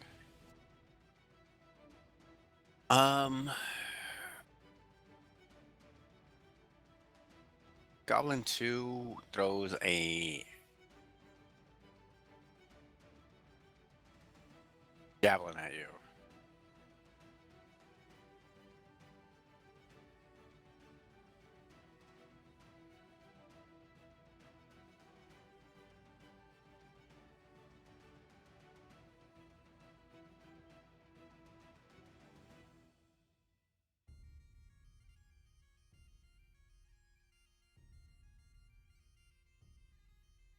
Oh, Oh, fuck.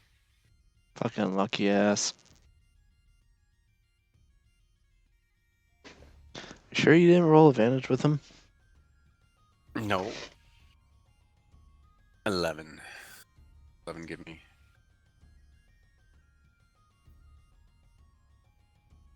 Wicked backstring. No. That's critical fumbles. I don't do any critical stuff for criticals. It's just Extra damage. it's extra damage. The game should automatically do that.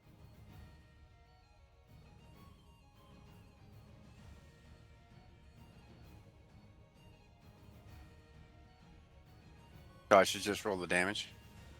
Yep.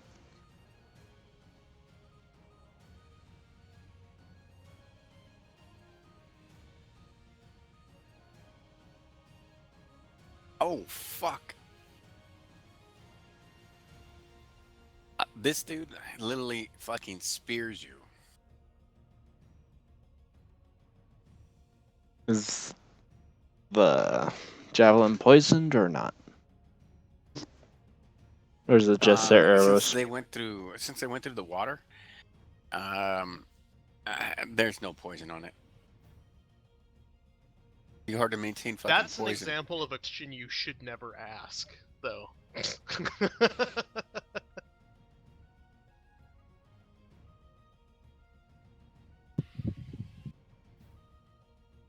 Yes.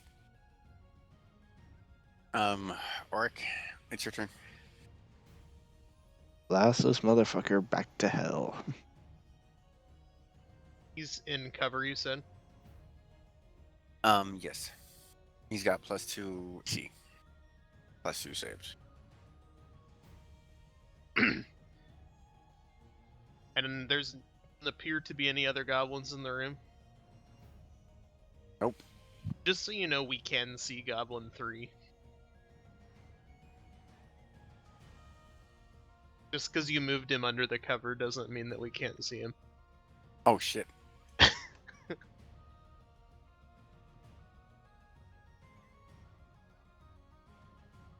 Okay, he's gone.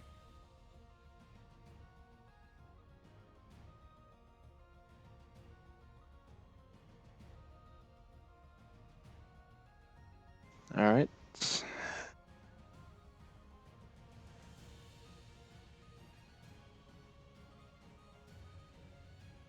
Yes. I'm guessing this is a cantrip? Yep. Okay. Is that it? Yep, can't do anything else. Tigrath. He Follows up. That's follows up. Yep.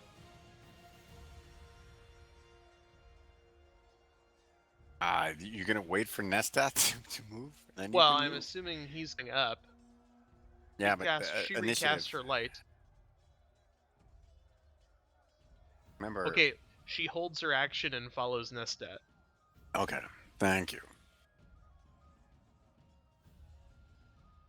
That would have been fucking very, very interesting. Okay, so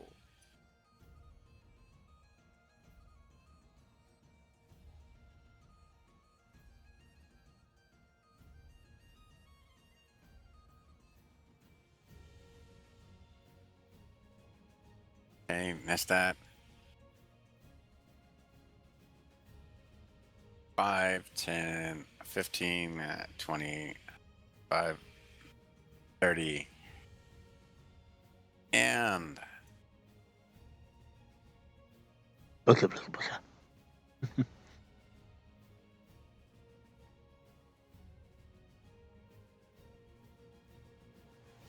but Nestat's gonna have to make a fucking perception check.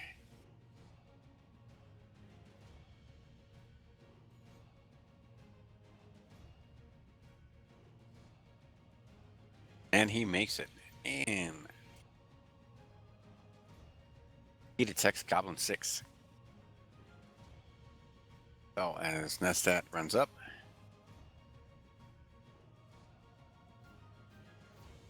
he attacks. And fucking whiffs. Has he hit yet this time? Fucking no.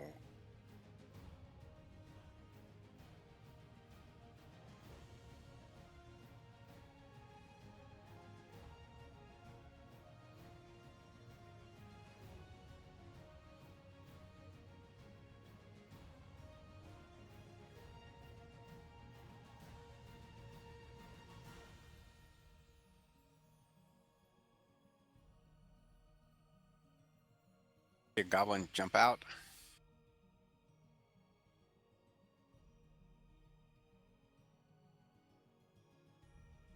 And attacks you.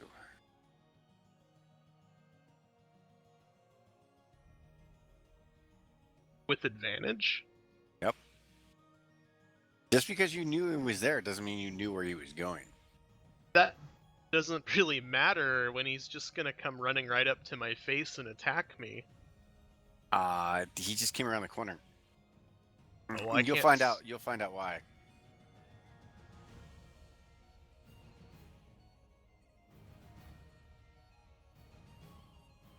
Does shit all for damage.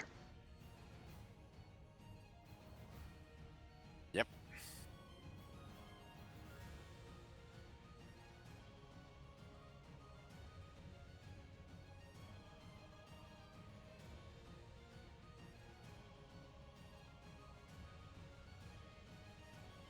Because within 5 feet of him is Goblin 4, which fucking rolled a nat 20 to go stealth.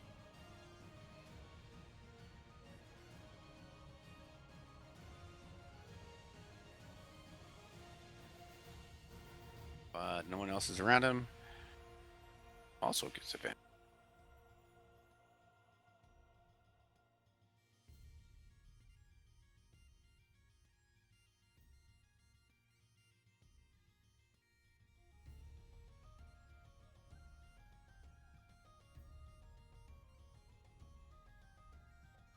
And he just gets a regular hit.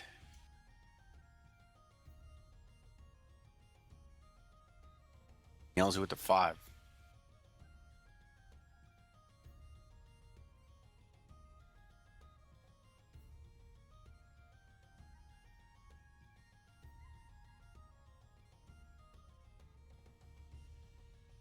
Five, 10.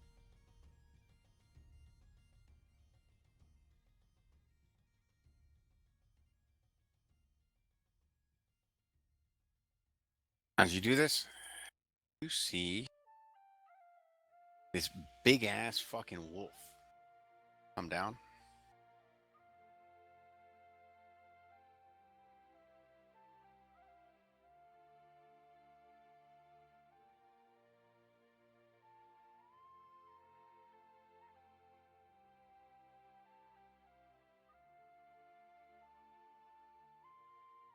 He's fucking padding through what's left of the water.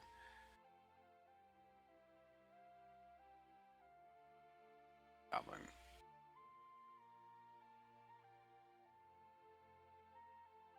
Goblin 5.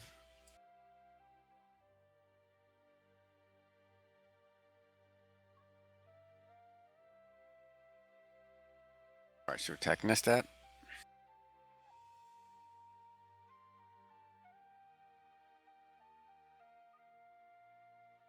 And he misses.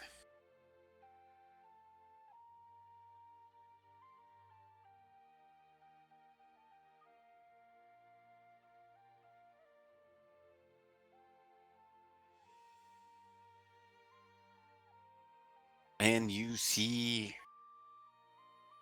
this big ass fucking. He looks to be, from what you've understood and heard,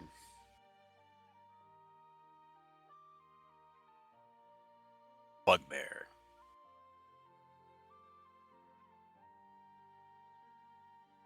And he's in the back, and he's telling his goblins, kill them. And he's yelling it in common.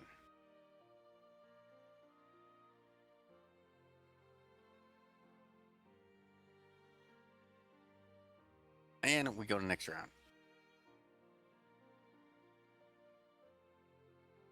Hmm.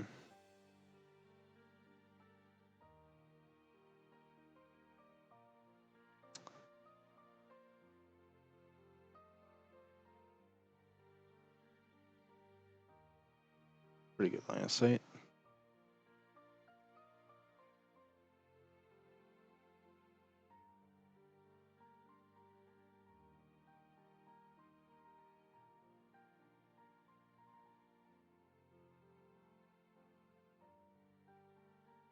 Oh, there's one down. And that ends my turn. Nice kill, dude.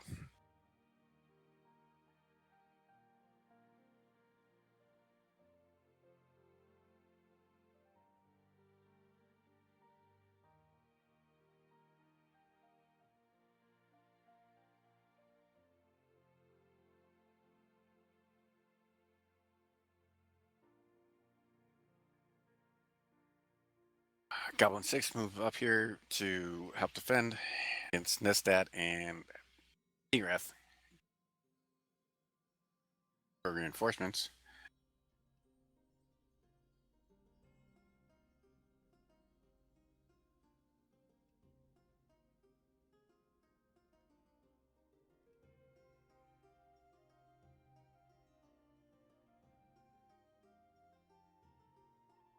Goblin 2 goes stealthy.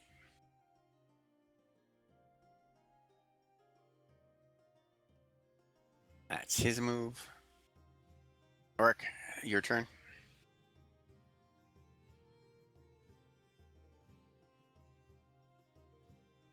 Second.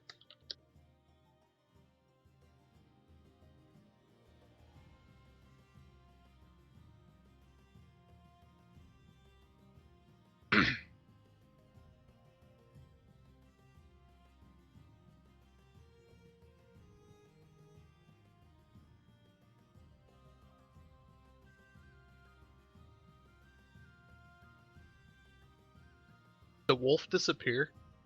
It's No, dead. the wolf's dead. Oh.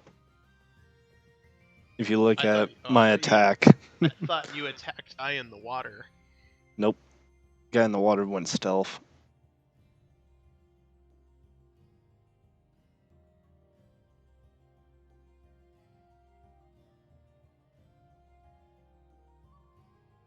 Hmm. Well, if I don't do this now, I'm gonna die and I won't get a chance to do it. Well,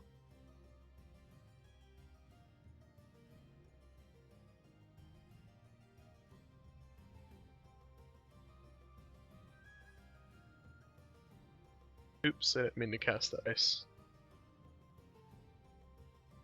Casted one too many. First nav on the first one, Okay. did they pass? Fail? Success and failure.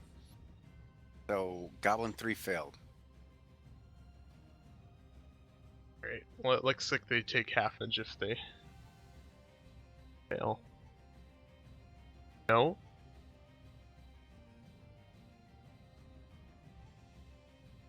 I think that worked.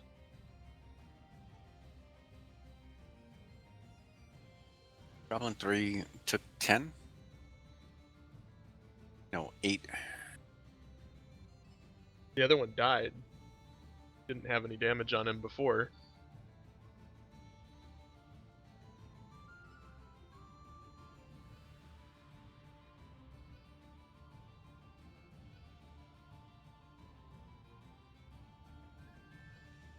Oh, yeah. Wow, that was a fucking low roll for fucking hit points. Remember what I sat there and I said, I go, when I set that setting, like in regards to, like, remember when we were discussing individual hit points, strength stats for creatures? Mm-hmm. That dude rolled, he rolled a 4 for hit points.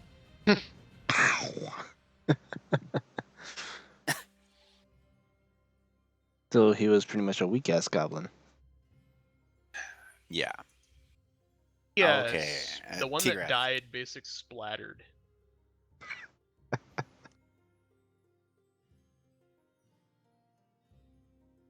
They also...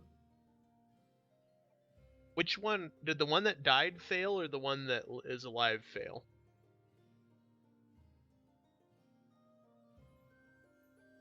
Mm,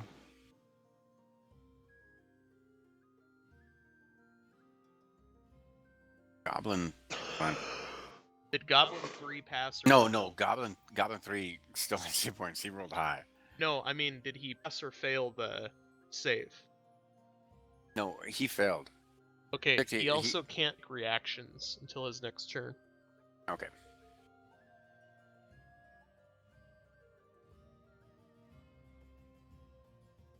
And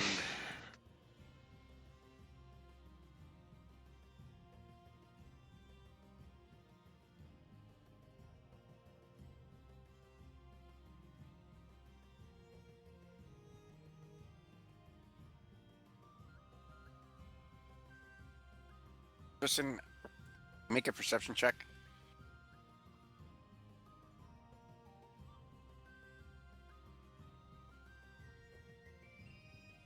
Okay, since the water's receding behind you, I'll let it go as an easy. So you don't get disadvantage when this dude is up behind you.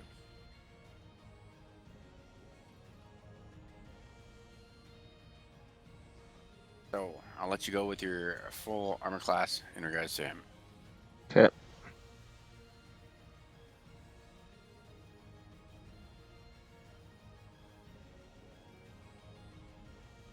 You see him swing and a miss.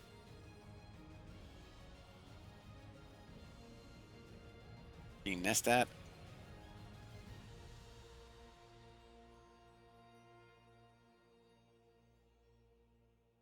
Finally fucking hits. Oh, and kills a bitch. Decapitates him. Since it's instant death.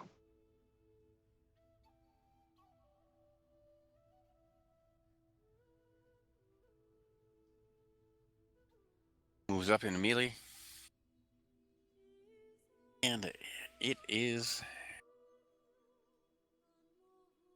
turn, and he is incapacitated.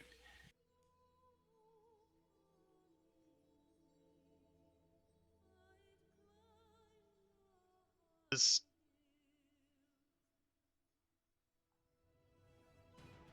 Tigrath get to go? I feel like skipped her.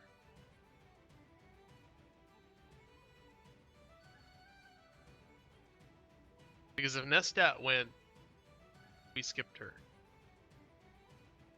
Oh yeah, we did. Here, hold on. Go. It's your turn.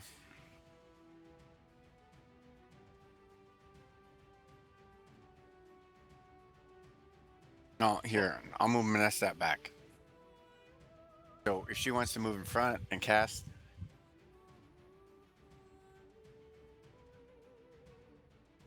Let's see.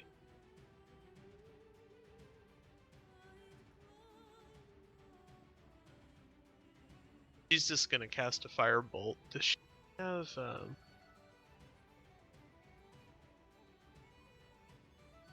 put it this way, I'll allow enough. Since I goofed that up, I'll allow enough coordination where Tigrath goes kneel.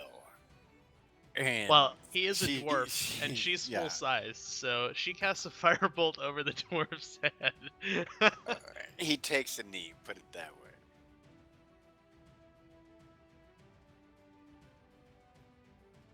Dies. She says to Nestat, "Let's move."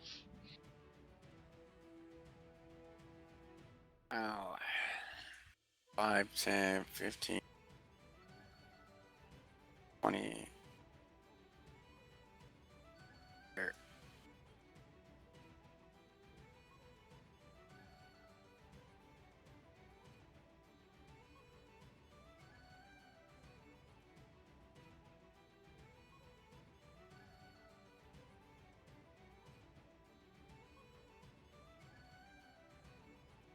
Okay, hold on.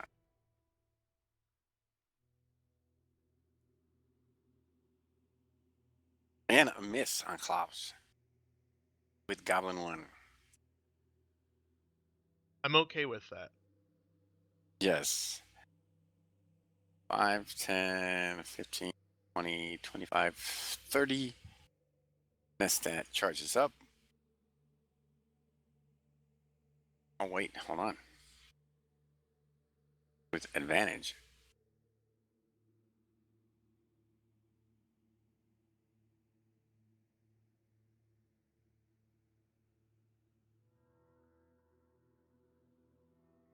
And kills a bitch.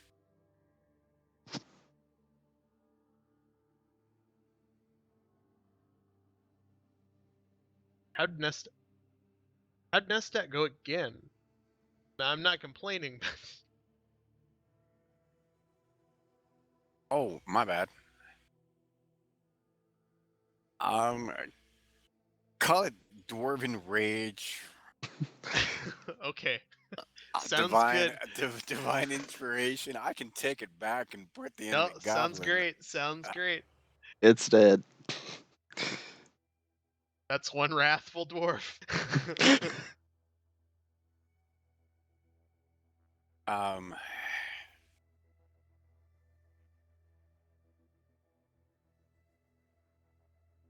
the bugbear 5, 10, 15, 20, 25, 30. So, Auric, as Clark goes by you, you get an opportunity of attack. Can I see around this corner now?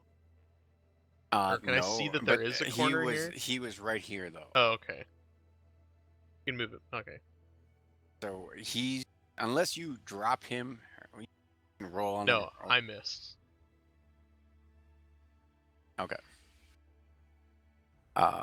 And that is the actions. So Klaus, I move here and I stab at the goblin with my short sword.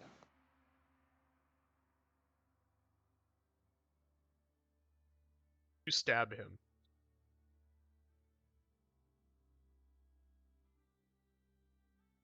Now can I see around? Now can we see around this damn corner? are you guys going to communicate any kind of tactical information? I guess we could. I say Clark went around the corner, but I would think Klaus probably saw that too. Yeah. You hear Nestad. The bridge, lost. The bridge. Tigrath has her lights out. He's ready and waiting.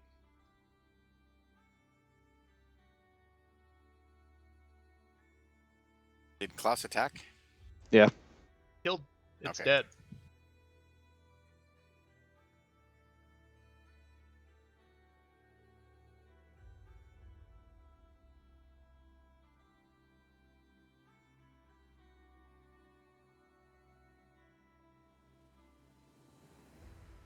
Hold on.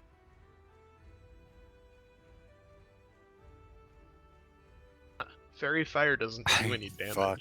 Okay.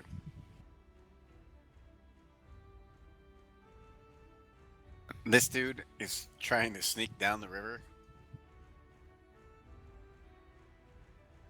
What? And Clark or someone else? No, the goblin too behind us.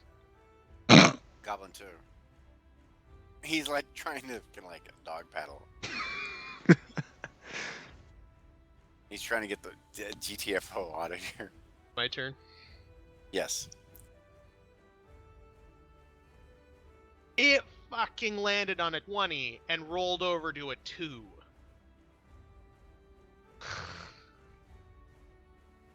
Frickin' bullshit. I love RNG. Tigreth. Hold action. Yep. She's waiting for the bridge. Nestat moves back She here. does step up. She does step up closer to underneath bridge. She sends the lights away from herself, so she's not the focus of them, but they're still lighting up the area. You see a bugbear fucking barreling. Hold on. It's that there is a fucking hole in the fucking bridge. Yeah, does he know about the hole in the bridge? No, he does not know about the hole in the bridge, and he's gonna roll a disadvantage. Blop.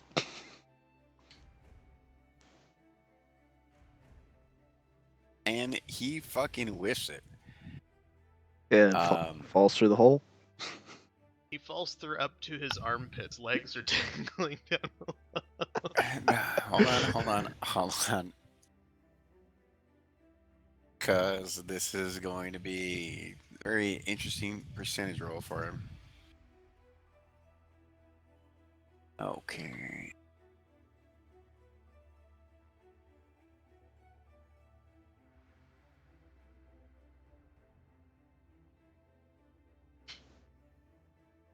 as he runs through. Hold on 1 second.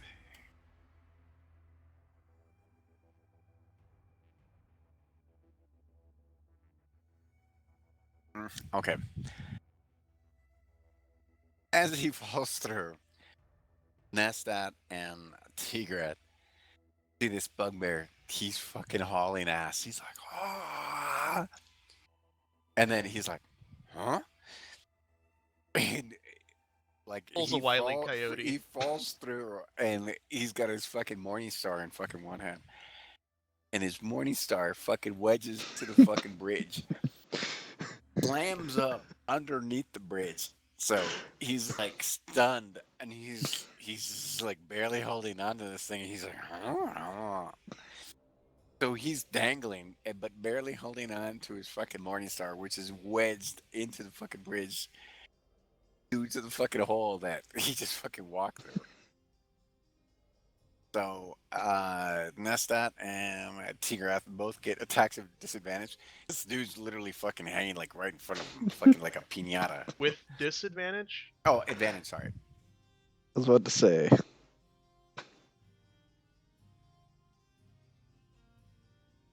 Still misses. Wow.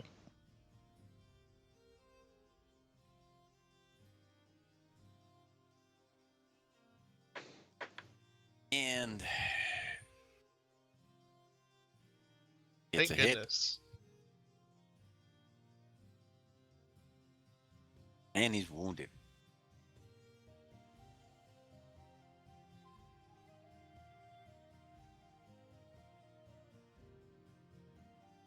Next round, Klaus. Kill that doggy pelling son of a bitch. I move over to here and I stab at Goblin 2. And you miss. Oh no. And I stab at him again. No, hold on. Critical fumble there.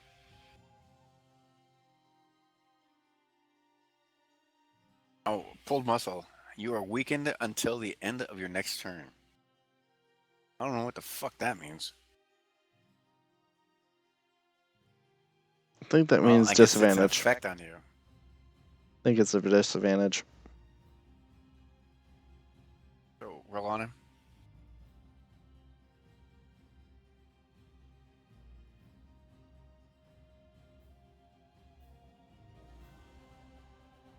Both miss. Okay. Goblin 2. Turn goes 5, 10, 15, 20, 25, 30 since he's going through the water. He is paddling for his fucking life. Like He moves past Nest. Does he get an attack of opportunity? yeah, if Nestat wants to fucking his axe at him. Not gonna happen.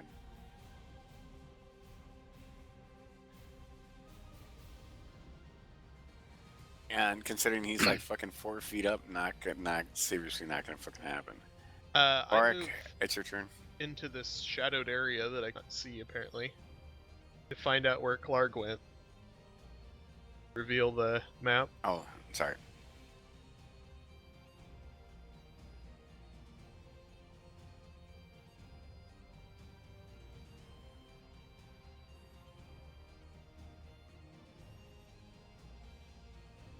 Now, you see him through the hole, literally just fucking hanging there. He's already got like a wound in his ass and his hip. So he's literally being cleaved in half. Ooh.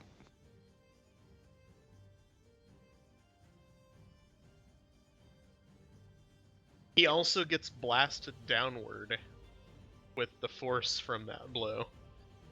So I don't know if you want to give him some extra damage for falling. Hold on there, Kimosabi.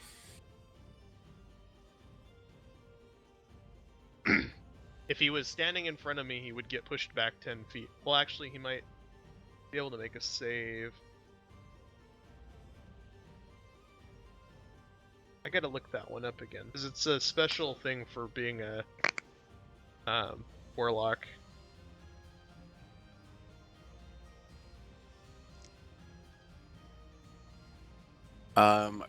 As you slam his ass down, you sit there and you see, like, when he falls, like, you hit him in the ass, right? Like, right in the fucking ass. So it slams him up into the fucking bridge, lets go of his fucking Morning Star, comes down, lands on his head, and you hear this sharp crack. And Clark is no longer alive. You see him flop into the fucking, like, after he hits, just like flops into the fucking river in front of I that look dude. over at Goblin Dude, and I smile and say, "Swim, swim, motherfucker." Now Tigrath is here, so Tigrath sees Goblin 2, who's paddling for his life like fucking swim for your life, Charlie Brown. Oh, minimum damage. How does she not get any pluses to that?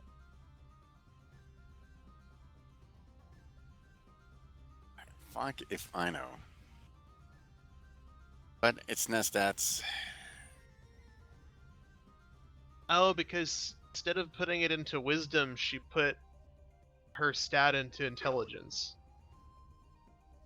Okay, this dude's swimming, trying to swim in the fucking river. Nestat's just gonna reach down and fucking cleave him like a fucking piece of wood. It hits.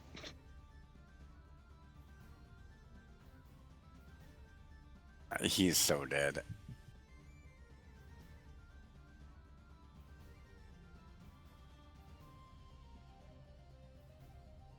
Golem blood. The original blood spray. Or blood splatter.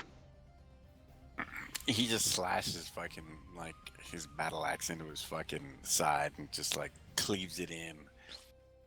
And the dude just, like, leg, and goes down.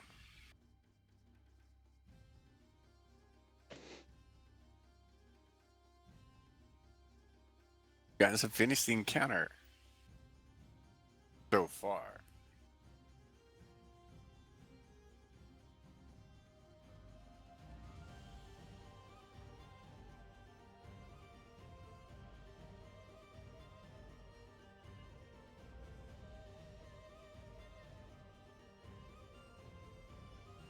What do you guys want to do? I'm gonna search bodies. I'm gonna. Yeah, search for anything good, I guess. If there You is guys are anything. going to go back to...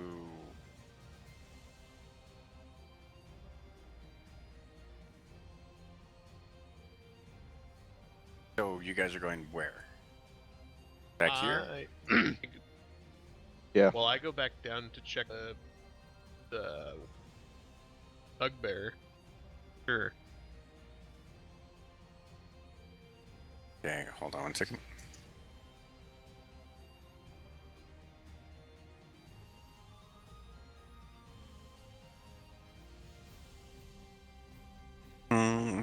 There's nothing of note on the bugbear. Aside from crude armor, a counterance that it had.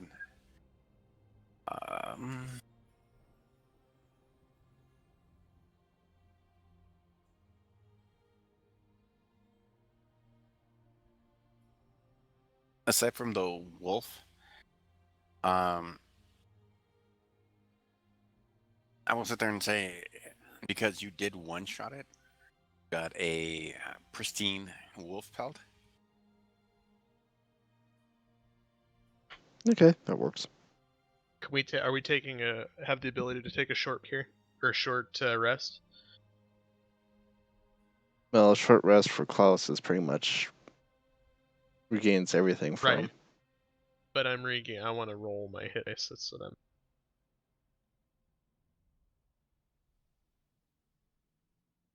Everything happened pretty quick.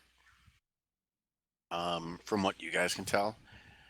You guys, are you guys staying where you're at? Are you going further south? Poke my head to the top of the stairs and look into this next area.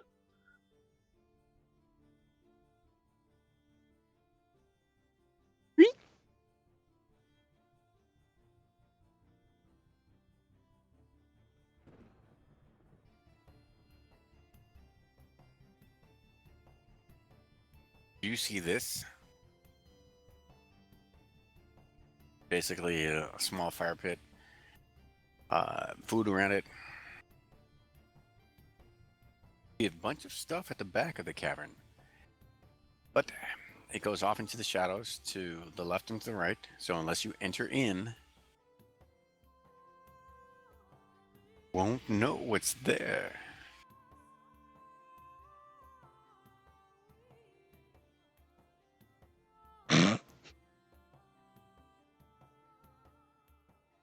I quote unquote sneak into the room. Same.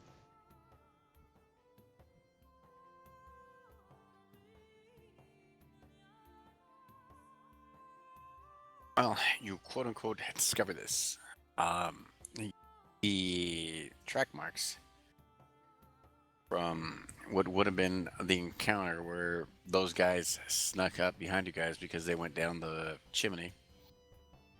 And then you see track marks where they ran up and they came over here to the side and they waited at the stairs until the dam went down.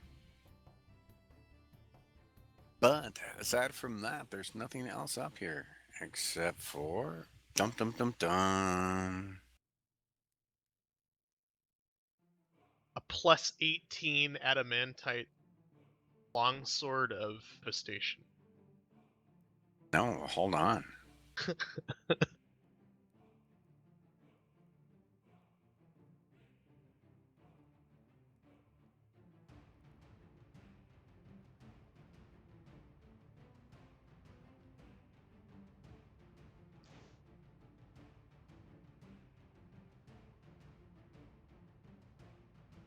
Holy craps.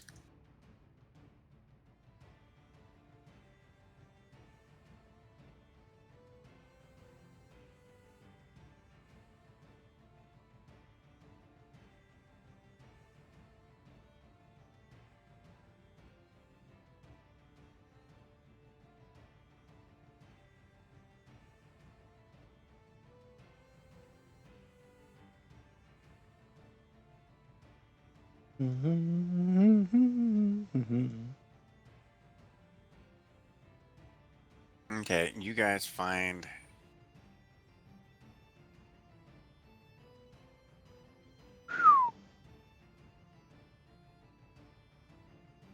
Goblins were rich. and you find a jade frog statuette and 2 reddish potions.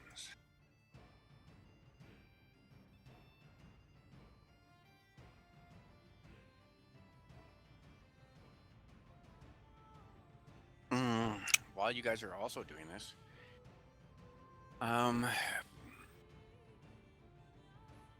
notice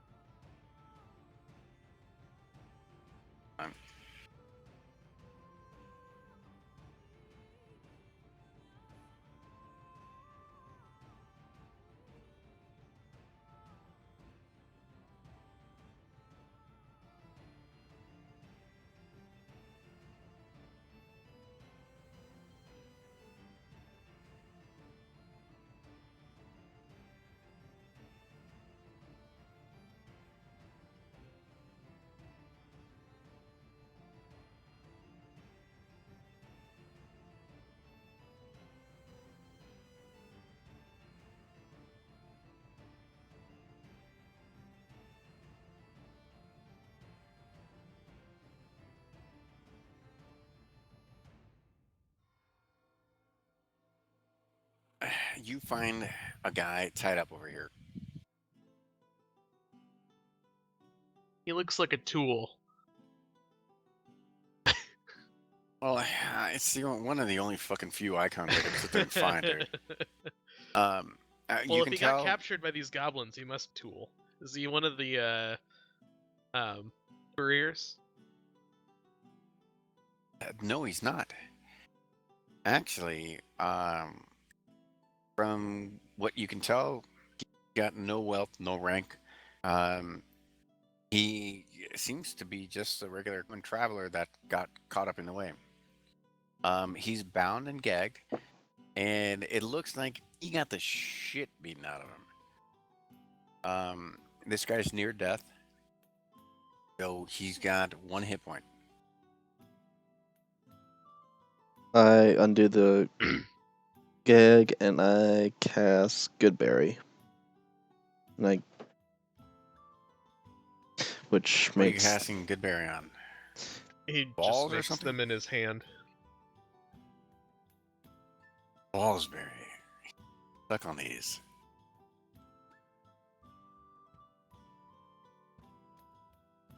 Suck on my good berries. Suck on my Goodberries. As I Goodberry teabag you. and I basically shove one in his mouth. and force him to chew it. So I take it you take the gag off of him? Yep. Okay, so how many berries? You can craft It's 10. full, isn't it? It's like So you have 10 hit points that you can distribute through you and the party. Mm-hmm. And it gives the creature enough sustenance for 1 day. So how many hit points are you giving this guy? 1 for now. You have 10 berries. So he's Wait. got 2 hit points. we want to see if he's worth healing. Jesus. My lord. I would save you, but how many hit points do you have? Here, eat a good berry. So you're back up to 2, okay. Just don't get hit by anything.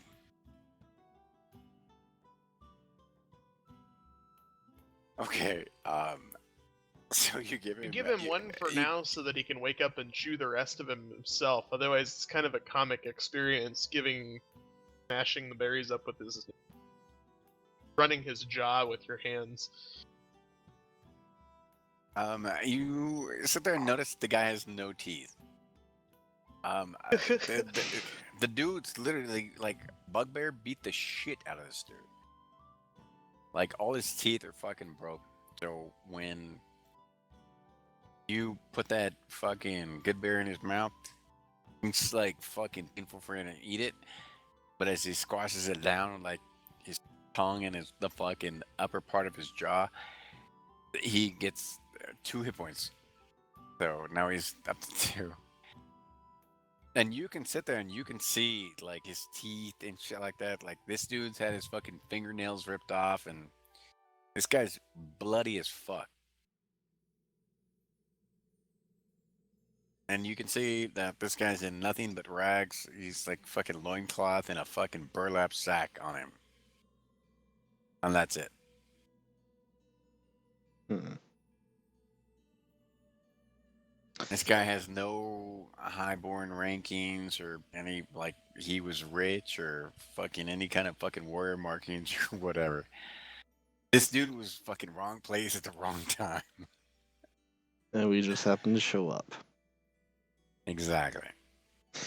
Well, I undo the bindings at his legs and at his hands. And I look to see if there's any better clothing within the supplies nearby. There is nothing in the supplies, like packing material, and that's about it.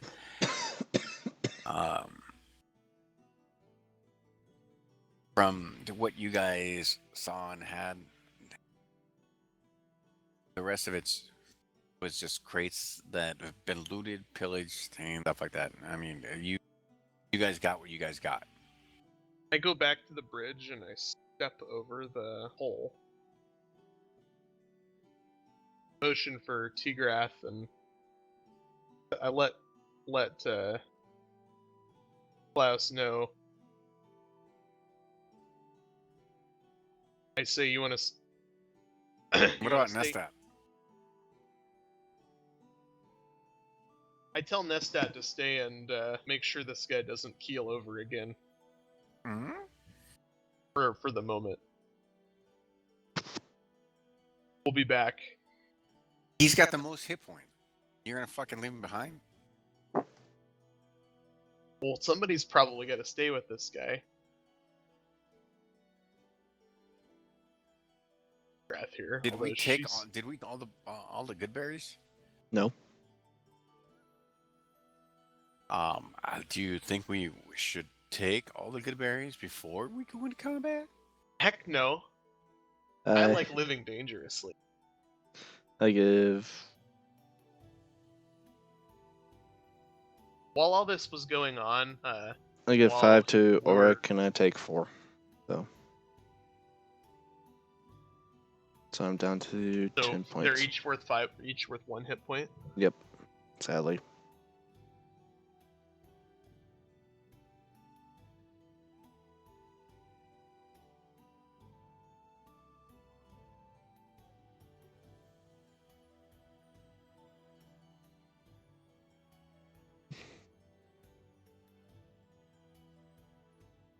Okie doke.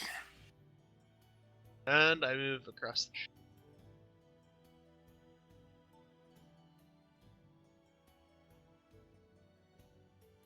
I've also moved across the bridge.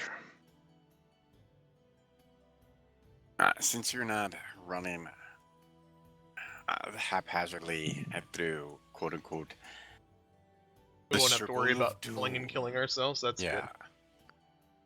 good. But there's still the Morningstar wedges up in the fucking wood.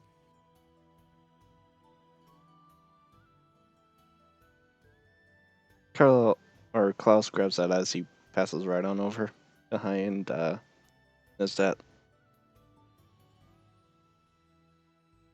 Did you grab it, or I grabbed it. are you gonna use it? Because Nestat only has like one melee weapon.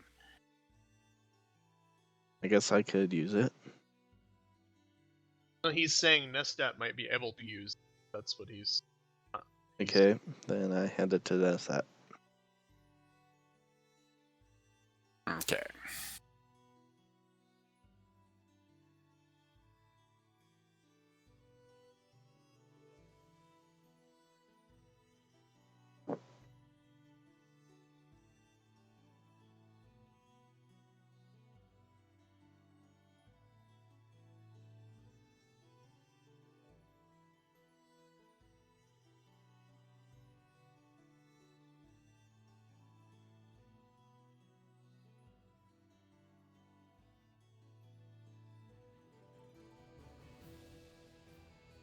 Oh, cool. Well, you want to reveal Let's- more? Yeah, hold on.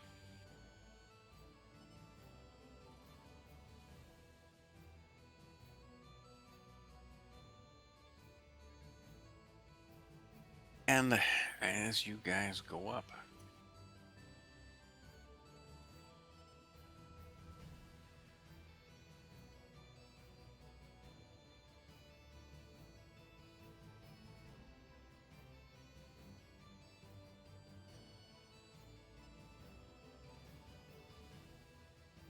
Auric?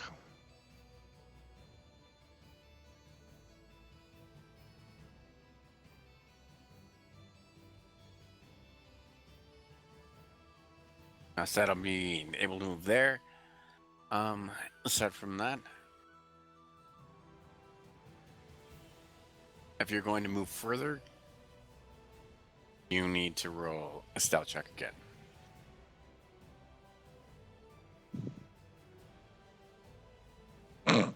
Jeez. I unstealthily move a little bit further up.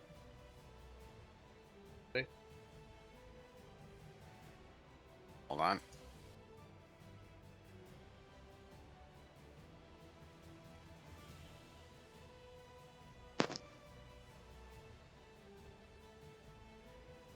Yeah, Nestat isn't going anywhere.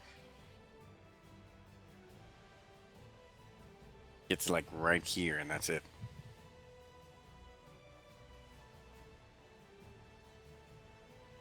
Okay, so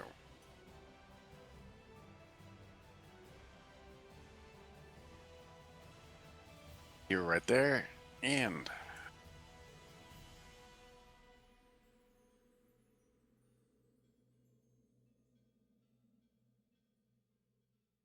you see that the air is hazy with the smoke cooking fire. Pungent smell wafts on the air from the smell of poorly cured hides and very, very, very washed goblins. Sit there and you see what is the beginning of, I guess you could say, like a medium cave, but it looks like it might go a little bit wider. Hmm. Is there light emanating from the cave or no? Yes. A small ambient glow. So a small cooking Uh, fire, maybe.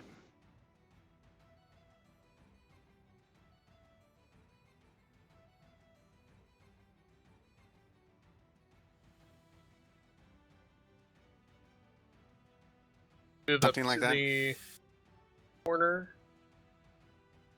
If I can see any from the room. Yeah. I'll be able to push up maybe there.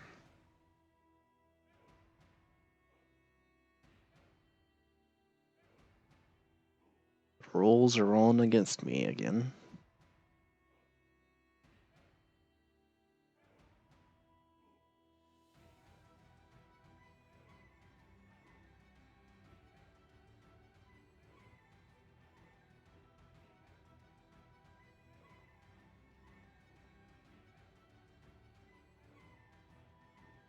Now, Orc.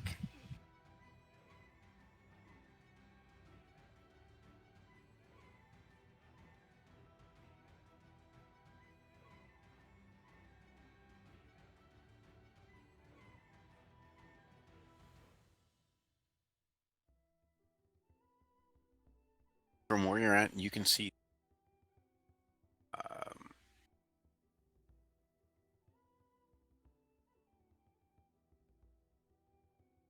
and you pretty much see that there's another set of steps going up. Where it goes and turns back, you don't know. As you climb up here, you can sit there and see this is the way down to the river that you were at. Right? And that's it. I signal back that I see 4 goblins. I signaled to Nasdaq that there are 4 goblins. Notice that thumbs up and just puts his hands up, and then he like points to himself and then does this whole like starts running forward, like holding his axe thing, and he goes, uh-huh. Kind of like sticks his hands up like, In other words, attack? Question mark. yeah.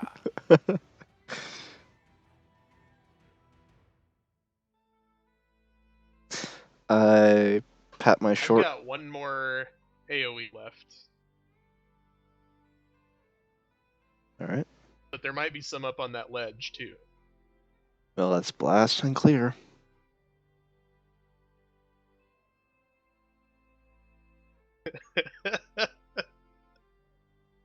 Are you ready for this?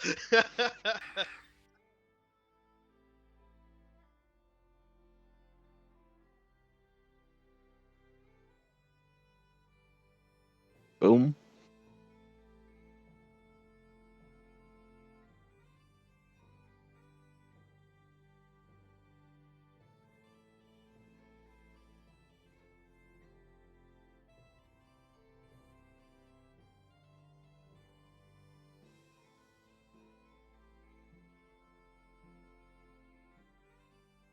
Dead, dead, dead, dead, dead, dead.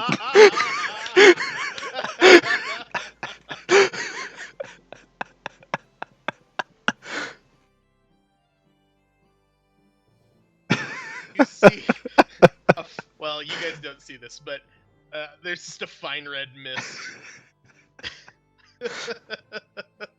I cover. Can you put the spell Arms of Hater out again? What? Can you put the spell out there? Yeah.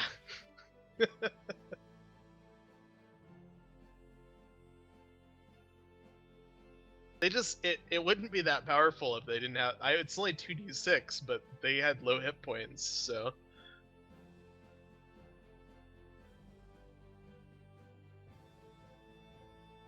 Well, since they failed, they literally all fucking failed.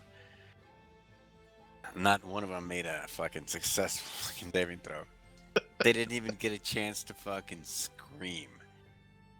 It just goes.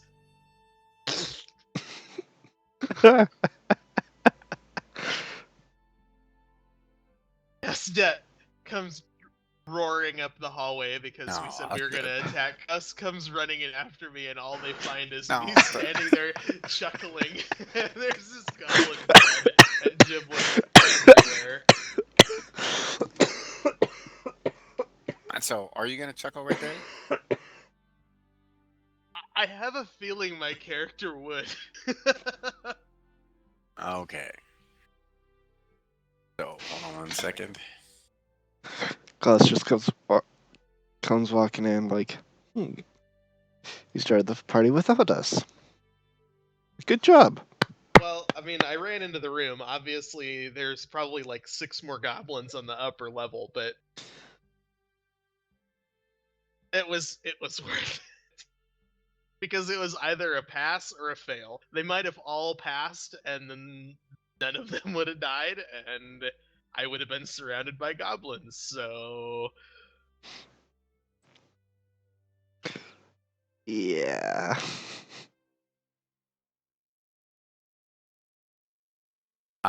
You see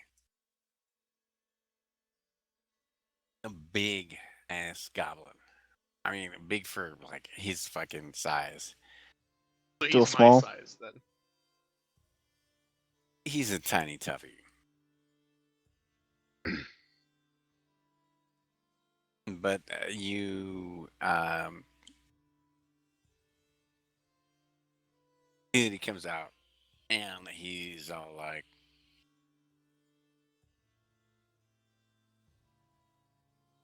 "What? What?" And then he goes, he sees like the gore and the remains, and his fucking eyes go wide. And then he's like, "Clah!" And like he yells like somebody just slapped him like he was a redheaded stepchild. And you see him move back.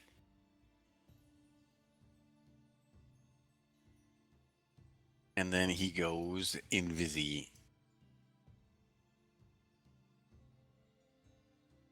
From what you can Initiative. tell. Oh, most definitely.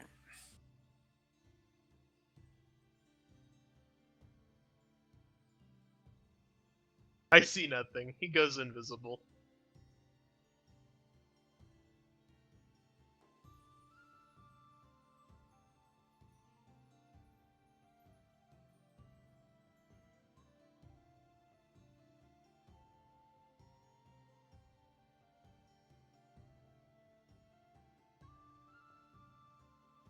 Five, 10, 15, 20, 25, 30.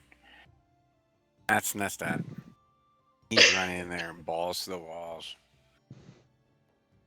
And he's like, He's like, "You said there was 4 of them." as he's running through, he's just like, "You aren't going to shortchange me."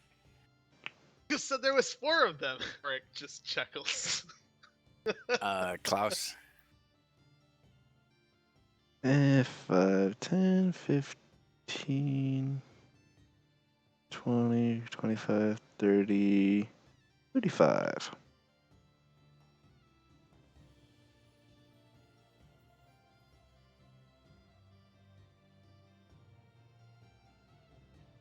Should I roll a perception to see if I can spot the little bugger?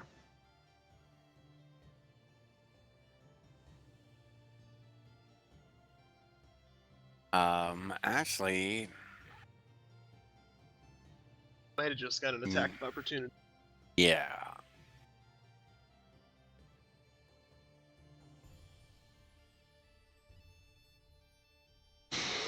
So, this dude is right here.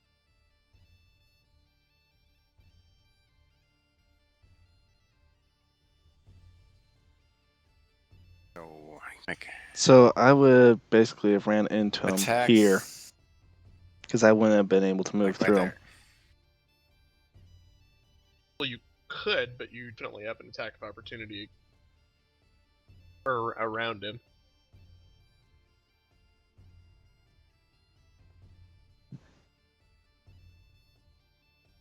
Attack of opportunity with advantage or no? Well, he was stealthed, but it depends. What I would say is when ran right into him like that, I would just say it'd be an attack of opportunity because run right up to somebody like that, you're gonna see him. I would assume. Yeah. I guess you could have him roll a perception check. If it fails his perception check, then Perception then? up to Mav.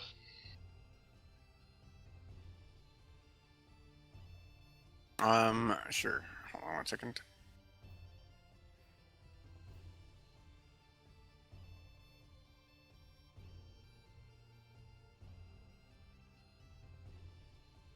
Okay, you win. So he doesn't get You advantage. win.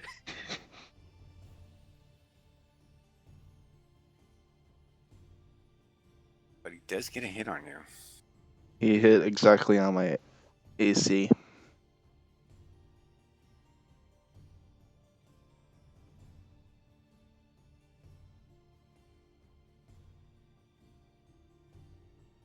You see this goblin just like reach out from his fucking shadows and just like Stabby rips stab. his scimitar like along your leg. Well, I hope he likes 2 short swords right in the face. Don't roll a 1. That's better. It's better than a 1.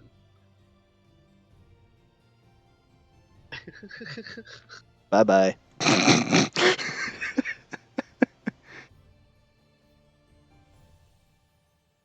Rolled a 1 and a 2. Ouch. Yeah. Why the hell is there a goblin 3 in here? Oh. Other one that we missed?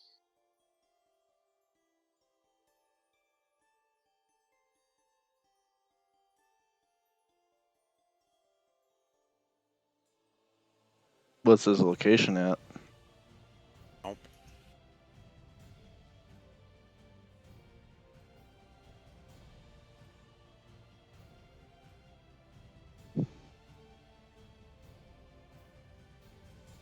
Sildar Hallwinter.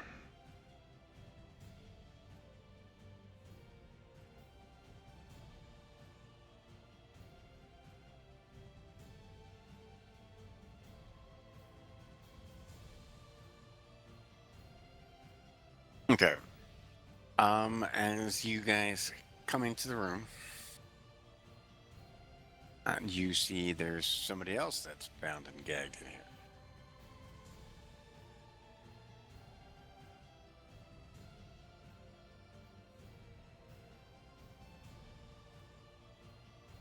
It's definitely not one of the couriers, so.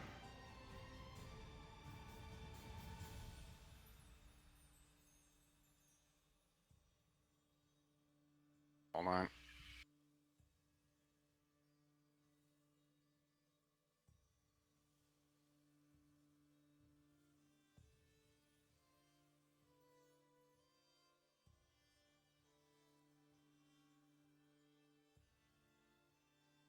Okay. From what you see, um, he's human male, about like 40-ish, 60-ish. Um, and you see that he's got tattered raiments in like shredded armor, like chainmail and stuff like that. Um, but you can sit there and see that he comes from a military unit. Uh, and whether it's mercenary or like a dedicated military unit, you don't know. The guy's bound, gagged, and he like laying on his side, unconscious.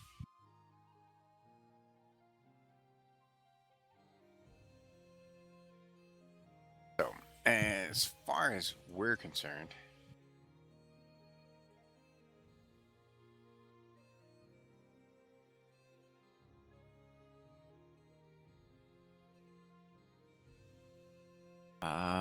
hold on one second.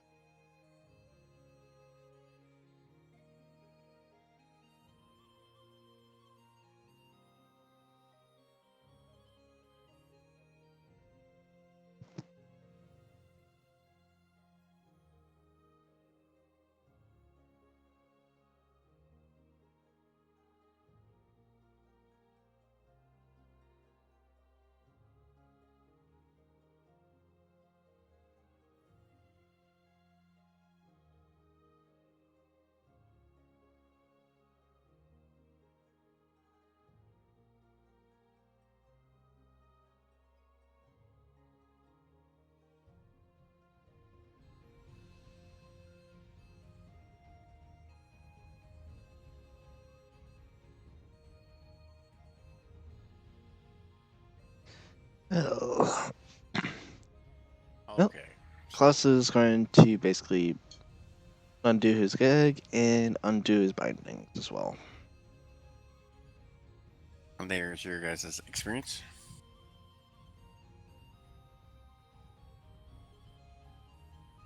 A little bit under halfway. I'm giving you guys the loots. And in regards to the encounter with what's his name?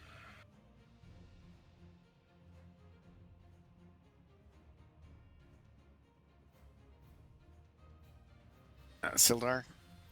That'll have to wait till next time. Yep. Or it is getting late. Fuck, dude, we've been gaming for a while.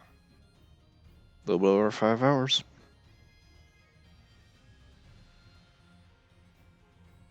But anyway, people, as we wrap it up, join us pretty much, next week? Or whenever? No, sometime. Next time. Yeah, next time. Same bat channel. Yep. Same bat. Please don't fall through the hole. And see you all. Thanks, guys, for watching the stream. Appreciate it. Thank you all. And as always, stay tuned till next episode. Ta-ta for now.